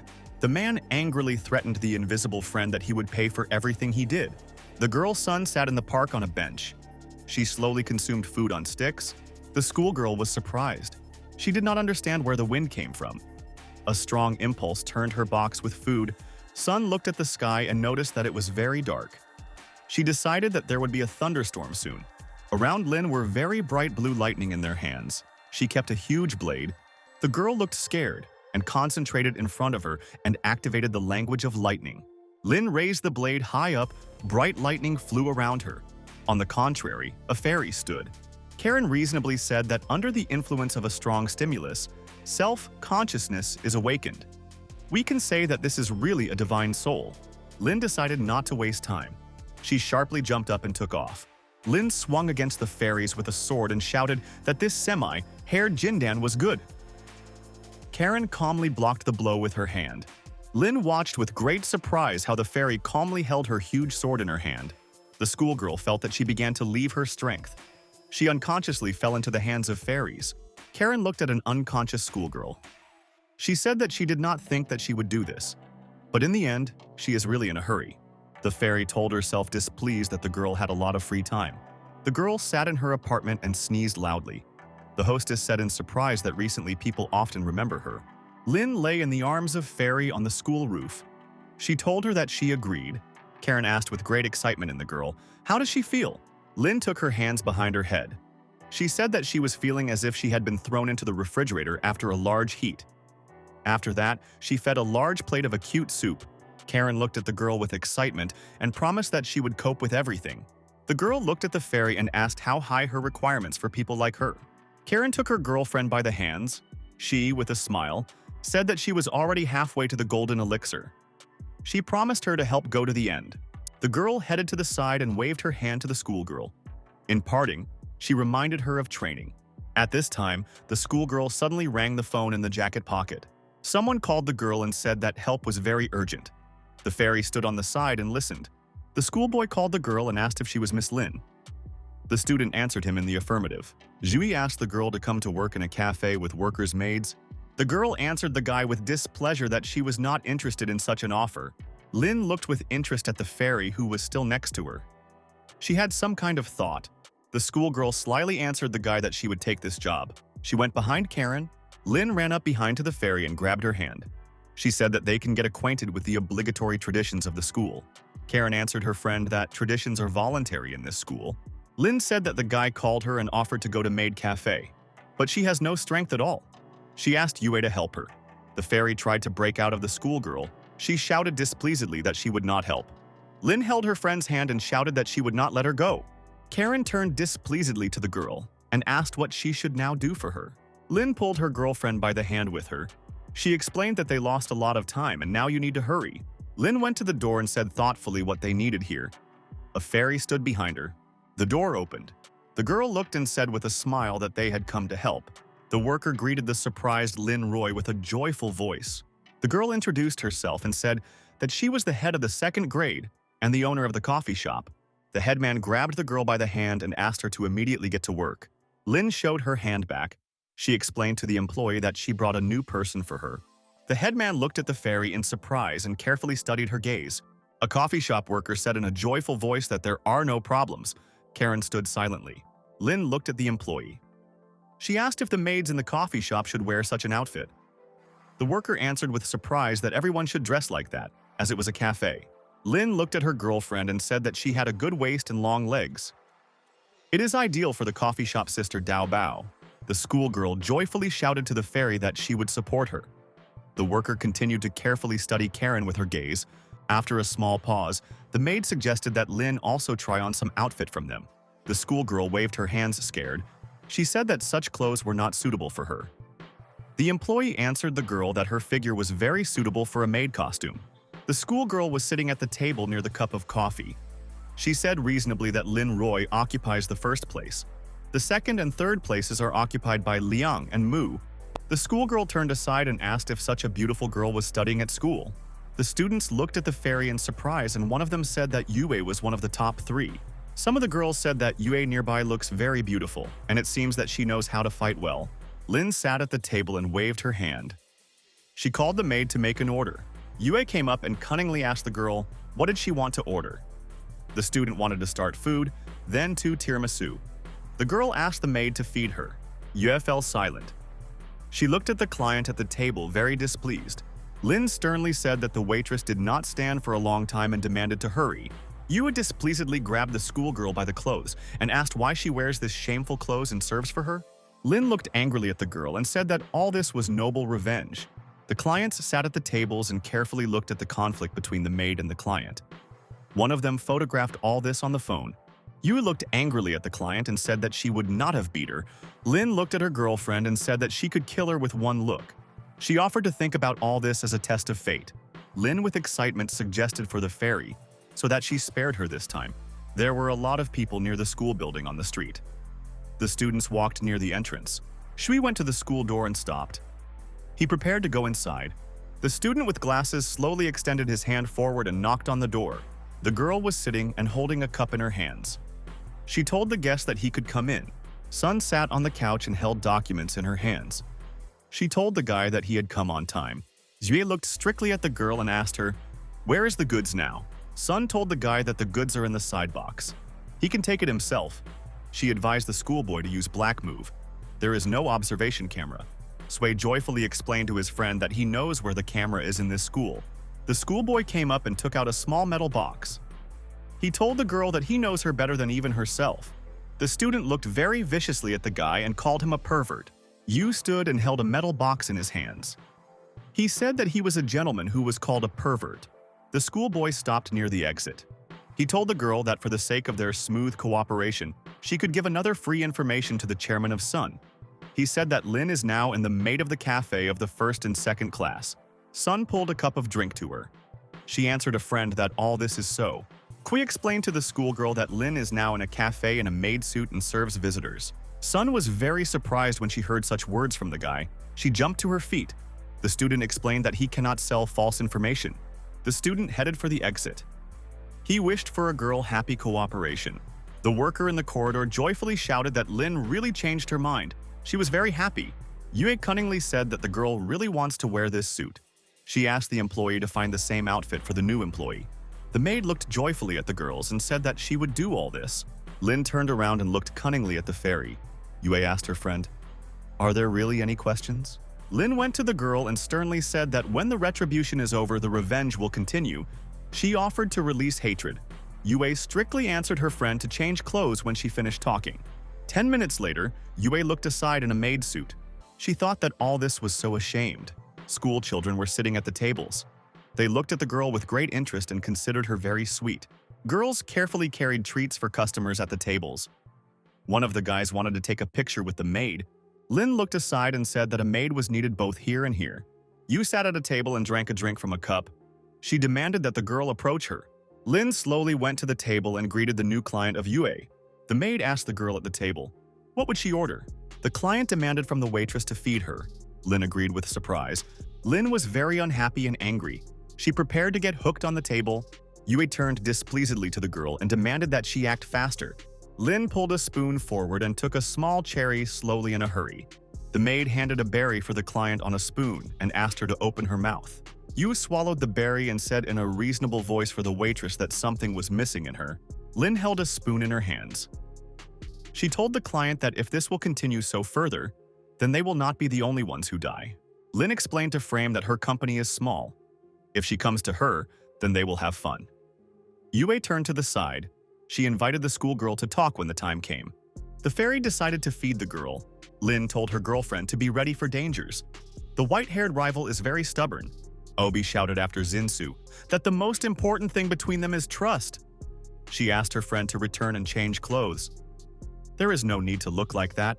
Mu, without turning around, told her friend that only she trusts in this place. Mu stepped forward and noticed something interesting in front of her. She looked in surprise. Two girls went to the cafe. They were very surprised. There was an employee next to them. Aoba was very scared. She shouted that she was standing in front of her a cool old man. The maid looked at Aobu in surprise and called her very scared. The maid angrily grabbed the girl with her hands and asked, was she really going to return? Aoba explained to the headman that she was not right, and henceforth she would work more diligent for high results. Lin continued to sit at the table. She gently fed her girlfriend from a spoon. Mu came up and said with the surprise of the girl that she did not expect to see her in such a place. Lin looked in surprise to the side. She was scared and did not know what would happen next. Zinzi was sitting at the table. She told the girls that they had not seen each other for a long time, but they are still relaxed and elegant. Lin asked the girlfriends, are she really interested in such places? Mu replied that she just passed by. Zinsui looked strictly at the fairy and asked when she would fulfill her promise. Yu looked displeased at the girl and asked what promise was we talking about. The fairy sternly told her friend that she ignored her past advice. Mu answered the girl that once someone was manipulated with her. If she still wants to do this, then she will accompany her again to the end. The fairy looked at her friend with great attention and asked, who would happen then? Lin went to the table. She offered the clients to drink tea with milk to calm the nerves. Mu took up the cup and prepared to use a drink from it. She was silent. Lin looked with great attention at Zinzi and joyfully thought that this time she had carried her. The girl at school shouted to Zinsui that she was now changing and therefore would leave. Mu strictly reminded her friend that she could not stop even halfway from fulfilling the plan. Obi cheerfully answered the girl that if they do not complete the tasks today, then they will all go and plunge into the ice pool. The student went aside. She reminded on the go so that Yue and Lin were engaged in their direct duties. Lin reminded her friend with excitement that she did not allow her to start a battle. She asked the girl, what could she have hatred against Mu? Yu held a cup in her hands. She explained that there was no deep hatred. Zinchu wants to know the secrets that she cannot know. Lin, with excitement and surprise, told Fayus that there could be a secret in the melon. Lin explained to her friend that there is a cause and investigation in the world. If someone touches without permission, then this can cause unforeseen consequences. Lin was very excited. She looked with great interest at the girl in front of her. The schoolgirl, in a dissatisfied voice, told the fairy that she was plotting something all the time. Yue sharply jumped to her feet near the table. She demanded that the girl follow her. Yue said a girlfriend in a displeased voice that they need to train more diligent. The schoolgirl reminded the fairy to observe the balance between work and rest during the class. Otherwise, you can get tired very easily. Yue looked angrily at the student and asked, "Is it possible to combine work with the rest?" Sun stood and trained to pronounce the phrase. She greeted the guests and said that she was a manager of a fan club. The student stood near the doors. She told herself that everything should be more natural. The girl was holding a document in her hands. She rehearsed the speech of the president of the Studs Council. Sun looked at the document. She told herself displeasedly that all this seems frivolous. Sun said very displeasedly and in a frightened voice that everything was very annoying her. The girl walked in the corridor from side to side. She waited for Lin to come. Some schoolgirl came up from the side. She asked a frightened girl, "Was she accidentally president of the student council?" Sun turned around and was surprised to greet the old Tang Xin. The headman asked the girl, "What is she looking at here?" Sun explained that Lin worked in this cafe and she had one very personal matter for her. Tang, with great excitement, told her friend that she was very lucky. Sun was very excited and delighted. She looked inquiringly at the old. Tang told the schoolgirl that Lin had gone aside. If Sun came early, then she would have met her. A meeting took place inside the conference room. There was the director. The schoolboy sat near the wall and listened carefully to what was happening inside the conference hall. The director summed up the results of the cultural festival and the next steps for the school. The man told those present that he wants to ask the teacher Li to tell about the results of the cultural festival. The woman informed those present that all the goals were fulfilled. Li joyfully reported that this year they want to enter their school by 40%, more people than in past years. The director asked the teacher if the singing competition was the most popular event of the festival. Li joyfully said that the total number of spectators of the competition has grown. A large number of students and teachers of the school came. The teacher asked her colleague if the old man would create problems for them. The woman told her colleague with interest that she carefully looked. The director told the teacher Li that the school wants to award it with 3 awards. The employee asked the man how he was going to award the teacher. The director asked the teacher Suya if this question was resolved. Sui strictly explained to the man that they needed to be very careful in choosing candidates. The director said thoughtfully that it would not be bad to appoint teachers in the reserve. Li jumped to her feet. She told the director that he should first find out the opinion of 3 teachers. The man asked the woman if she wants to know if the students would harm the school committee. The teacher looked with excitement at the director and confirmed that she wanted to know this. Zui told the director that he would take measures and mistakes will not occur. The man told the meeting that the meeting was closed. None of them should be distracted from the current work. The guy sat closely near the wall and listened to what was happening inside. Li opened the door. She asked her colleague if she felt that there was something wrong at the meeting. Yun thought. She did not know what was now answering the teacher. Li looked thoughtfully aside. She said that the director always wanted to achieve some goal with the help of a school committee. Yun sighed displeasedly. The woman asked her colleague, "Did she really know something?"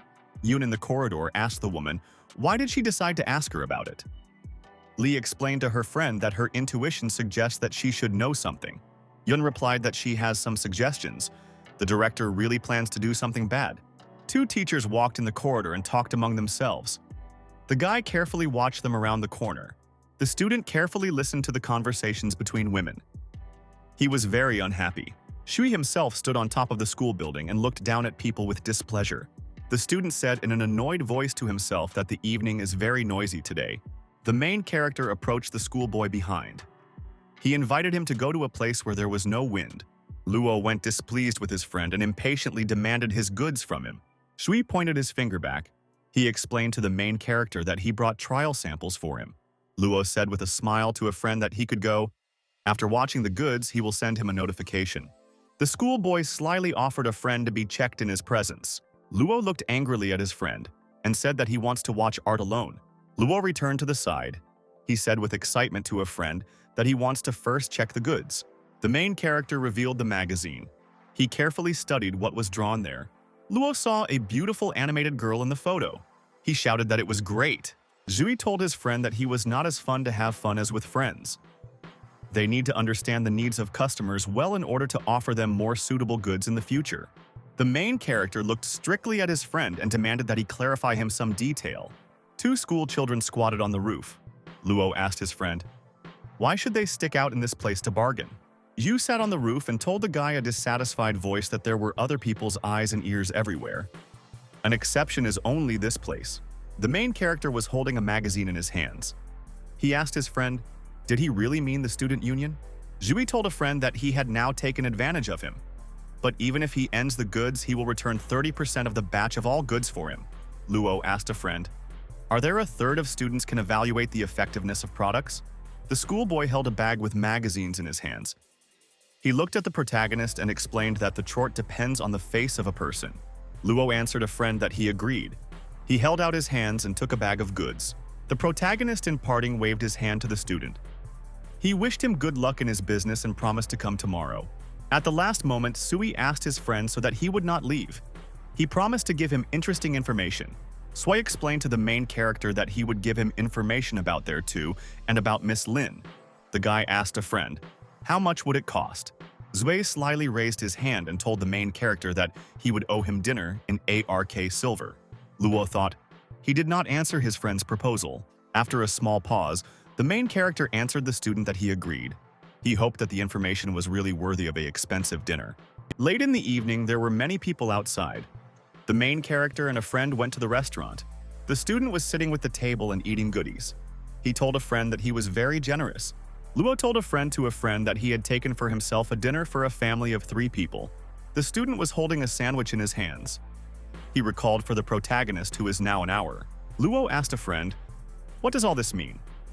Sui said that the tradition of their school is the creation of problems. The number of people wishing to enter it increased by 40%. The student looked at the protagonist and asked, what he did not do this year?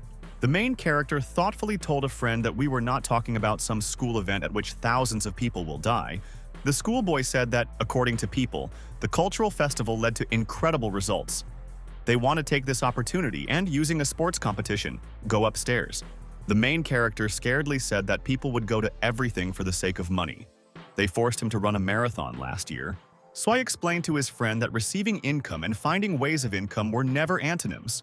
The main character told a friend that he had more information than he told him. Sui explained to a friend that there are 2 very important points. The leaders decided to choose the 3 best performers of the song contest. Together with Lin, they will all be used to prepare the ceremony. The schoolboy told the main character that even those who do not study at school will participate in the cultural festival. The student thoughtfully told a friend that their school really knows the word about maximizing interests. Mu sat opposite the girlfriend. She asked if she understood everything. Aoba replied that problems arose again at school, and she has no attitude to this. The school event will be interesting. Therefore, she will not miss classes. Mu, with a smile, told her girlfriend that she would create more problems for herself. Aobe was unhappy with the girl. What does she want to do with this? The schoolgirl took out a small green amulet and showed it to a girlfriend. Obi scaredly asked the girl, what did she want to do with the help of a token sect leaders? Mu answered her girlfriend that when she returned to the palace with the token, she should go to the room for compliance with the law. There she will transmit her order. Aobi was very amazed. She listened with great surprise to the words. Mu explained to her friend that she wants to take the opportunity to eliminate a person who poses as Yue in the Kingdom of Divine Cultivation. They need to observe what the girl will do. At this time, the director was in the office. Suddenly he sneezed loudly. The man wiped himself with a handkerchief. He realized that now someone remembered about him. 2 school children walked along the corridor. They heard a loud scream from the teacher's office. Lee sat at the desktop and looked at the documents. She shouted that they were mocking her. Yun went into the office and asked a frightened woman, what happened this time? A colleague went to a frightened teacher and put her leg nearby. She asked why she was angry. Lee said that she checked the information about the students that the director became interested in. The lists have only basic information about students. The rest is not filled. Yun held documents in her hands. She carefully studied the information in them. The woman carefully looked at one document. There was a photograph of Lin. Yun abandoned the documents into the destroyer. She told a colleague so that she would not torment herself with this information. I asked my colleague, how did she hide the secret of anti-stress? She never saw her with bad skin. Yun slyly replied to her friend that her method is effective only if she trained from young age. Lee was very angry. She asked the friends, did she really consider her old? Yoon explained to the woman that her method is very boring and tedious, but she can teach her. The teacher was sitting on the table. She told a colleague that she was not too worried about sports competitions. Lee answered her girlfriend that it would not be bored for her. The teacher told the colleague that she would listen to her. Yoon told the woman to go after the end of work for dinner. She wanted a fried pork. Luo went out into the corridor. He said displeased that he bought information from a friend. Zui told a friend that he owns only superficial information. It is not enough to change the situation. The main characters angrily asked a friend, what did he want from him? The guy jumped to his feet. He told the main character that they needed his help. They needed to find out the date and details of future sports competitions. Luo explained to a friend that he could not find such secret information. Shui answered a friend that there is an exception. Sun stood and took a shower. At this time, she heard a strong knock on the door. The girl stood in the shower. She could not understand who could come to her at such a time. The schoolgirl threw a little clothes on herself and shouted that she was already going. Lin stood and continued to knock on the door. She said that there was no one inside. Sun shouted to the girl through the door that the student council was closed today. You can come tomorrow. Lin stood near the door and said in a calm voice that she would return tomorrow. Sun listened. She realized that she had heard the voice of the girl Lin. The girl ran up to the door with all her might and shouted to wait for her. Sun began to open the door very quickly. She did not want the guest to leave. Lin turned to the door displeasedly. She could not understand what kind of sound was there. The schoolgirl in a dressing gown looked at the girl in surprise and asked her to wait a bit. Lin was very surprised. At this time, the student slammed the door in front of her. Sun came out in school uniform. She apologized to the girl for seeing her in such an inappropriate form. Lin sat on the couch and held a cup of tea. She told the girl not to worry about it. Sun folded her hands and promised her friend that she would do everything possible to help her. The schoolgirl looked at her friend with interest and asked her about sports competitions. Sun answered the student that the school uses a cultural festival to conduct sports competitions. She was surprised that Lin was invited to these competitions. Sun joyfully told the girl that she would look forward to her at sports. Lin looked in surprise at the schoolgirl. She did not understand why she wanted to see her so much. The schoolgirl asked the girlfriends what competition she wanted to sign up for. Sun said that the student council will be completely busy with sports competitions. It will register at 2 random events. The schoolgirl offered a list of events for her convenience for Lin. Lin winked cunningly to the girl and said that she would not refuse this proposal. Sun explained to her friend that she is very happy to help her, but she has one request. The student was worried. She answered the girl that she would help her if she could. Sun was very excited. She asked the schoolgirl, "Is it really real?" The student asked her autograph as a surprised schoolgirl. She handed her a piece of paper. The students were sitting in the classroom. Iobi kept a green amulet and looked at him carefully. She thought displeased to herself that Zinzi did not observe the order of this world. The girl scaredly thought that the school could end in sports competitions.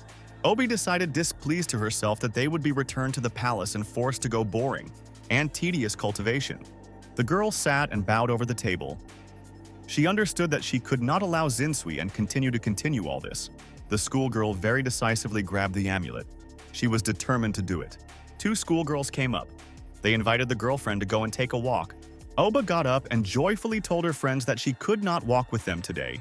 The girl suddenly ran to the door. She shouted that she would go first. Su could not understand what the student could be busy after lessons. Yin said thoughtfully that a girlfriend could not meet a guy. The girl was completely concentrated. She flew across the sky on a large blade. Lin said tiredly to herself that she had finally done what her boyfriend asked for.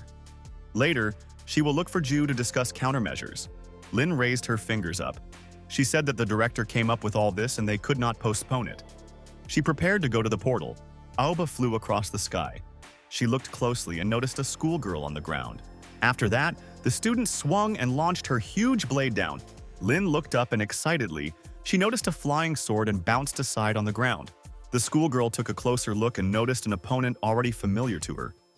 She did not understand what Aoba was doing among the white day. The girl stood from above a large blade in the ground. She asked for forgiveness for a hasty meeting. Lin asked in a dissatisfied voice in the girlfriend's. Why did she look for her? The student sharply jumped off the blade and headed from the side to the girl. Oba came close to the student and wanted to tell why she wanted to see her. The schoolgirl suddenly fell to her knees in front of the girl. She asked Lin to introduce her to the eldest Yue. Lin was very surprised. She could not understand what to answer for her schoolgirl. The student looked with interest at the frightened rival and demanded that she explain what was the matter. Aoba asked the girl to find a place for each other. She could not allow Zinsui to find out about it. Lin explained to her friend that they need to hide from a white-haired girl in a secluded place. Two schoolgirls looked out from behind the bushes. They realized that they saw Lin and Aobu in front of them. Jiyu looked through the glasses and said that she definitely saw Miss Lin in front of her. Lin went to the door near the building. She told the girl that they could talk here. Lin, along with his companion, went inside the building and slammed the door. On the street, two schoolgirls watched them. Yin held the phone in her hands. She said that two students went to the warehouse of sports equipment. Gu answered her girlfriend that they needed to become closer to get to the bottom of the truth. Lin was sitting on the floor with his friends. She was surprised when she heard the story that Zinzi wanted to deal with Yue during sports competitions. Aoba asked the friends if she knew what more than 100 sources of the soul and the stage of concentration of souls mean. Aoba explained to her friend that if these people have no restrictions, then they will take to school in a moment. Lin reminded the girl that she was at the same time with the white-haired. She did not understand why Aoba told her about this. Aoba said that if the school is demolished, then Zinsui will return them back to the palace. There they will be forced to cultivate daily. Lin went to the girl and grabbed her by the clothes. She said that she would take her and introduce her to Yue. The girl got up and began to cultivate deeply. Blue lightning appeared around her. Lin turned to a girlfriend and demanded that she go first. Aoba very frightenedly put her hand in the portal. She did not dare to go there. The girl felt a strong blow. She could not fly through the portal. Lin looked scared at the schoolgirl. Aoba explained that outsiders cannot enter the spatial gate. After a small pause, Lin invited her friend to go together through the portal. Aoba looked very joyfully at the schoolgirl and replied that they could try. Both girls grabbed their hands among themselves and prepared to go to the portal. Two schoolgirls stood in a hug and tried to pass through the spatial gates. Sue stood on her girlfriend's shoulders. She looked with great surprise at the gym through the window. The schoolgirl was very surprised at what she saw. She jumped to the ground. Jiyu sharply grabbed her girlfriend by the hand and pulled her to the side. She was scared. Two schoolgirls were sitting near the bench. Yin, in displeasure, asked her girlfriend, "Why did she run away? Could she see the ghost?" Gu lifted over the bench. She said in dismay that she saw Aobu and Lin in the warehouse. The director quietly came up on the side. He demanded that schoolgirls tell him more. Aobi was surprised to look around. She asked the rival, "Are they really in the palace of the lunar butterfly?" "It is much more pleasant here than in the Kinsey Palace." Lin asked her companion, "Does she know this place?" Aobi looked around and said that she had heard about this place. The Palace of the Lunar Butterfly is a temporary place of the master founder of the Palace of the Diamond Moon. Lin turned around and asked the girlfriends, "Who is the founder?" Aobi said that the craftsmen call Li and Yue. The posts of the palace say that the Grandmaster fell in the war 1,000 years ago. The schoolgirl thoughtfully asked the girlfriends, "What kind of war was it?" Obi thought. She answered the disgruntled girl that all this was a long story. Iobi told a detailed story about the attack on 9 prefectures 1,000 years ago. As a result of the war, the world of cultivation won, but many cultivators fell along with the Grandmaster. Lin fell silent. Her companion stood and looked with interest in front of her. 2 girls walked through the territory of the palace. They approached the large building. Lin went to the palace and demanded that Yue tell her something. Above the building were bright lightning. Suddenly, lightning from above with all her might hit between the girls. They were scared. A very bright discharge of pink lightning appeared from the sky. The student barely managed to evade aside. Obi slyly looked aside and invited her girlfriend to come later. Lin slyly answered her friend, which would not work later. She should already return to dinner at this time. Lin stood and saw how everything sparkled around her. She was in a pink dome. The girl raised her hand up. Around there were bright lightning. She activated various spells. Lin stood under a protective dome. Bright discharges continued to be heard next to her. The fairy sat in a state of cultivation with her eyes closed. Around there were bright lightning. Yu opened her eyes carefully and noticed that someone had come to her palace. Lin bowed and laid her hand on her leg. She greeted Yue's sister. The guest told Frame that she wanted to talk to her, and there was no need to use lightning against her. Yu silently closed her eyes. She was unhappy that a girl had come to her now. The fairy reminded the schoolgirl that cultivators release a magical education during meditation so that they would not be disturbed. You can cause a cultivator from meditation using telepathy. Lin was very surprised when she heard such words. She looked carefully at the fairy. After a small pause, the girl smiled slyly for the fairy and winked at her. Yu looked very displeased at her guest. She did not know what to tell her. Lin fell to her knees. She said she was very sorry, but she had an urgent conversation. Yu sat and held a cup in her hands. She asked the guest, why was she in a hurry here? Lin explained to her friend that all this is a long history. She wanted to tell everything in detail. Aobi sat at a table with her friends. She said that Lin and Yue will be able to quickly prepare the plan. The fairy held the cup in her hands. She said that the cause of the problem is the director. She can easily solve all this. The schoolgirl asked Yue if she already had any plan. The fairy calmly answered the girls that the director needed to eliminate. All problems will disappear without it. Two students were very surprised when they heard such words from fairy. Lin asked friends, can they make a more humane decision? Yue explained to the girl that she needs to get rid of the person who created the problem. Aobi did not understand why the friends looked at her like that. She explained that she came only as an informant. The schoolgirl shouted joyfully that she had unfinished business. She turned and began to run away. Aoba jumped onto a large blade. She shouted that she would treat Lin next time lunch or dinner. Lin seriously asked the girlfriends, was she going to kill the director? Yue answered the girl that a man could do whatever he wants. Lin looked strictly at the girl and wanted to ask her another question.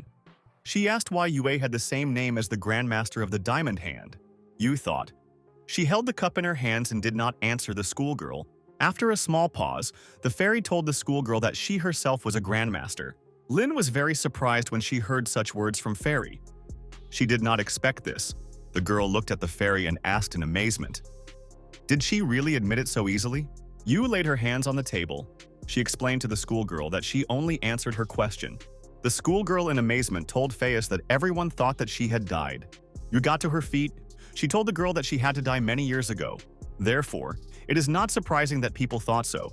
Lin thoughtfully told her friend that she should be very old. Lin suddenly felt some very strange feeling in the body. She was captured. Lin sharply felt a breakdown. She fell unconscious on the table. Yu had turned and stepped aside. She sighed displeasedly to herself. The girl in a white robe suddenly appeared in the hall. Everything around was shining brightly. The fairy turned around and told her guest that a lot of time had passed. Yu looked with great excitement at the girl in the room. She called her by the name of Yu. Yu with excitement told Frame that she saw her as she opened her eyes. She does not know if she needs to be sad or rejoice. The fairy told her friend that she could consider this and that. Yu with great excitement asked Yue, where is their master now and what is the situation? The fairy demanded from the friends to calm down. Yu was very amazed. She silently examined the palace around her. The girl saw flying pink petals in the air. She asked Yue, did the plan fail? The fairy was silent. After a pause, she answered her friend, which was still unknown. Yu joyfully replied that the fairy had not yet told her about failure. It was enough for her. Yu sternly told her friend that she forbids her to appear without her permission. Yu answered the fairy that she would listen to her. If there is a chance to fulfill the plan, she will sleep calmly. Yu came close to her girlfriend and said that she leaves everything for her. The girl hugged the fairy with all her might and pressed her to her. Rose petals flew around. Yu said thoughtfully that all this does not matter. This is a cause and consequence. There was a bright explosion above the palace. Yue said loudly that all this should be her responsibility. Lin opened her eyes. She lay on the table without movement and looked in front of her. The girl sharply raised her head. She asked Fairy, did she really lose consciousness again? Yu looked at the schoolgirl and said that she should pay more attention to rest. Lin grabbed her head. She asked the friends, what were they talking about? Yue reminded the girl that she wanted to return and cook dinner. The girl scaredly told Frame that she was leaving and they will talk another time. Yu looked absolutely calmly after the schoolgirl and said that she could leave. The girl ran near the palace. She shouted that she needed to return home and cook dinner. The main character returned home and slept in his room. Morning came. Luo lay on the bed. Xiao went into the room and said that she needed to go to school early. She left him breakfast on the table. The girl reminded the guy that he should get up on time. The main character waved her hand. The guy woke up and began to dress. He had to go to school. Luo put on a jacket. He said in a satisfied voice to himself that he would be late as always. The guy began to turn into a girl. He decided to take advantage of the little scam. The transition of the portal hesitated. A girl was supposed to appear through him. Lin flew through the portal with a school bag and prepared to land. The girl jumped to the ground. She said joyfully that cultivation can be very useful. The schoolgirl turned around and noticed that a piece of paper lay next to her. The wind blew, and a piece of paper flew to the girl on the face. She was very surprised. Lin noticed that a piece of school newspaper brought her wind. She studied him.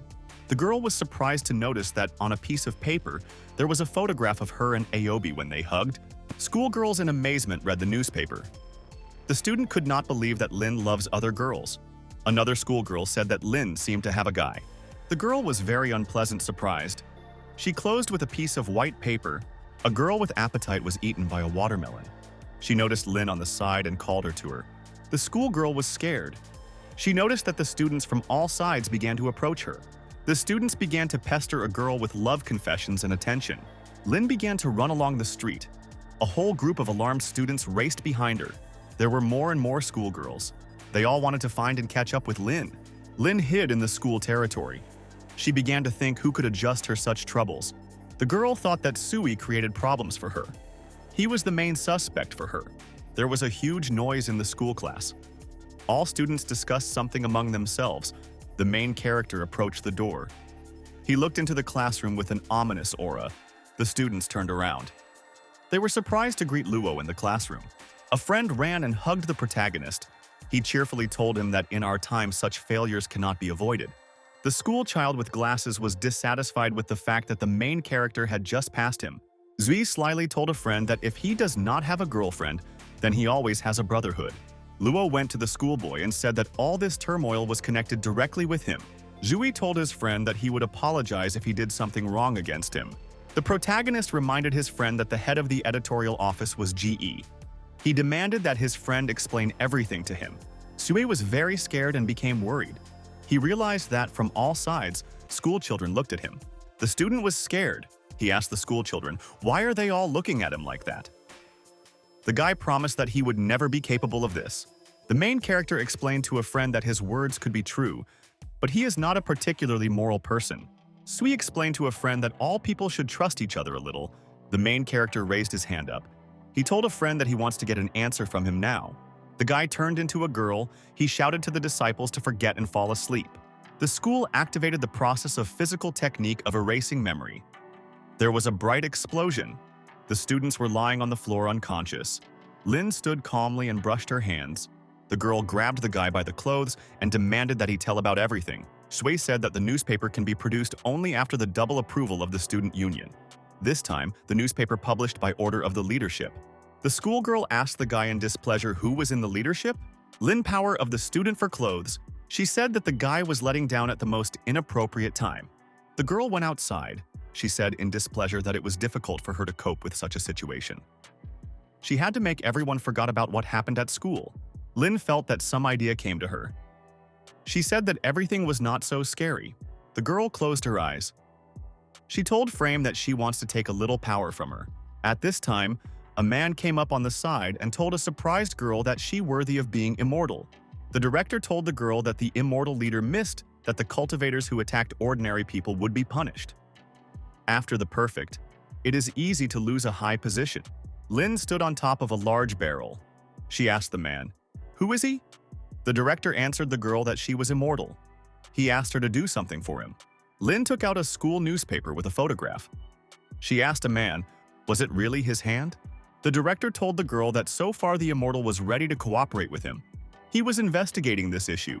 The girl held the sheet in her hands. She thought the man was very cunning.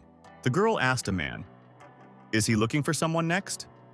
The director answered his girlfriend that nothing could be hidden from the immortal leader. He expects someone to answer his call.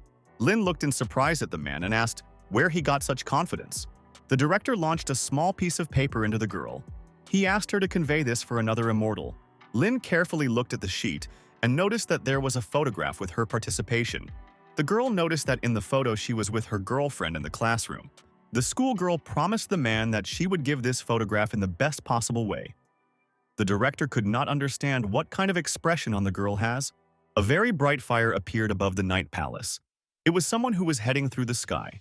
After a heavenly flight, the girl flew in and landed on the veranda of the palace.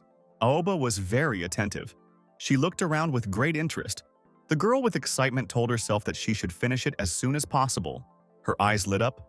The schoolgirl headed inside the palace. She said in a satisfied voice to herself that she was making noise, and the problem will be solved. The guards of the palace sat and played among themselves in cards. They were very absorbed. Two guards began fiercely arguing among themselves because of money. Obi kept a half of the mask near her face and looked around. She was looking for a courtroom for herself. Obi looked at the map. She said that the courtroom is in the southeast. After that, the girl jumped very sharply and ran along the roof of the palace. Obi went to the building and saw that there was a building, and inside the courtroom, the girl told herself with interest to herself that in this place, it was not as scary as she was told before. Xiao had previously threatened the girl that if she did not work hard, she will brutally punish her. Xiao looked strictly at her friend and said that she should train hard. Obi joyfully thought to herself that there could be no unclean power in the courtroom. The girl stood near the entrance. She demanded that someone come out to her and listen to the palace master. Guest Chagall along the corridor. She shouted in a loud voice that she was coming. There was a guards in the mask of a predator. She angrily asked the offender, did she really say about the holy palace master? The guard viciously demanded that the stranger answer her. Aobi was very scared. The girl fell unconscious to the ground. The guard demanded that the offender answer the question. Aoba got up and raised a green token in her hand. She told the guard that she was a member of the guard of the palace master. She came to transfer important instructions to the owner of the courtroom. The guest asked who she sees in front of herself. A person or a ghost? The guard raised. She told the offender that it all depends on how she sees her. Today, the sky sent a lot of evil spirits for them. She wanted to quickly dismember them and get rid of them all. The girl was frightened when she heard that she would need to dismember someone and get rid of. The guard explained that every year at that time the guard can track off evil spirits near the city. Aobi could help them. The girl in a joyful voice explained to the guard that if she was busy, then she will wait for her. The guard answered her friend what she could do, what she wants. The guard stood near the railing. She said that her name is Yanshun, and she is the guardian of the courtroom. She asked the friends about the indication of the master of the palace. Oba said that the master of the palace ordered to collect more than 100 cultivators of the highest level as soon as possible and go to the right place. With interest, I asked the friends, what kind of enemy will they have this time? The wanderer said thoughtfully that if they do not know the opponent, then it would not be possible to win him, she clarified. What is the current state of affairs? Aoba looked at the guard with excitement and informed her that the gods were returning. He was very surprised when I heard such words of guests. She sighed in surprise. The girl told the guard that she passed the message. She needs to run. With excitement, she talked about the danger of god of late levels of development. Suddenly, the girl felt the guard ran up and grabbed her from behind. He put the blade to the girl's throat and said that she could not leave. Aoba will have to convey everything to an important person. The guard demanded that the girl not force her to repeat her twice. Aobi asked the friends, what kind of person did she mean? The guard explained that when there is no master of the palace, then the elder needs to be informed of important events. They are now suitable and meet with him. The girl took out a small grenade. She slyly asked the guard, does she know what it was? The keeper raised a mask and asked the girl with the surprise of, what is this thing? Aoba asked him to pull Chica out of the grenade. The guard was surprised at the grenade. She held out her finger to pull out the ring. The guard pulled out the ring and the grenade exploded very loudly. Everything around shone. She sat in the palace. She heard a loud explosion and did not understand what kind of sound it was. The girl began to run sharply. She jumped onto the blade and began to fly away. At this time, a guard with a large blade appeared. She wanted to catch the offender. In a malicious voice, she told the girl that she could not escape from her. In the room of the student council, the girl sadly drank soda from the can. She thought sadly that she did not like her for Lin. Sun thought. She told herself that the guy deceived Miss Lin. The schoolgirl was delighted. She told herself that she could save Miss Lin. The girl was sitting on the roof of the building on a large barrel. Suddenly, she sneezed. Lin looked in front of her in surprise and said that someone had remembered her now.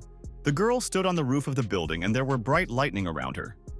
She said that the obstacle was removed and she could solve the problem in one fell swoop. Suddenly, the schoolgirl saw something very frightening in front of him. She was worried. The schoolgirl saw a very bright explosion in front of him. It was a great technique of calling the soul. Lin held her hand in front of her. She looked forward with great excitement. The schoolgirl was very scared. She realized that she could no longer resist on her feet. The student felt a very strong explosion in front of her. It began to be attributed to the side. The girl was carried by a powerful explosion to the side. She rolled on the roof of the school. Lin, after a strong blow on the roof, lay and could not rise. She felt pain in her body. The clothes on the girl were torn. She said that everything got out of control. The girl raised her hands up and a radiance appeared nearby. She decided to take a chance. The schoolgirl jumped sharply. At this time, a bright flame exploded in front of her. The girl was not scared at all. She prayed and asked Yue to save her as soon as possible. At this time, a fairy appeared on the side. She sighed displeasedly and rushed to the aid of her girlfriend. Yue grabbed a girlfriend in her arms. She told her that her spiritual forces were exhausted. The schoolgirl with a smile told the girlfriend that the situation had turned into chaos. They could not continue to sit back. The fairy looked at her girlfriend and demanded that she tell about everything that happened. Lin lay and held a piece of paper in her hands. She wanted to put the technique of erasing memory to the whole school, but everything went not according to plan. Yui looked carefully at a piece of paper. She asked the girl, why did she decide that she could use the magic of this level? The fairy sternly asked the schoolgirl, how was she about to deal with such chaos? Yue handed her girlfriend a small pill. She demanded that the girl open her mouth and drink a pill. Lin neatly and dutifully swallowed a black pill from a girlfriend. There was a very bright and blue flash. A blue ball appeared on the roof of the school. Yue held out her hand in front of her, and a bright radiance appeared in front of her. She told the girl that there is no need to create problems at school. The fairy held out a small glowing ball to her chest. Surprise, schoolgirl. The girl explained to her friend that the old man was very disagreed. Therefore, Lin Roy should hide for a while. The fairy went to the portal. She told the girl that she could call her at any time if there are difficulties. In the courtyard, through the loudspeaker, someone demanded that Louis go into the student union's room. Lin was very scared. She told herself that hellish creatures could not do without their tricks even a day. The girl went into a small dark corridor. She began to turn back into a guy there. The protagonist shaggled along the corridor and was heading to the room of the student council. Luo opened the door in the room. He noticed that the girl was sitting there. The guy said with surprise that Sun invited him not just to drink tea. The main character went into the office and sat down. He asked the girl, what does she want from him? Sun looked at the guy in surprise and asked him about Miss Lin. The main character told the chairman that he did not even want to start such a conversation with her. Sun asked his friend, did he feel jealousy about the betrayal of his girlfriend? The main character slyly answered his friend that she was not very trusted by Lin Roy, although she is her fan. The girl said with excitement that she trusts Miss Lin, but the girl could be deceived. The guy went to the exit. He told the girl to deal with all this. Sun shouted to stop the guest. The guy asked the girl in displeasure, what else did she need from him? The schoolgirl went to the guy and said that he might be interested in cooperation with her. Sun suggested seriously for the protagonist to investigate the Lin case together. The guy realized that he needed to abandon the offer, but to be sincere, the main character went to the exit. He told the girl that she should make her decision. Sun could contact him at any time. The guard came to her mother and said that she is a liar. Ayobi was connected. She viciously reminded Xiao that she was supposed to let her out after she told her everything. Yao looked at the girl very cunningly and viciously and asked why this outfit is for her. Aoba scaredly looked aside at the ropes with which she was connected from behind. A moon shone brightly over the lunar palace. The girl began to slowly take off her ropes. The girl freed herself from the ropes and told the woman that she did not know what would come of all this. Xiao held a cup in her hands. She told the girl not to be very worried. She can help her if she is nearby. The girl was surprised to ask a woman, could she return to school? A friend answered her that she could leave at any time. Aoba handed a sheet for a woman.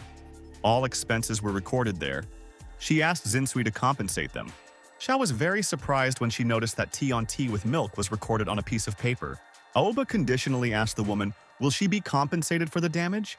Xiao told the girl that the costs are all approved by the master of the palace.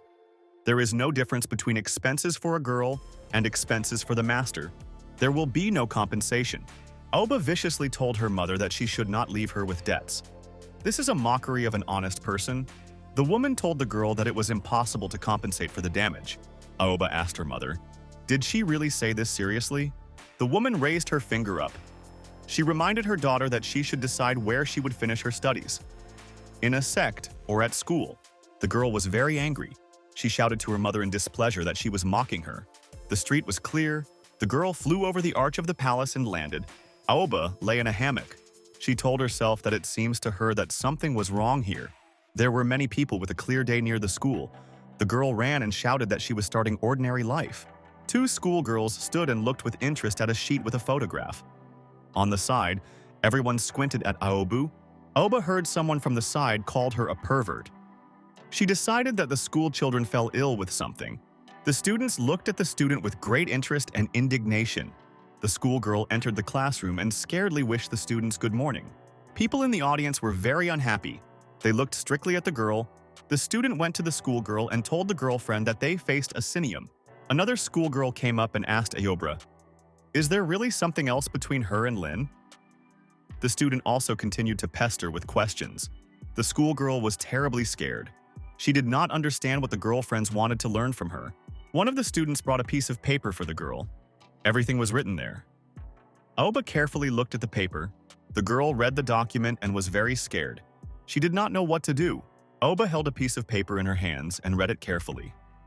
There was a dark aura around her. The girl raised two fingers up. She used the Earth's technique to hide. The student transferred to a secluded place. She took out a paper document with her hand. Aoba looked angrily into the document and shouted that there was a photograph of her and Lin in a sports warehouse. She did not understand who could publish a photo in the newspaper. The girl thought and remembered that the newspaper always sponsored the news agency. The girl went into the building of the news agency. She walked along the corridor and found the right door. Aoba swung sharply and knocked out the door to the office with all her might. The girl ran to the editor with a sheet in her hands and viciously asked, "Who made such an article?" An employee with glasses told the girl that she could not just come here. Aoba looked at the worker with great interest and calmed down a little. The schoolgirl asked the friends who made the article. The student in response told all the details. By order of the school committee, the article was quickly printed. Aoba looked at the sheet with great attention. She realized that she could only ask Miss Lin about it. The girl left the office through the broken door. She said something would happen. Aoba remembered something. She turned sharply and went back to the editor. The schoolgirl viciously told the workers that the door to their office knocked out the boar and demanded to repeat. The workers together repeated that there was no one here, and the door knocked out the door. After that, Aoba said goodbye to the students. The girl left the office. She cunningly told herself that Lin would not be easy to find.